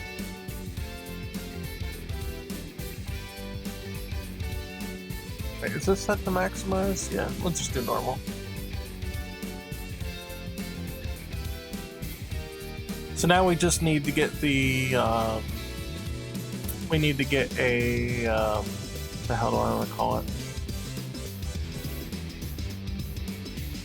A frame? A mask. We want to get a mask on it. So there is such a thing called a sprite mask. And I'm pretty sure it works the way I think it will. So we get a sprite, right? I don't know. Like, what if we did this? What does this do? Custom range alpha cutoff? I don't know. Sprite sorting point center? Rendering layer mask. Oh, no, that's fine. Everything? Oh, no. Let's renege on that. I don't know what this is for.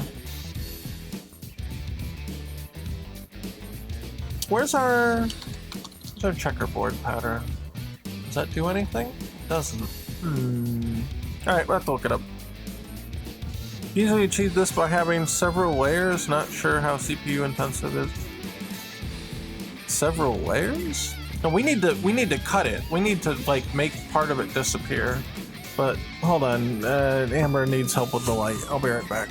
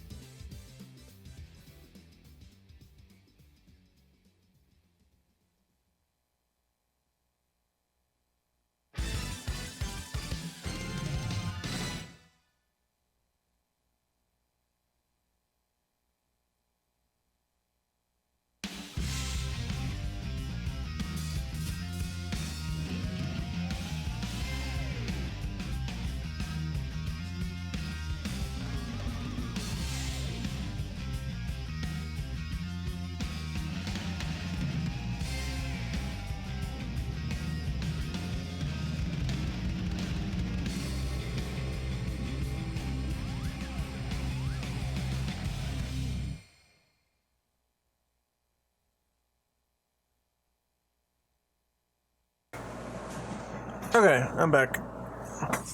Segments, not layers. Yeah, if you chopped it up into several sprites, I guess you could do that. If this would work, it'd be great though.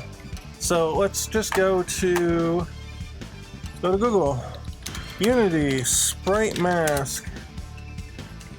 Sprite masks. This is mask. This is. Okay, 2D object sprite mask. Alright, how does this work? Sprite masks are used to either hide or reveal parts of a sprite or group of sprites. Sprite mask only affects objects using the sprite renderer component. Create a sprite mask, select the mask. Okay, it just adds that component, which is basically what we did. Okay. The sprite to be used as a mask, alpha cutoff. If the alpha contains a blend between transparent and opaque areas, you can manually determine where the cutoff point is. That's cool. Range start. Range start is a sorting layer in which the mask starts masking from. Wait, I didn't see that though. Well, custom range. Oh god, here we go. Sorting layer. Portraits. Backing. This. To art.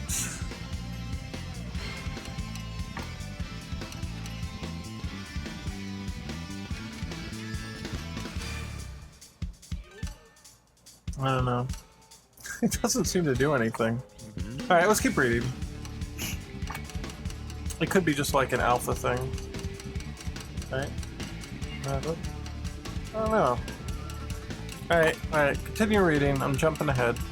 Getting frustrated for no reason. Alright. Sorting layer mask, the order within the sorting layer. Range and. Oh, so you can just say within here from like 100 to 200. That's cool, actually. That's actually very, that's very convenient.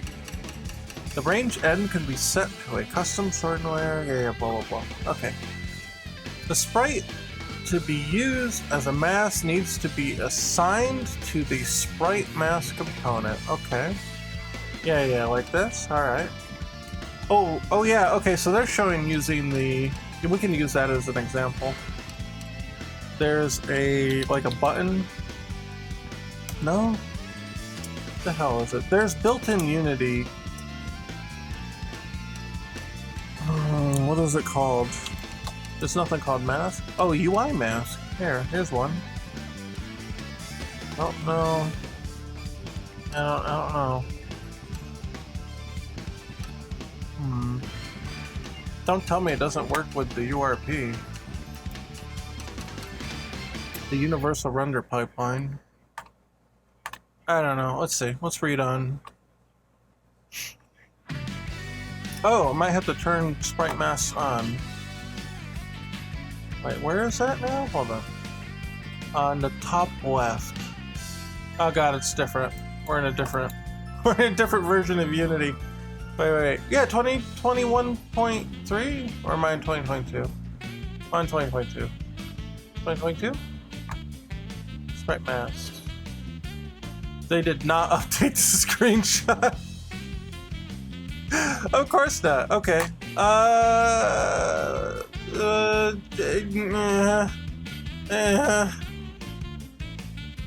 here we go.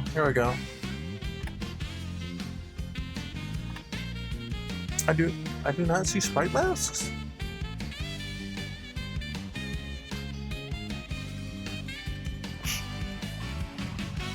Really?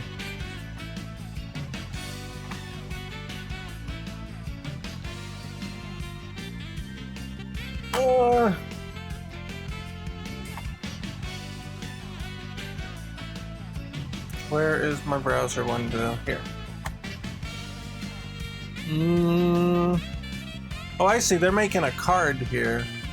They're making like a card with a character. That's kind of cool. Okay. Mask interaction visible under mask. Mask interaction. Wait, I don't. don't see mask interaction. I thought I was watching a Max stream for a second. Yeah. Oh, wait. Okay, no, that's on the sprite renderer. All right. Oh, here it is. Visible inside, visible outside. Wait, what? What happened? Wait, what happened? Visible inside mask. Okay, these friggin' icons for camera and shit have to go. They're killing me. Go away. Okay.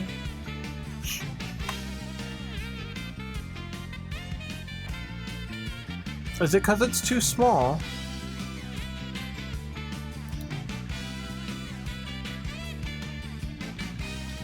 I'm confused. Sprite masks are always in effect. Sprites to be affected by the sprite mask need to have their mask interaction set by the sprite renderer. Okay. By default, sprite masks will affect any sprites in the scene. Okay. Quite often, we want the mask to only affect particular sprites or groups of sprites.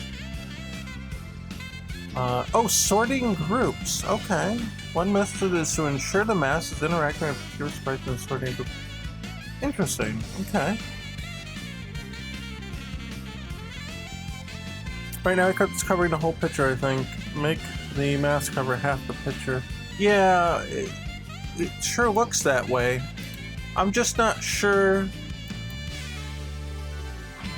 Well, I set the sprite render to be visible inside mask. So it should only be visible inside the mask. Here, let's close this first. Nothing? Okay. There ain't nothing here. Okay.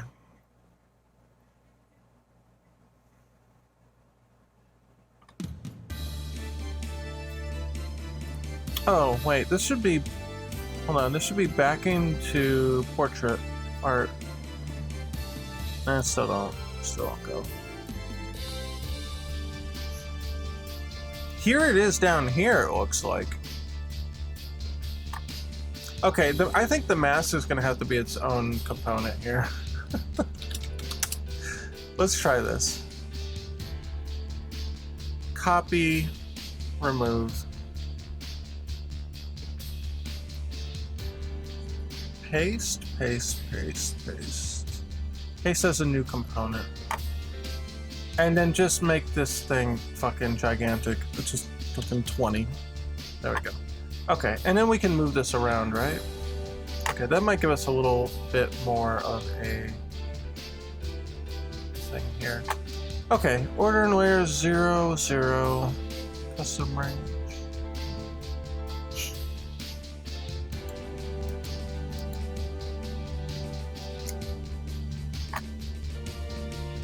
Oh, here we go. Maybe because it was semi-transparent, so it was screwing around. It was screwing up. Okay, here we go. We got it. There we are.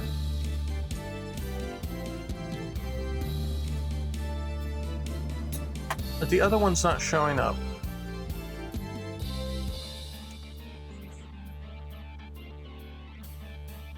Mask visible inside mask.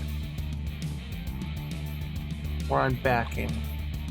So mask, backing 10? -1? Oh, there we go. Okay. I kind of see how it works. Yeah.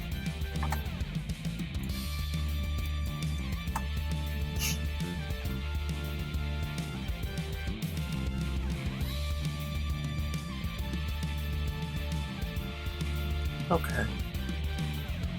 I think what we'll have to do is take the minimum sized one, which I guess would be this one, and take that as our default or something.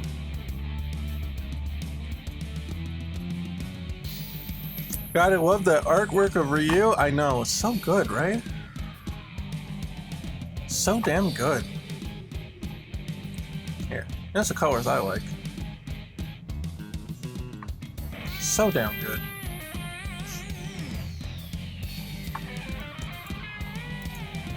Yeah, my idea here is honestly, we can take this.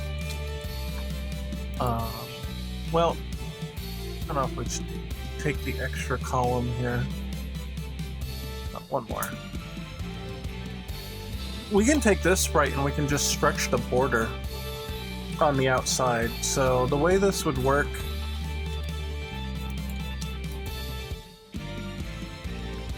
you would have... I'm gonna make this white too. Is this... Yeah, too far. Okay. We will put this in game menu, probably under character select, right? Yeah, and versus panel frame B.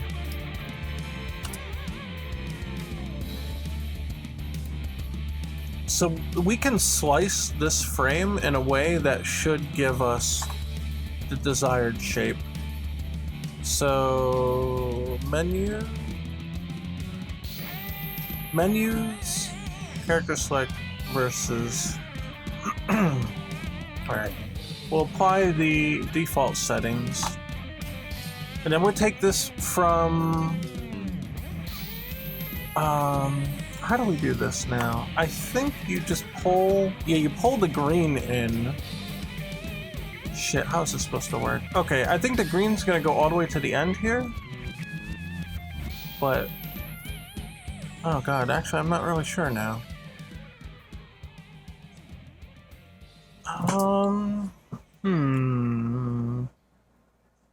I think, okay, here's what I think we need to do.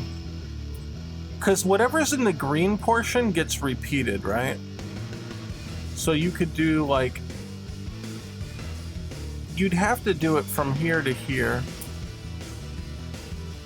Well, that might work? Maybe? Let's see what that does. It's here, because when you make... I'm gonna make the mask that now, so... Character, what frame was it? Frame. Here. Oh god, that's way too big. One. Okay, here. And then if we go to... Oh shit, you can't do it that way. Well, it won't let you do it that way. Because normally... Here, I'm just gonna make a quick sprite example here. Not that. Reset. Reset. Reset. Okay. Okay, it's not the end of the world that it doesn't work this way, but it would have been nice. So if we had this as a frame, why is it? Why is it? Why is it dead? What happened? Okay. Yeah, I mean, the mask might be interfering with it. Oh, you know why? No, it's because it's on the wrong layer. So, I don't know. I'll say menu frame. It's fine. If we go here to tiled, I think it's sliced, actually? Yeah, here we go. Yeah, this is what I wanted. Yeah, so it does work the way I think it did. What I wanted to do was just be able to specify the size that I wanted, right? And then this could have been used for the mask, potentially. But it doesn't seem like the mask actually works that way. Because it doesn't give you the options to do all that, right? So...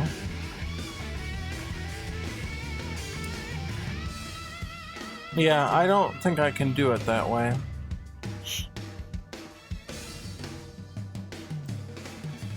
That's unfortunate, but it's okay. It's alright. All that really means is that when we want a specific size, we just cut a specific sprite to meet that size, and that's it. So we would just cut the whole thing. Not the end of the world.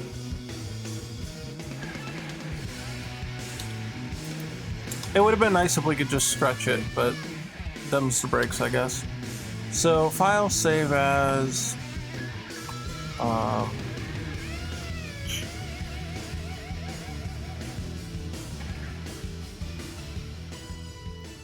versus panel frame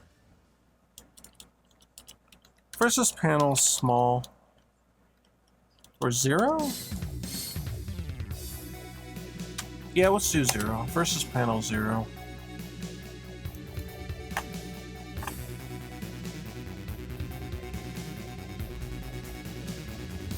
Wait, where'd it go? Oh, here it is. Okay. Default settings apply. I don't know how I want them aligned yet.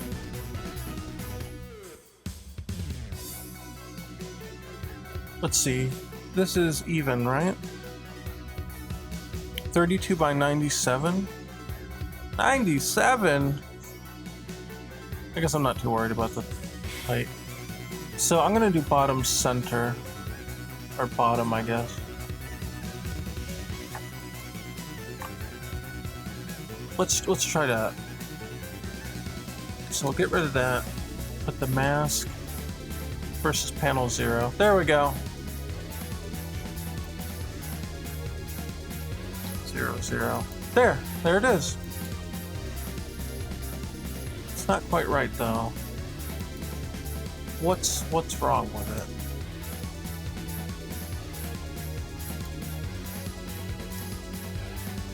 Because Ryu's not exactly attached correctly here. Oh, you know why? This is the smaller one. This is the small one. That's why it looks strange. This is the bigger one. So we need this one, the biggie.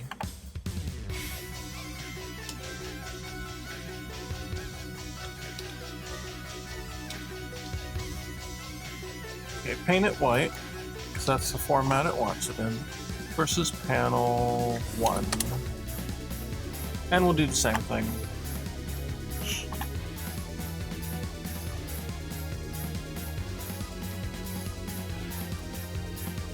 Did it? Oh, there it is. I was gonna say, it's got to refresh sometime. Bottom. This was 46. Okay, it's even. Apply. Yeah, so it's working. It's working. And there's the bigger version. There we go! How about that? And if we turn the game on, we should see the flickering behind it. There we are.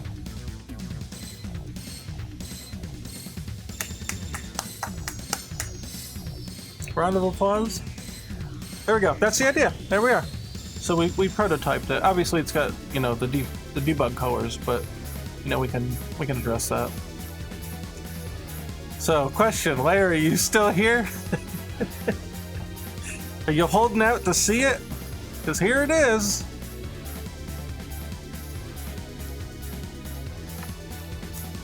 Obviously, the flicker pattern will be more consistent if it's an actual build, but I mean, that's pretty much it.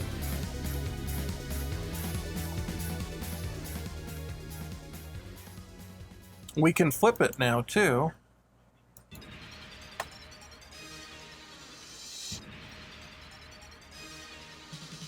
So,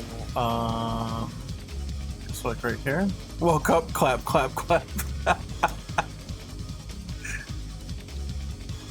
Then let's duplicate it, and then we should be able to 180.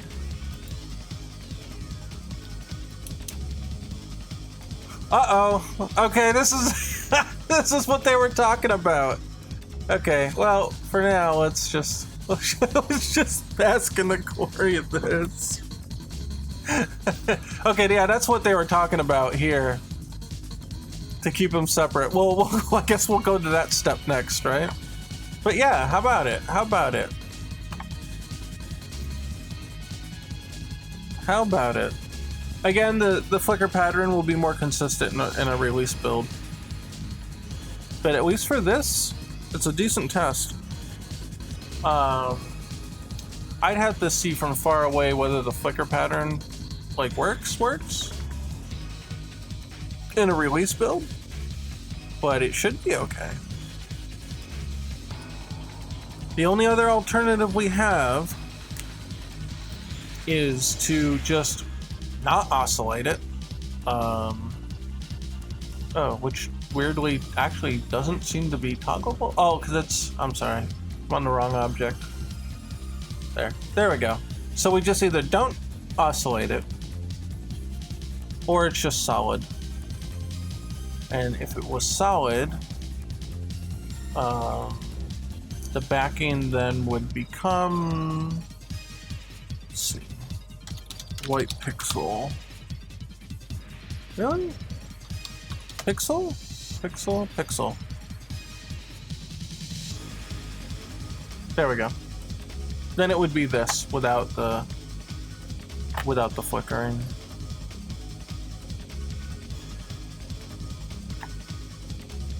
I think the checkerboarding adds a lot to it. It's just whether or not it's a stable enough pattern to look good with the rest of it, I think. And then when we bring in all the other stuff too, we'd bring in all the other elements onto the screen, right? We'll have to see how it interacts with the rest of it. I have been thinking about potentially making all the shadows on the UI do the checkerboarding, but that's something we'd have to see. Because you would have... Oh, I guess I didn't do another mock-up? I guess I didn't. Or, oh, here it is. I guess there's no shadow here. You could technically say like the black is the shadow, but I wouldn't mess with the black. I guess on the select screen,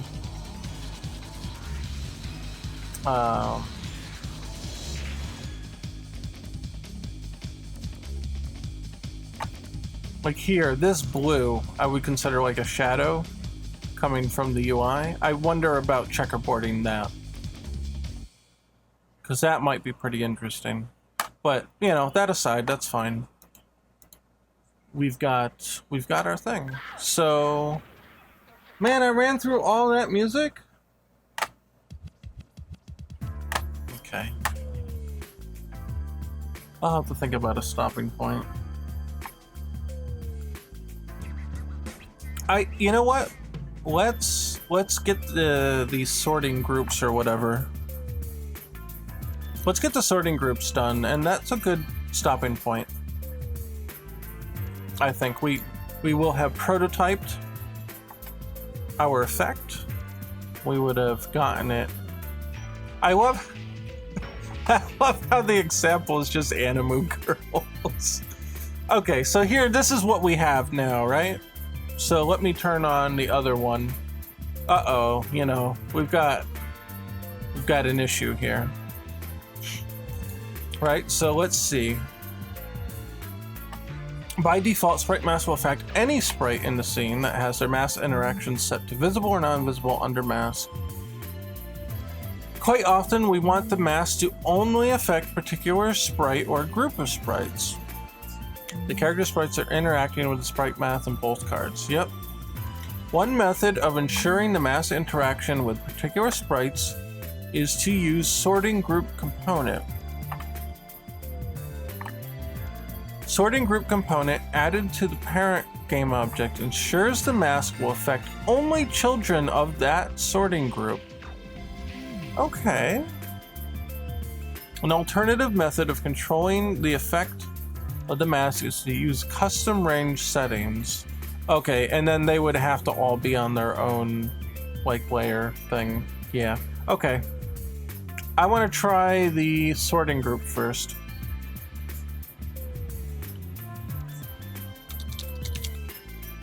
Oh, sporting. Yeah, right. Sporting. Oh, okay. Sorting layer. Frame. Okay, these guys might have to be on their own thing here.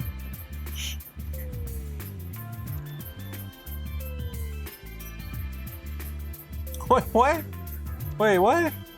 Hold on, what?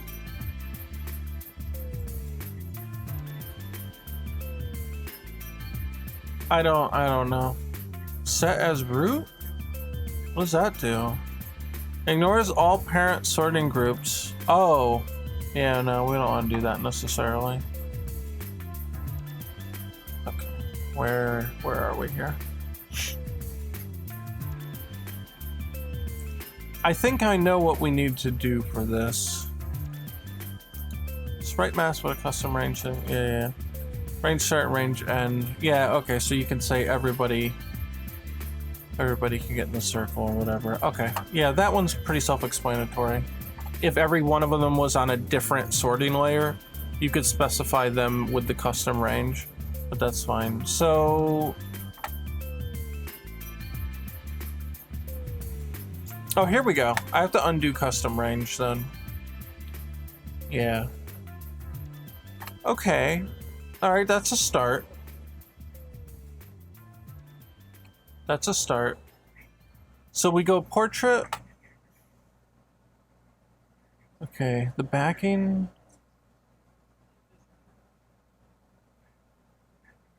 Don't know. Oh, because this one doesn't have a sorting group. Yeah, okay.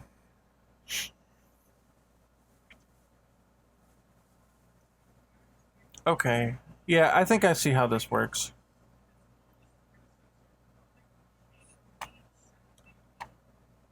Oh, let's see. What music do we want? I'm going back to Street Fighter 3.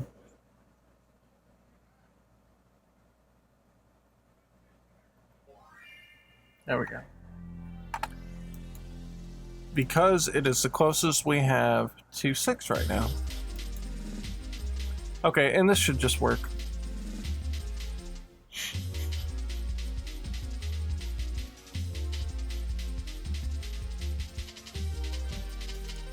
There we go. How about that? Huh? How about that? How about that?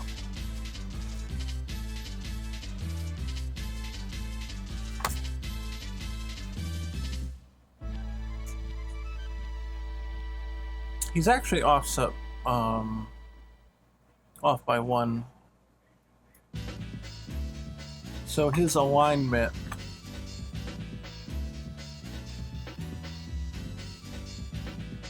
His alignment is not exactly how we prototyped it. I think it needs to go back by 1. Is that correct now? What did we see? Okay, no, it's gotta go back 2. Huh. Alright, well, that's fine. Unless this got moved. The mask, that, and the backing. No, okay. Then, yeah. Gonna move 1 more back. I don't know why exactly it doesn't line up, but that's alright. It's okay. There it is. Now it lines up the way we thought. Well, how about that, baby? Cool. All right, and then let's make a couple. Let's make a couple more. I'm gonna call this one left A, and this one's right A. So duplicate left B and left C. Claps and fades away. Yeah, I'm just at this point. I'm just going to. Oh, what did I get sucked in under somebody? I'm just going to change them to the smaller versions, right? And we'll see what the full lineup looks like for the whole screen. just like our mock-up here.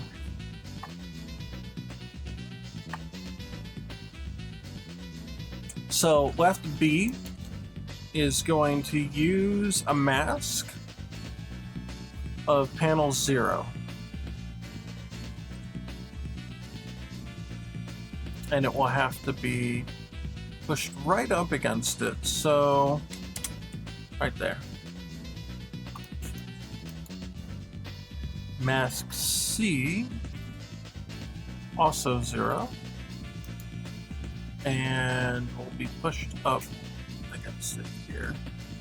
So roughly 4, 8, 4, 5, 6, 5.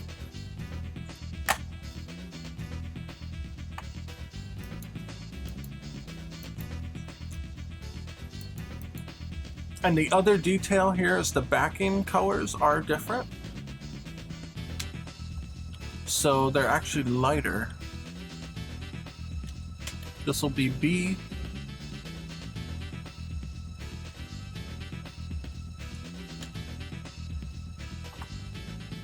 And this one will be C.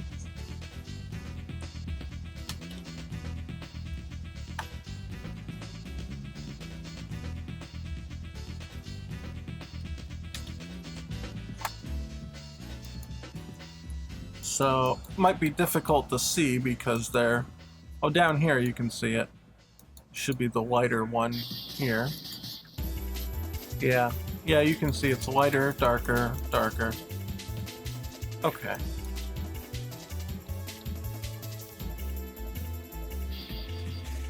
Then left B and left C will get duplicated. Should be right B, right C. Both of them will have a flip of 180, and they'll be positive and positive. And there it is. There's the spread.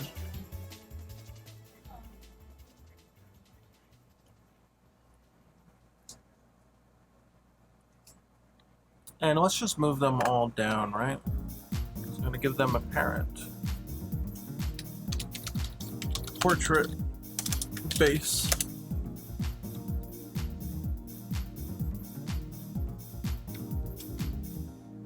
Them in here. Portrait base will be 0, 0, 0.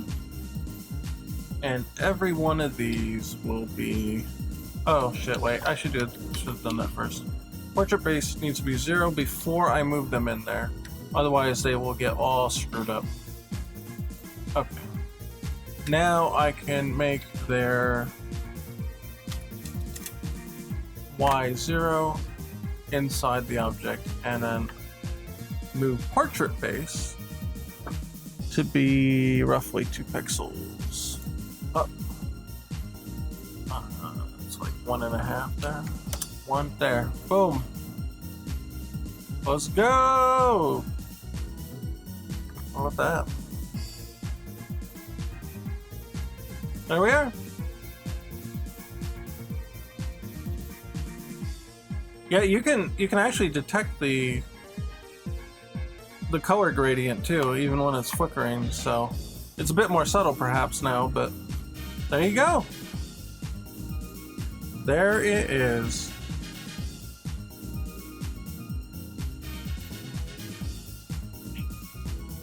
I say the effect is complete.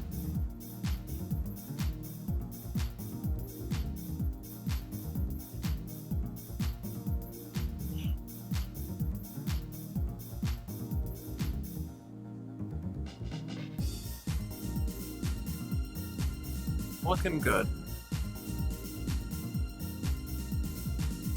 So now it'll be a matter of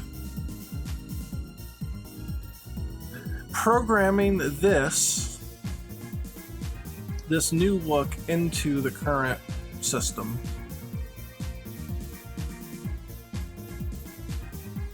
I also have to fix the color pattern on the background, which is currently not working. It's not even working here at all, but because there's no controller for it in this scene. But even in the scene that does have it, it's not working. I would like to change that. I have some ideas on how I might want to do it instead of the way it's being done now. But I do have to fix some other stuff in the color. In the color, what do I want to say? In the color script that controls the palettes for the sprites. So the only other thing that I have a potential problem with here is that when you have frame blending on the interpolation, it leaves a potential like checker there. It leaves kind of like almost like a crisscross there. So I don't know about that. Makes it look kind of gritty. Not gritty, but grid-ish. Even if you made the checkerboarding bigger, we'd still have that problem. So I don't know about that one. You certainly won't get it at perfect resolutions. So if you've got 1080, or even 720 probably. No, 720 interpolates. Okay. 1080. Full HD? Yeah. Wait, really? Still? No way.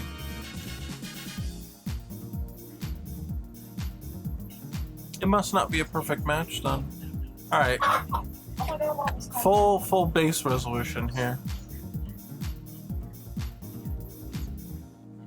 So 6. Yeah, that's a little better.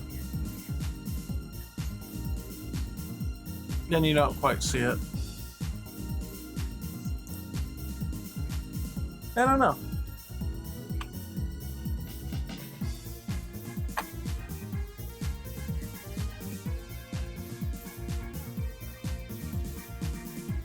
I don't know. I'll have to think about it. The interpolation's not going away. It'll be optional for sure eventually, but the default will be playing with the interpolation on. So I'll have to think about it. The only other thing you could do is potentially turn it on or off instead. So, and we could try this. It will be potentially too distracting. But if we change... I'm going to do this while it's playing, because then it'll undo it all for me. So if we got this, we'll say sprite renderer enabled, and sprite renderer enabled. And then the backing goes from this to pixel number 1. Yeah, pixel center. Yeah. Then it would be that instead. You don't get the checkerboarding.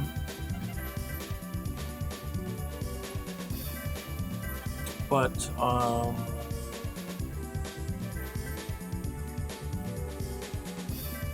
yeah, I feel like it's too distracting when the whole thing just flickers. At least the checkerboarding has a better semi-transparency kind of feel.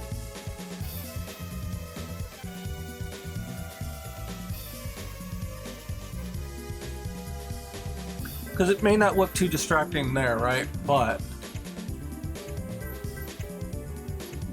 copy component. Yeah, paste values. Paste values. Oh, can I just do it all at once, right? Paste values? Yeah. Okay, and then you'll see what I mean. Back. back in. Pixel, this one. Oh, they're not all flickering? What happened now?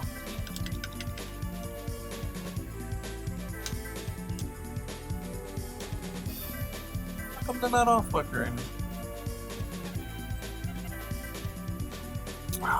I bet it pulled the reference from the first object. So I'd have to go here like that. Oh god, and it's gonna reset the whole thing. It's a pain in the ass. It should pick up the fact that it has the same name. Alright, we'll do it just to do it.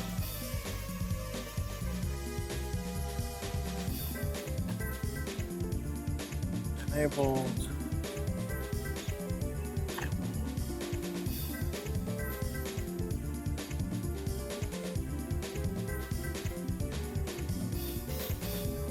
Enabled true, enabled false. You can probably already see the problem. True, false.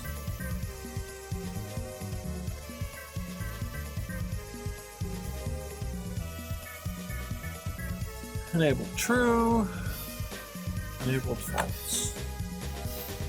See how it can be very distracting like this? It just calls a lot of attention to itself, the way that it strobes. So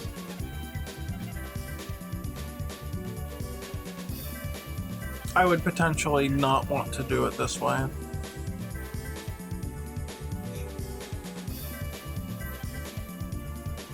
In fact, I could probably say right now that I don't want to do it this way.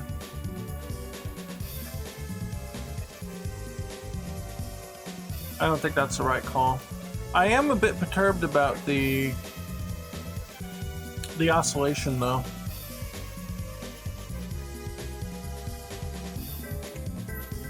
With the, when you, sorry, not the oscillation, but the interpolation and how it kind of leaves that kind of grid behind it. I'm a little perturbed by that. Doesn't seem to be flickering at a constant rate. That's because I'm running it in the editor. If I made a release build, it would flicker perfectly. But the editor has a lot of editor stuff running and it kind of slows everything down. And I don't think it actually renders with the normal pipeline. I think it goes through some other hoops.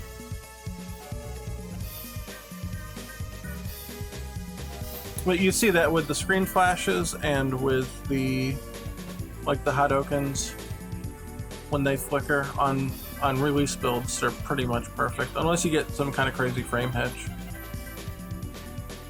But the release builds are very stable with the frame rate.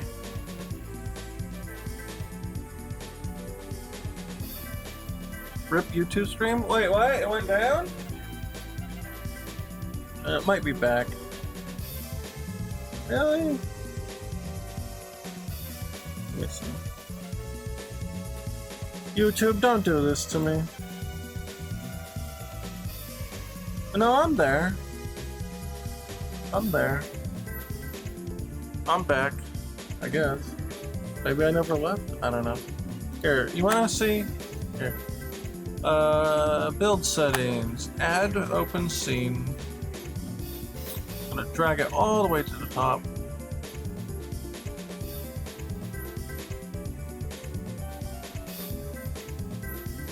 And then we can build and run.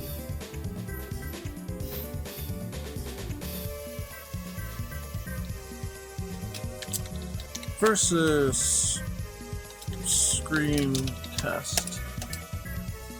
Blink. Watch her go. Assuming it doesn't blow up in my face. And hopefully it doesn't call me a liar.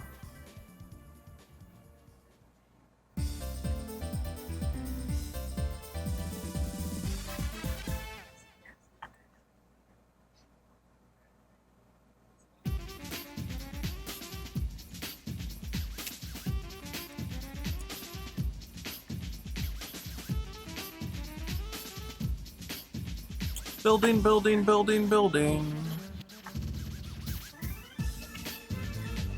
Do, do.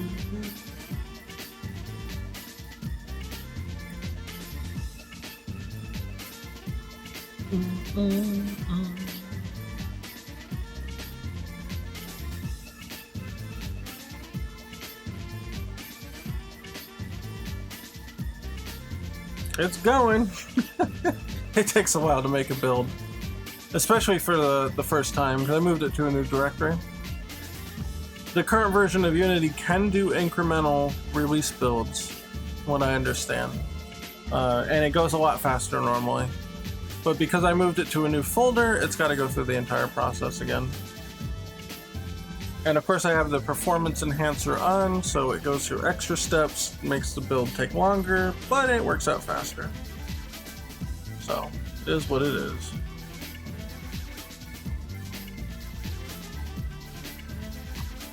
There we go!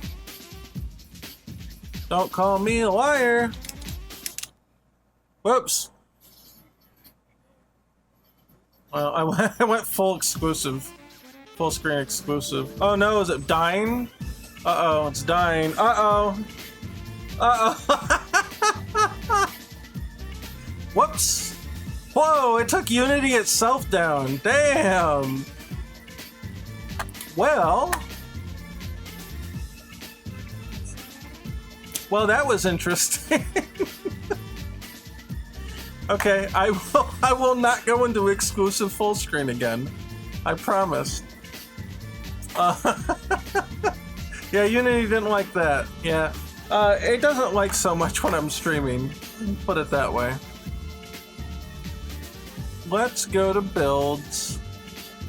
I don't have to rebuild it again. I can just pull it back up.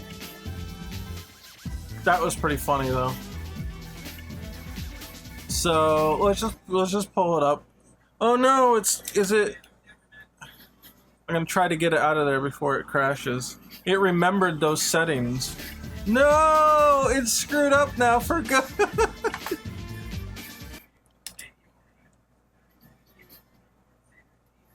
Quick, pop out, pop out, pop out. Oh no, it saved the setting. That's hilarious. It saved the setting where it was full screen and now it won't undo it. Holy shit. Well, that ain't good.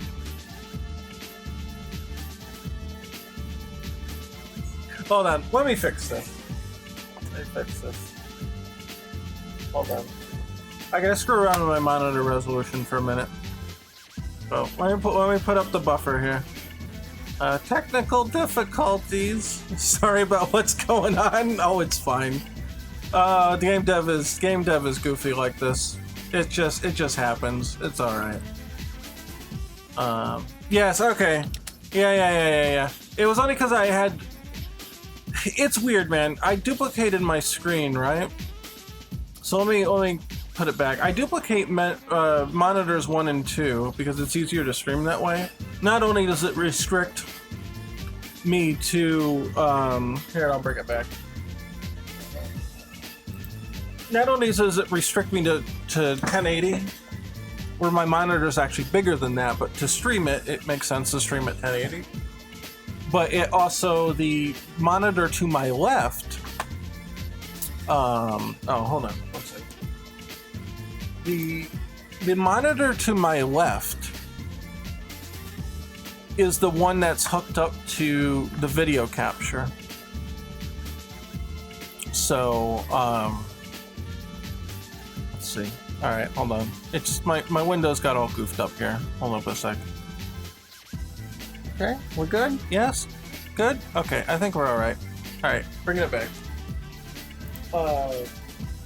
So I just duplicate it. I duplicate, so my left monitor and my center monitor are the same. But sometimes games in Unity and stuff do not like that. They sometimes get very upset. Especially when going into, it'd be like Street Fighter V gets upset about it. So here you go. You can see that the pattern is much more stable here. See? No hitches. Much more stable. Now you do see the little grid lines because of the interpolation, and I'm really not happy with that, but I don't know. Yeah, have a good one, G-Man. I think I'm pretty much done here myself. We prototyped it, we've seen it in action, you know, crashing the entire monitor aside. You know, and the whole engine. I would say that Street Fighter V also crashes when I'm duplicating monitors, and I don't know if it's a graphics problem or a it could be. It's like when you go into exclusive full screen, that's when it blows up, right? So, I don't know. And what's really funny is that you won't see. Oh, wrong button. I meant to press F11. Oh no, F12, then F11. When you take a screenshot, you can do this in the release build, by the way, if you're curious. You take a screenshot, you will not see the interpolation problem.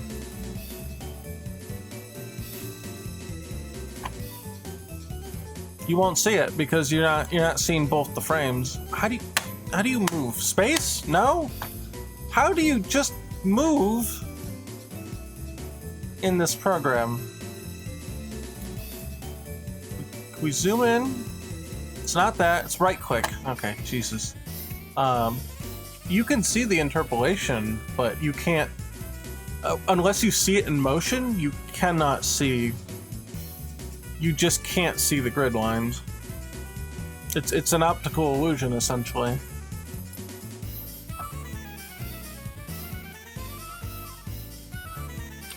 Now, if you use the LCD filter, you won't see them. Which I think... Oh, it crashed Unity again. That's funny. Alright, hold on. Yeah, if you use the LCD screen filter, not the CRT one, but the LCD one, I'll show that one. Oh, it didn't save what one I was on, did it? That's alright.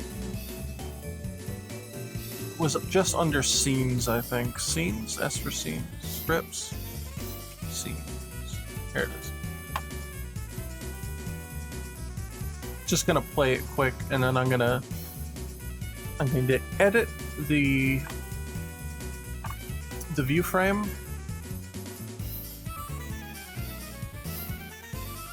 So here, that's scan lines, but I want...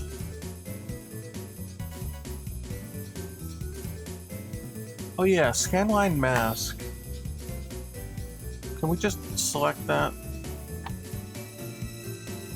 Oh, here we go. See, now you don't see the grid issue because there's already a pixel grid, right? And that covers the spot that would have gotten interpolated and looked like a grid. So it would look perfect like this.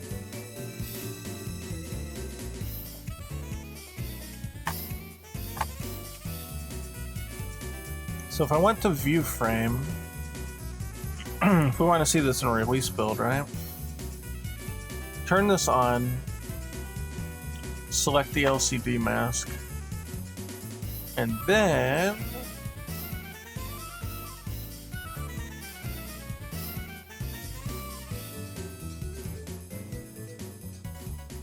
yeah, then do it here. This should be much faster than the last time.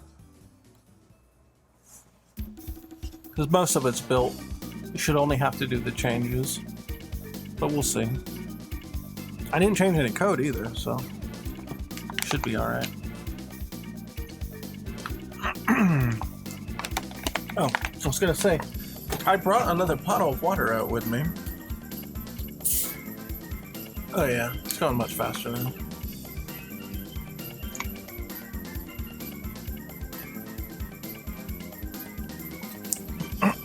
There we go. Excuse me. There we are, much faster. All right. I'll make sure not to try to go to an exclusive full screen. We'll just go to normal. And see here, you've got the consistent, you know, pattern, but because it's in like handheld pixel screen mode, you see the grid line effect is just being masked by an actual grid line, so you just don't see it. But it does look particularly nice.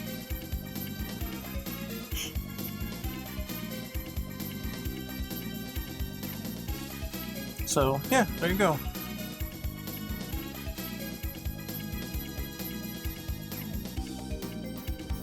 I think it looks pretty alright. The pixel screen mode does look really cool in game though. I think if I uncheck that, it will just go, right?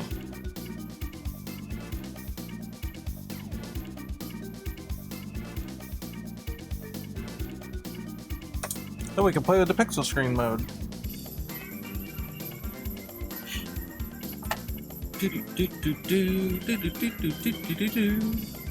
I love this song. This is one of my favorite Street Fighter 3 songs, period. Out of like all 3 soundtracks. So good.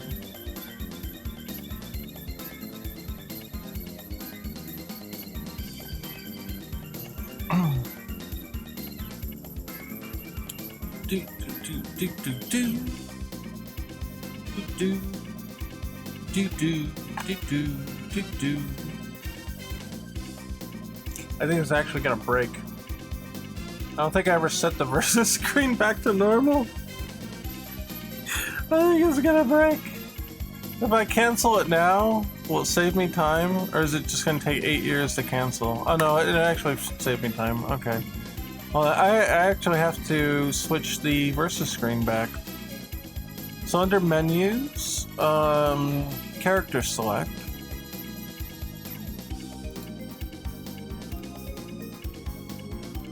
Yeah, I actually have to turn this off. And I have to go to here, yeah, and change it to character select. Okay, now save. Nope, no. Save, and build and run. Now we'll see it. And this should have the pixel grid activated, but the normal game should play. I just like to see it in action. I haven't done so in quite a while.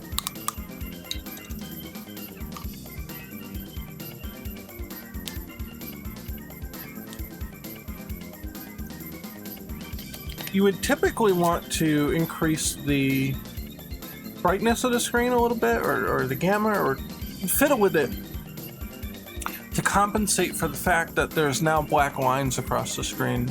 You have to do that with scan lines too, because otherwise it just darkens the entire screen, right? And that's just not good. You want to have some sort of compensation when you have like a scan line filter or something. Especially if you want it to look more like a CRT, then you might want to add bloom and other effects. But here.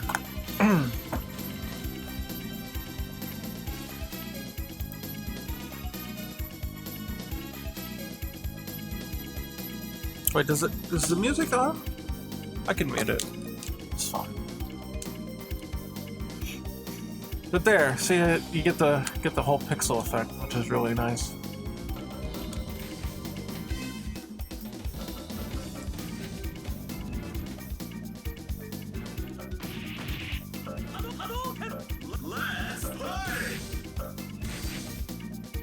I think it looks pretty neat. Makes you think it's like the old Neo Geo Pocket Color, baby. Let's go. But you see how the whites look darker, right? It's because there's just literally just black lines all over the screen.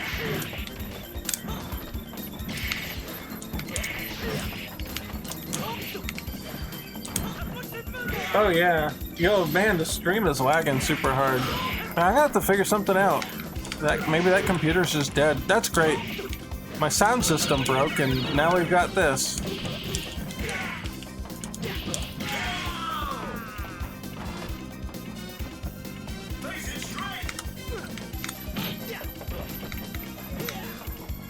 Oh, that thing never disappeared, huh? Funny. Wonder if it's glitched now.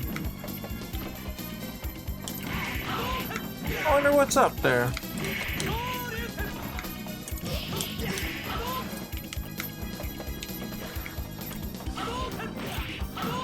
I guess it's hard to see. Maybe the flicker pattern's been kind of wonky for you guys to see. Cause I'm looking at the stream preview and it's all whacked out.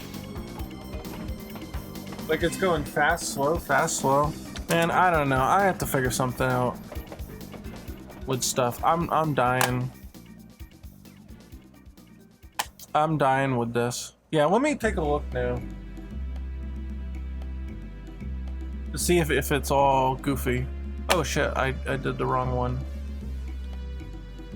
I overwrote the wrong test. That's fine. Whatever. I don't know. If the computer's gonna keep freaking out like that, I guess there's no point in me dilly-dallying, so let's see. I do want to make an announcement. I should have done this in the start of the stream. I'm actually going to be adding a stream day, and we're gonna do streaming on Fridays now, in addition to the rest of the streaming. So we're going to start another project. Well, not really start, continue a project.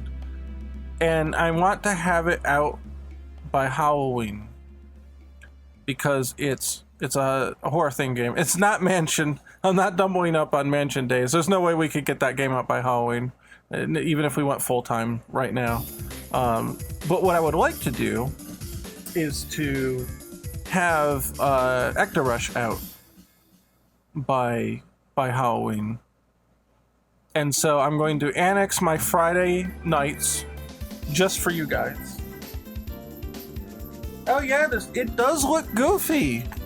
It does look goofy on stream. I don't know if you're all seeing it the same way that I'm seeing it on the stream preview. But yeah, the flicker pattern is very inconsistent on the stream preview. So here I've been talking it up, and you're probably looking at it like, what the hell? What the hell is he talking about? It's a mess. Well, pretend it works. Just pretend. Just pretend it works. I don't know. It looks cool. So yeah, we're gonna do. We got Sunday is a gameplay day. Monday is me programming Pocket Fighter EX. Thursday is me and Tim programming the Retro Mansion game. And then Friday will be me and Tim, a bonus co-star, programming the Ecto Rush.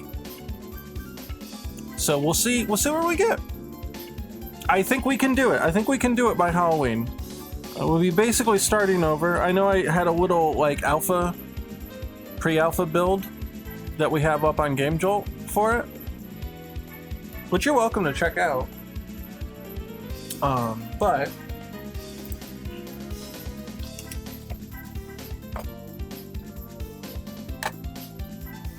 we're gonna be starting over because I want to make some fundamental changes to it. So let me get a link.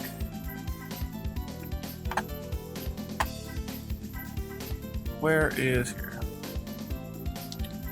So on GameJolt, close. Here it is, Ecto Rush. It was kind of like a mobile game thing that we did back while. We did it in 2014. That was when we got screwed by a publisher. Imagine that. Like that never happens. And so I built a little alpha like teaser demo, and I had intended to keep doing it. Yeah, here was an in development bit here. I had intended to keep up, and work on it a little bit throughout, the months, and then it fell to the wayside, especially when I got sick. I kind of dropped everything except Pocket Fighter EX and the Retro Mansion game to kind of rebalance my work-life balance. And it's been neglected ever since, so I'm gonna make a stream day out of it. I feel good enough to do another stream day, so we're gonna try it out. If something happens and I get sick from it, or I feel like I'm pushing too hard, then we can reevaluate at that time. But until then, we're going full throttle, baby. We're gonna get this out by Halloween. It's gonna be great. It'll be a lot of fun. We got a lot of gameplay changes we want to make to it, and we'll see how far we can get. I think it'll be you'll get to see it from start to finish pretty much. And I think that'll be an interesting experience. It may not be a platformer, it may not be a fighting game or a Mega Man like or a Castlevania like or whatever, but I think it's still pretty fun for what it is. So hope you'll join me then on Fridays every week, and we'll go from there. We'll see how it comes out.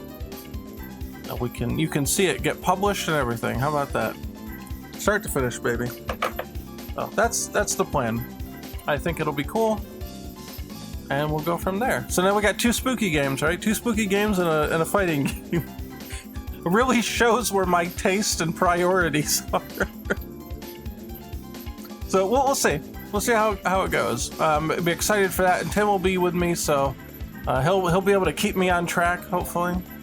And yeah, I'm excited for that. So that'll be this Friday. So today's Monday. Tuesday and Wednesday, I'm not here. Thursday, 8 p.m. Eastern Standard Time, we got a Metroidvania game that we're making. Friday, 8 p.m. Eastern Standard Time, we're doing Ecto Rush. Until it's done, baby. And then Sunday, I'll continue playing Hollow Knight, which is a Metroidvania and a spooky game. Again, preferences and priorities, of course. So I think that'll be fun. I think that'll be very nice. And I guess with that, we will get into oh yeah, if you want to go to Game Jolt, just go to Ecto Rush and follow it. And then whenever we release a build, you'll have it. There's one for Hamster Drop too. I have a profile for Hamster Drop. Same deal. I made a little alpha, and the idea was I was just going to work on it a couple days out of the month or whatever, or one day out of the week or something, and progress through that way, and that didn't work out. So hey, maybe when Ecto Rush is done, we'll switch up to Hamster Drop. How about that? We'll get them out. We'll get them out the door one way or another, right? And finally they'll be playable again, but this time with new gameplay stuff and better performance. Well, actually, we made a custom engine for these. I don't know if the performance will be better, but I'll try my damnedest, I promise. Unity has a lot of overhead in some ways, so I'd like to add a lot to Hamster Drop. I'd like to actually experiment with 2-player mode in Hamster Drop. I think that would be fun. But data, whew, okay, that would be a whole other story, right? So anyway, yeah, go on Game Jolt, follow those if you want. I'd appreciate that. And we'll get to work on Friday after Thursday. So to support me and my personal efforts in game development and streaming and all that, unfortunately does cost money, and I would really appreciate some help on Patreon. And so there's the link in chat. That helps me out. I boosted Discord with it. Helps me pay for a streaming service. Helps me pay for software licenses. Unfortunately, Adobe is a subscription service, and Photoshop is a monthly fee. I guess it beats buying it for like $2,000. And at least eventually you break even after like 3 years when it's out of date. I don't know. It's a pain, but it is what it is. So it would really help. Really would appreciate if you want to check that out. So and you know what? Once Ecto Rush gets going, oh geez, did this crash? Did Photoshop crash? I can't bring it up. Oh my god, did it crash? Oh, it's dead. Oh, it's just dead. Jesus. Okay, we'll just close it. Yeah, Photoshop crashed when the graphic driver crashed. You won't even close! Oh my god. Okay, never mind. I'll take care of it later. We can start putting up test builds for the tier for testing, for test builds, weekly builds, monthly builds. We can start putting the Ecto Rush ones up there, and you can follow the progress and actually play the result. And that'll be pretty cool. How about that? Special stuff. We'll throw that up on there. Add to the value of the Patreon. So yeah, I think that'll be fun. So the only thing left I have is shout outs to the generous people who do support me on Patreon. So we've got super special thanks to Alex Smith and Mugen. Also thanks to Bryce Nagalingam, Cameron Weil, Garen Johnson, Mike Cruz, and Guyan Von Duke, Variant X, Alex D, Ben K, D Money 107, LD Walker, Mega Keo, Slugs Gears of War. I assume it's Gears of War, it's GOW. Smurf Yao and AJ. Thank you very much. Very much appreciate it. Those are our patrons as of June 1st. Refreshes monthly. And then that's pretty much it. So thank you everybody for hanging out with me. I'll see you guys on Thursday and now Friday, and then hopefully Sunday too. If you want to see me terribly play Hollow Knight. So yeah, thank you guys very much. I'm gonna get some sleep, get out of here. You guys have a good one, and scrub out.